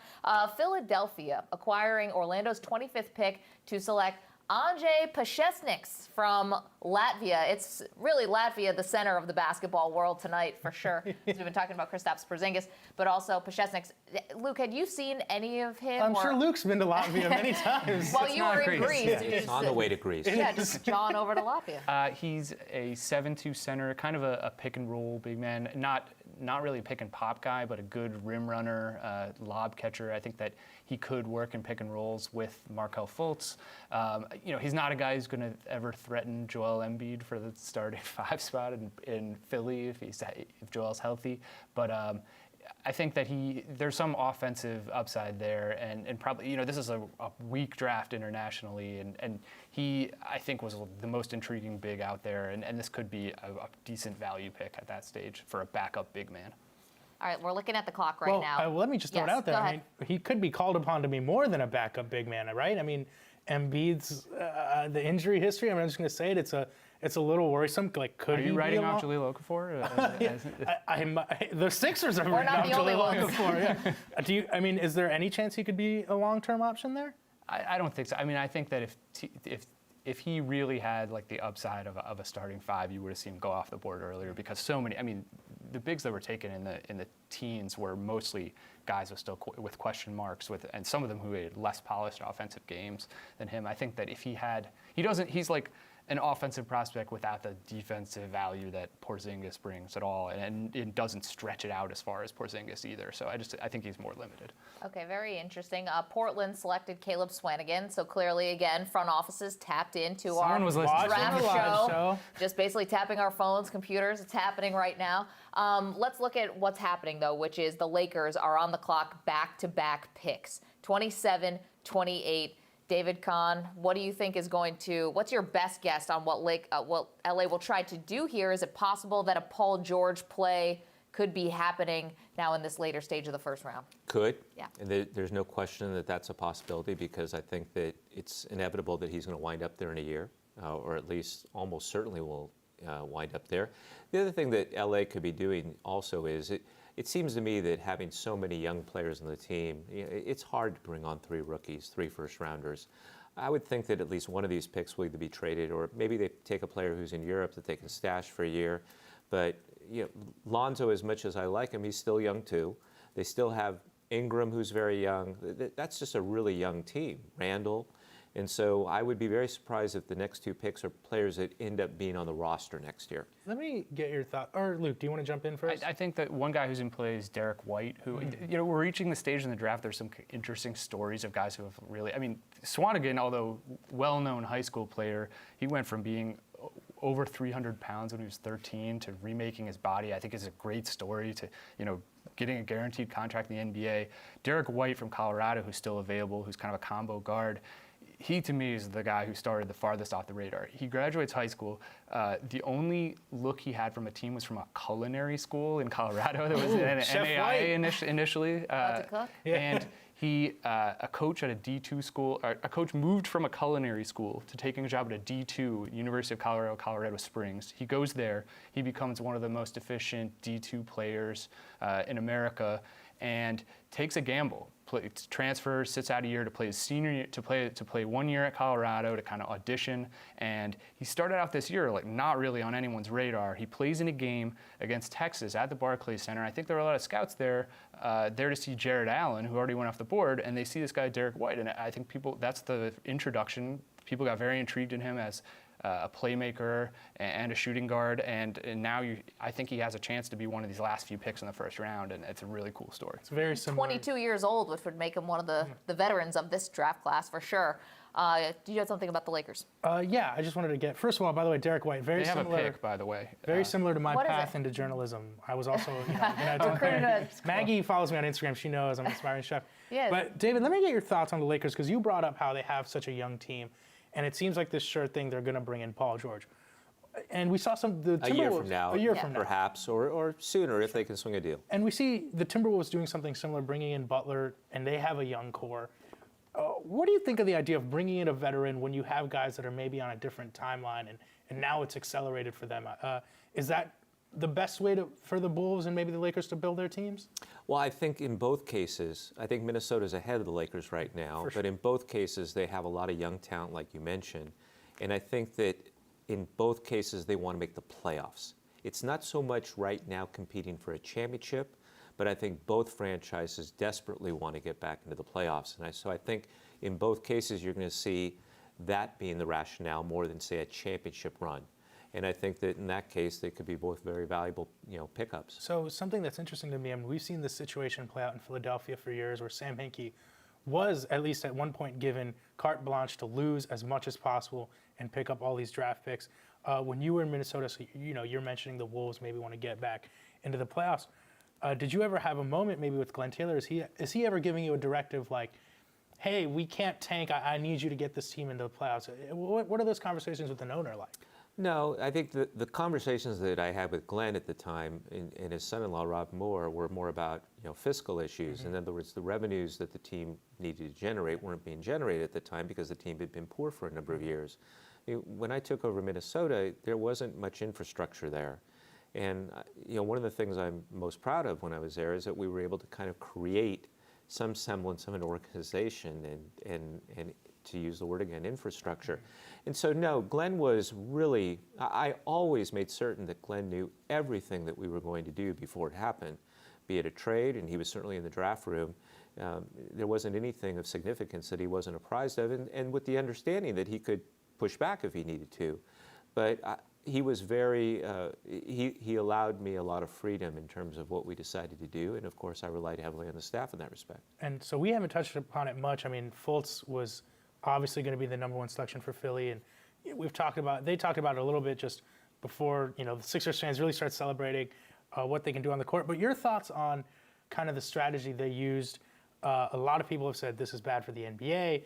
I don't think it's any secret that if you stockpile lottery pick year after year, eventually you're going to hit on someone. But just your thoughts on the situation and what it did for the NBA. I mean, did you, as a general manager, did you appreciate the strategy that the Sixers were employing for a while, which was maybe the most blatant tanking in NBA history? Or I think what you're asking is, David Kahn, do you trust the process? Yeah.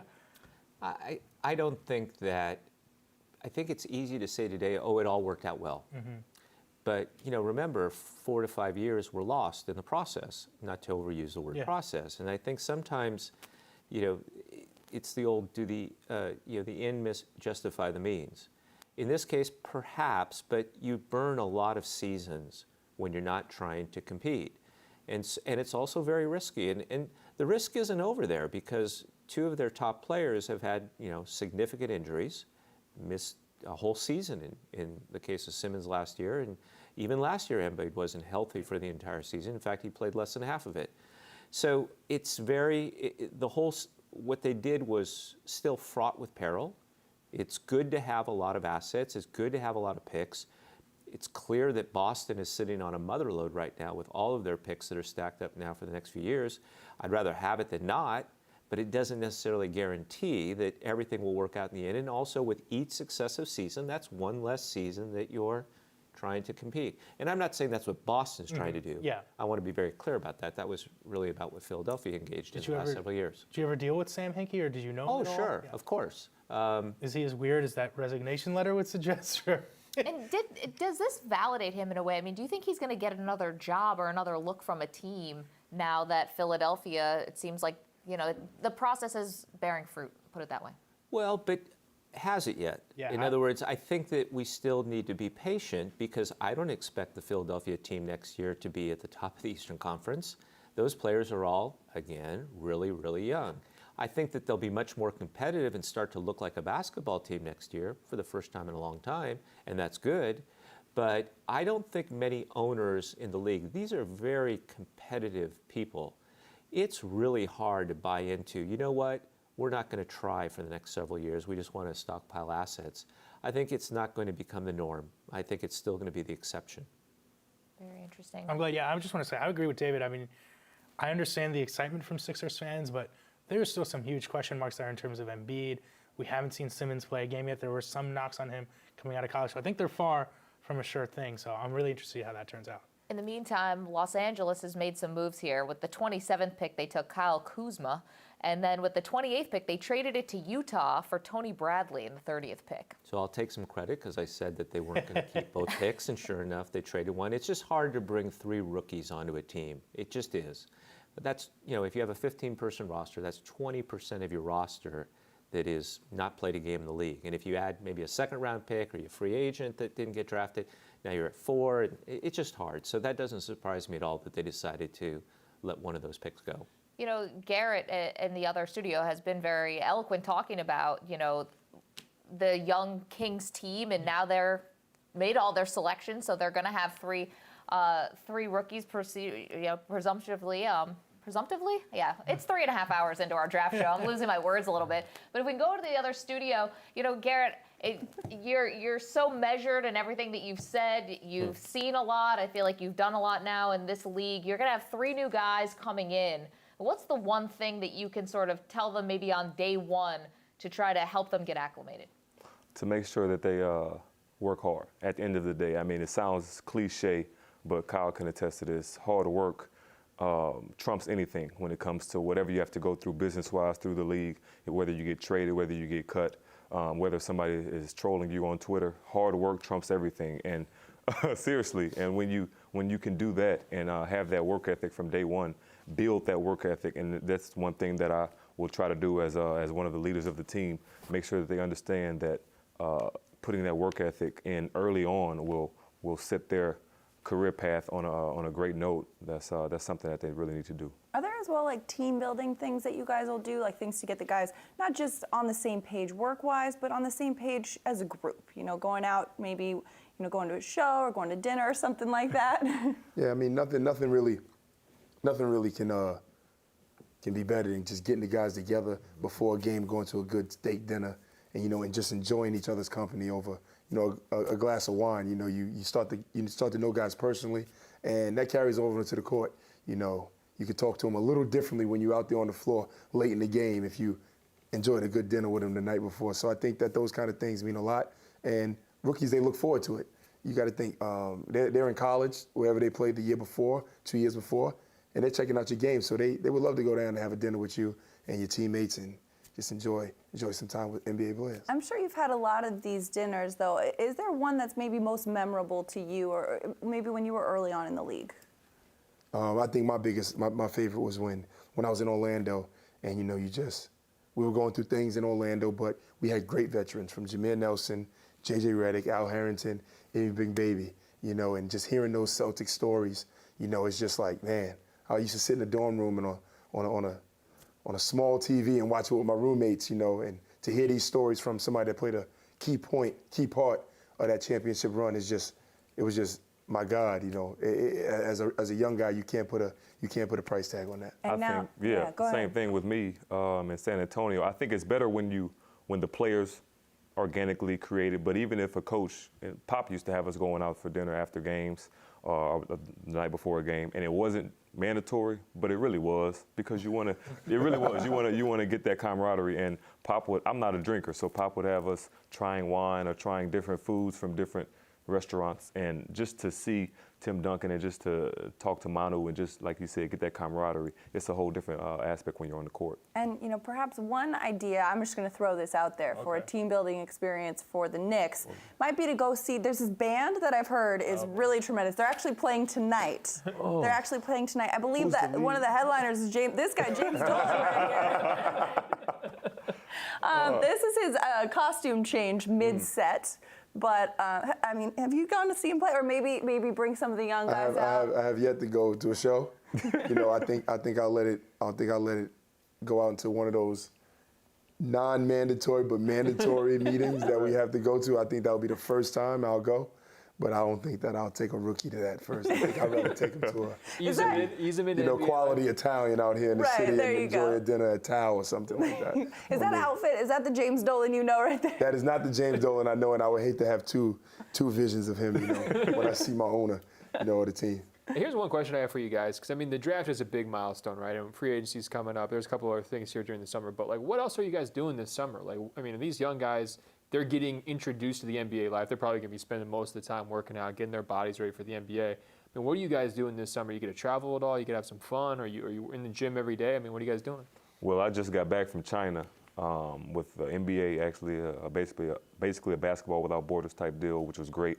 I'm heading to Thailand in a week to be a best man in my best friend's wedding, and that should be good. I heard they have great beaches out there. Besides that, I'm gonna be in the gym. Probably stop into Vegas to check out the young guys, since we have, I think, 7 or 8 of them playing in summer league this year. But other than that, just working in Louisiana.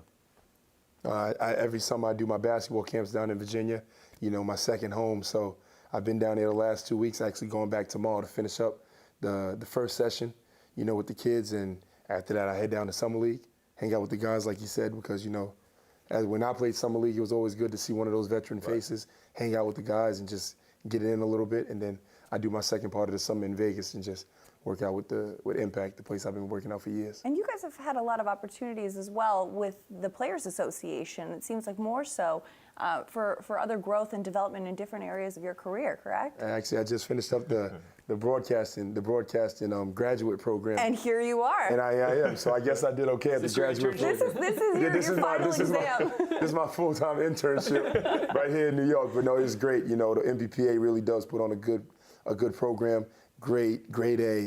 It's really professional, and it challenges you in areas that you're really not used to being challenged in, and it lets you know that there's other jobs out there, and they really put you to work. But at the end of the day, it's fun, and they make it really, really, really competitive, just like us athletes like it. Yeah. All right, let's take your teammates out of it. I'm already here. I'm on record. Lonzo, he's the guy I want to see this year. If you could pick one rookie who you're really excited, if you're really excited to see coming in. Golliver's been really high on Lonzo. Look, I've been suffering through Lakers games the last 2 years in Los Angeles. Okay. I need to change the pace. It's like Lent. You're rushing back to what you gave up, but which is good basketball in Los Angeles. But who are you guys looking forward to? I mean, is there one rookie who you would circle and say, hey, I just want to see what he can do when he comes into the league? I mean, is it a guy like Fultz #1, or is it a non-lottery pick, a sleeper you've been waiting on? I mean, who would it be? Well, we just had some barbershop talk yesterday out in D.C. We were chatting about how many teams don't have pure shooters, and we were talking about each player that in the top 30, top 40 players who can go into any team and fulfill a role. And the Ferguson kid, he was one of the kids, so I'm really pulling for him. A pure shooter, athletic. I think all kids coming out now are athletic. I think that's just how it is now. But he's a pure shooter, and I think that I'll be interested to see how he can put his talents to work in a team that's already established. Yeah, and he was a pro last year. I mean, so he got a little taste of it. So he's kind of coming in ready, right? Yeah. That's the same with me. A team that's already established. I look at a Jason Tatum. Okay. Brad Beal has been telling me about this guy for the last 3-4 years because he's from St. Louis product. And he's one guy that's very polished offensively. And he's going to a team that's a kind of a grinded out team. And he can fill a role for being a shooter off the bench or if they want him to start. So I really want to see what type of game how he can bring his offensive package to the NBA. One thing I love about the Celtics, Brad Stevens is just crazy with the lineups. Like, he just finds different ways to put 5 guys together. And it always seems like he takes the guys, maybe if there is a weakness, he finds a way to cover it up. If they have a strength, he finds a way to really pull it out. That's huge for young guys, right? I mean, look what he did for Jaylen Brown. I mean, he was finding quality playoff minutes. Not many people expected that this time last year. They thought, oh, maybe he's a longer-term project. He's getting some real minutes there for Boston. So fit-wise, I think if you're Tatum, you're walking out of this night thinking, home run, right? No question. Like you said, Brad Stevens knows how to use guys, especially young guys, and put them in situations where they can be effective. It's going to be interesting to see what lineup changes he has because you have a Jaylen Brown, you have other three men that are there. So it's going to be interesting. But I think his height, his length, you can use him a little bit at the stretch four, especially the way the game is going. And he's a matchup problem against the traditional 4 men for sure. Definitely. I gotta say, you guys are crushing it in your broadcast internship tonight. So thank you so much for all of taking the lessons, time. yeah, so. I gotta take notes over here. After the show, I might need a little one-on-one tutelage from you two. Thank you so much for the time. The last pick of the first round is in, so we'll send it back to Maggie and you guys. What's going on? What's this pick? You guys are fantastic. We're coming up on 4 hours here. So it's been great. You guys were so entertaining. So thank you for that. Really appreciate your insight. So Derek White goes to San Antonio. Luke had outlined this really incredible story. What started as culinary school, culinary coach. Chef White. Chef White's going to be He didn't cooking in attend San Antonio. Yeah, that was his only offer. And then the final pick of the first round from your Villanova Wildcats, Josh Hart, goes to the Lakers because they had traded with Utah. I think maybe a little bit more interesting, and we hadn't talked about them all night, is San Antonio. It's so rare that we see trade rumors floating out with that team. They always seem so tight-lipped, yet today we heard LaMarcus Aldridge and also Danny Green. David, what's your take on where the Spurs are headed? I was very interested about the Aldridge discussion, speculation, because it was also speculated at the start of the preseason. This is twice now this year that his name has sort of popped out. I think it's got to be very hard for established players like LaMarcus Aldridge to join the Spurs, because when you think about the Spurs, Duncan, Parker, Kawhi, all the players that they've had, they started in the system as draft picks and they kept growing through the system. It's got to be weird to come in from another organization and you join this new organization that everybody is homegrown, a whole new culture and a very different culture, because Greg Popovich is not afraid to coach players and not afraid, as you've seen during games, to let the players know what he thought of what they just did on the floor. And I think that if you haven't been coached that way, that probably would be a little bit of a shock to your system. So I will be eager to watch that. It also goes to show, we forget, as we sit here, we've been talking about Golden State and Cleveland, that team had a 23-point lead in Game 1 at Oakland, and all of a sudden Kawhi got hurt. I'm not suggesting that they would have won the series, but I think it would have been a pretty darn good series.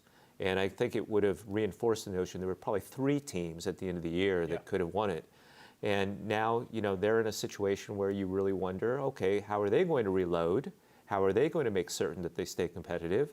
Or were they, based on that 23-point lead that they had in that first game, are they feeling good about where they should be? Well, to David's point, when you talk about reload or Aldridge and Danny Green coming on the block, I wonder how much of that has to do with those Chris Paul rumors are out there.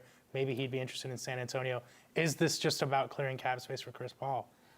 Perhaps, but it just, I don't know how all the... You don't hear a lot of Spurs rumors often, so that's definitely interesting. And I think it's interesting, too, when you think about where the league is right now and the kind of power that the players really do have in terms of dictating where they want to go, as we saw this week. It hasn't emanated yet with Paul George, but it surely will. That you think about Steve Ballmer, who is one of the wealthiest people in the world, by all accounts a fabulous owner. He's talking now about building a new arena, which, is kind of out there because the El Rey are playing Staples Center.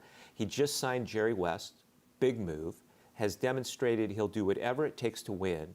And now he's picking up the newspaper or turning on the internet, and he's reading every day about Chris Paul leaving his organization.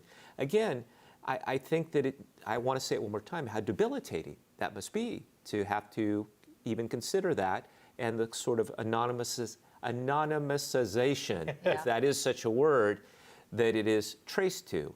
So it'll be a very, very, very intriguing, July when all this starts to unfold. And I have no sense of whether that will happen, but if we continue to see sort of a conglomeration of all these big-time players sort of gravitating to like 3 or 4 places, what does that mean for the rest of the league? It's really interesting. We got through the first round. Jimmy Butler is going to Minnesota, but Paul George, for now, still in an Indiana Pacers uniform. Kristaps Porzingis still in a New York Knicks uniform. We did get that big Jimmy Butler trade. You guys have been just awesome. This was so much fun as we are almost at the 4-hour mark. Thank you again to our players, current and former, Kwame Brown, Kyle O'Quinn, Garrett Temple. Just brought such an interesting perspective. David Kahn, thank you so much. I feel like you deserve a round of applause for pulling back the curtain on what draft night is like, what in the league, and just really giving us a true sense of sort of what's happening in the NBA because we're here on the outside. Rohan, just amazing. I just want to shout out all the people watching in Bombay and Coral Springs. I love you guys. Love you. Yeah. We couldn't do it without you. Yeah. Luke Wynn, thank you so much for letting us know about the interesting stories behind all these college players who are now. Luke Wynn is on the first flight to Cancun after this. No, Back to Crete. Greece. Crete, yeah, scouting. Back to Crete. Yeah, he's going to do some more scouting. Someone's going to feed him With olives. a stop off in Latvia, as we already established, right? Listen, we should all be heading to Latvia if we want to Yeah. find the next big basketball player. Guys, thank you so much. And of course, for everyone behind the scenes, we get so much of the credit, but this was truly a team effort here and a lot of work went into it. So thank you. I think that certainly showed. Enjoy round 2. We're going to say goodbye for now, but of course, you can check back to SI.com all throughout the night for our draft coverage. Thanks so much for watching. We'll see you next time.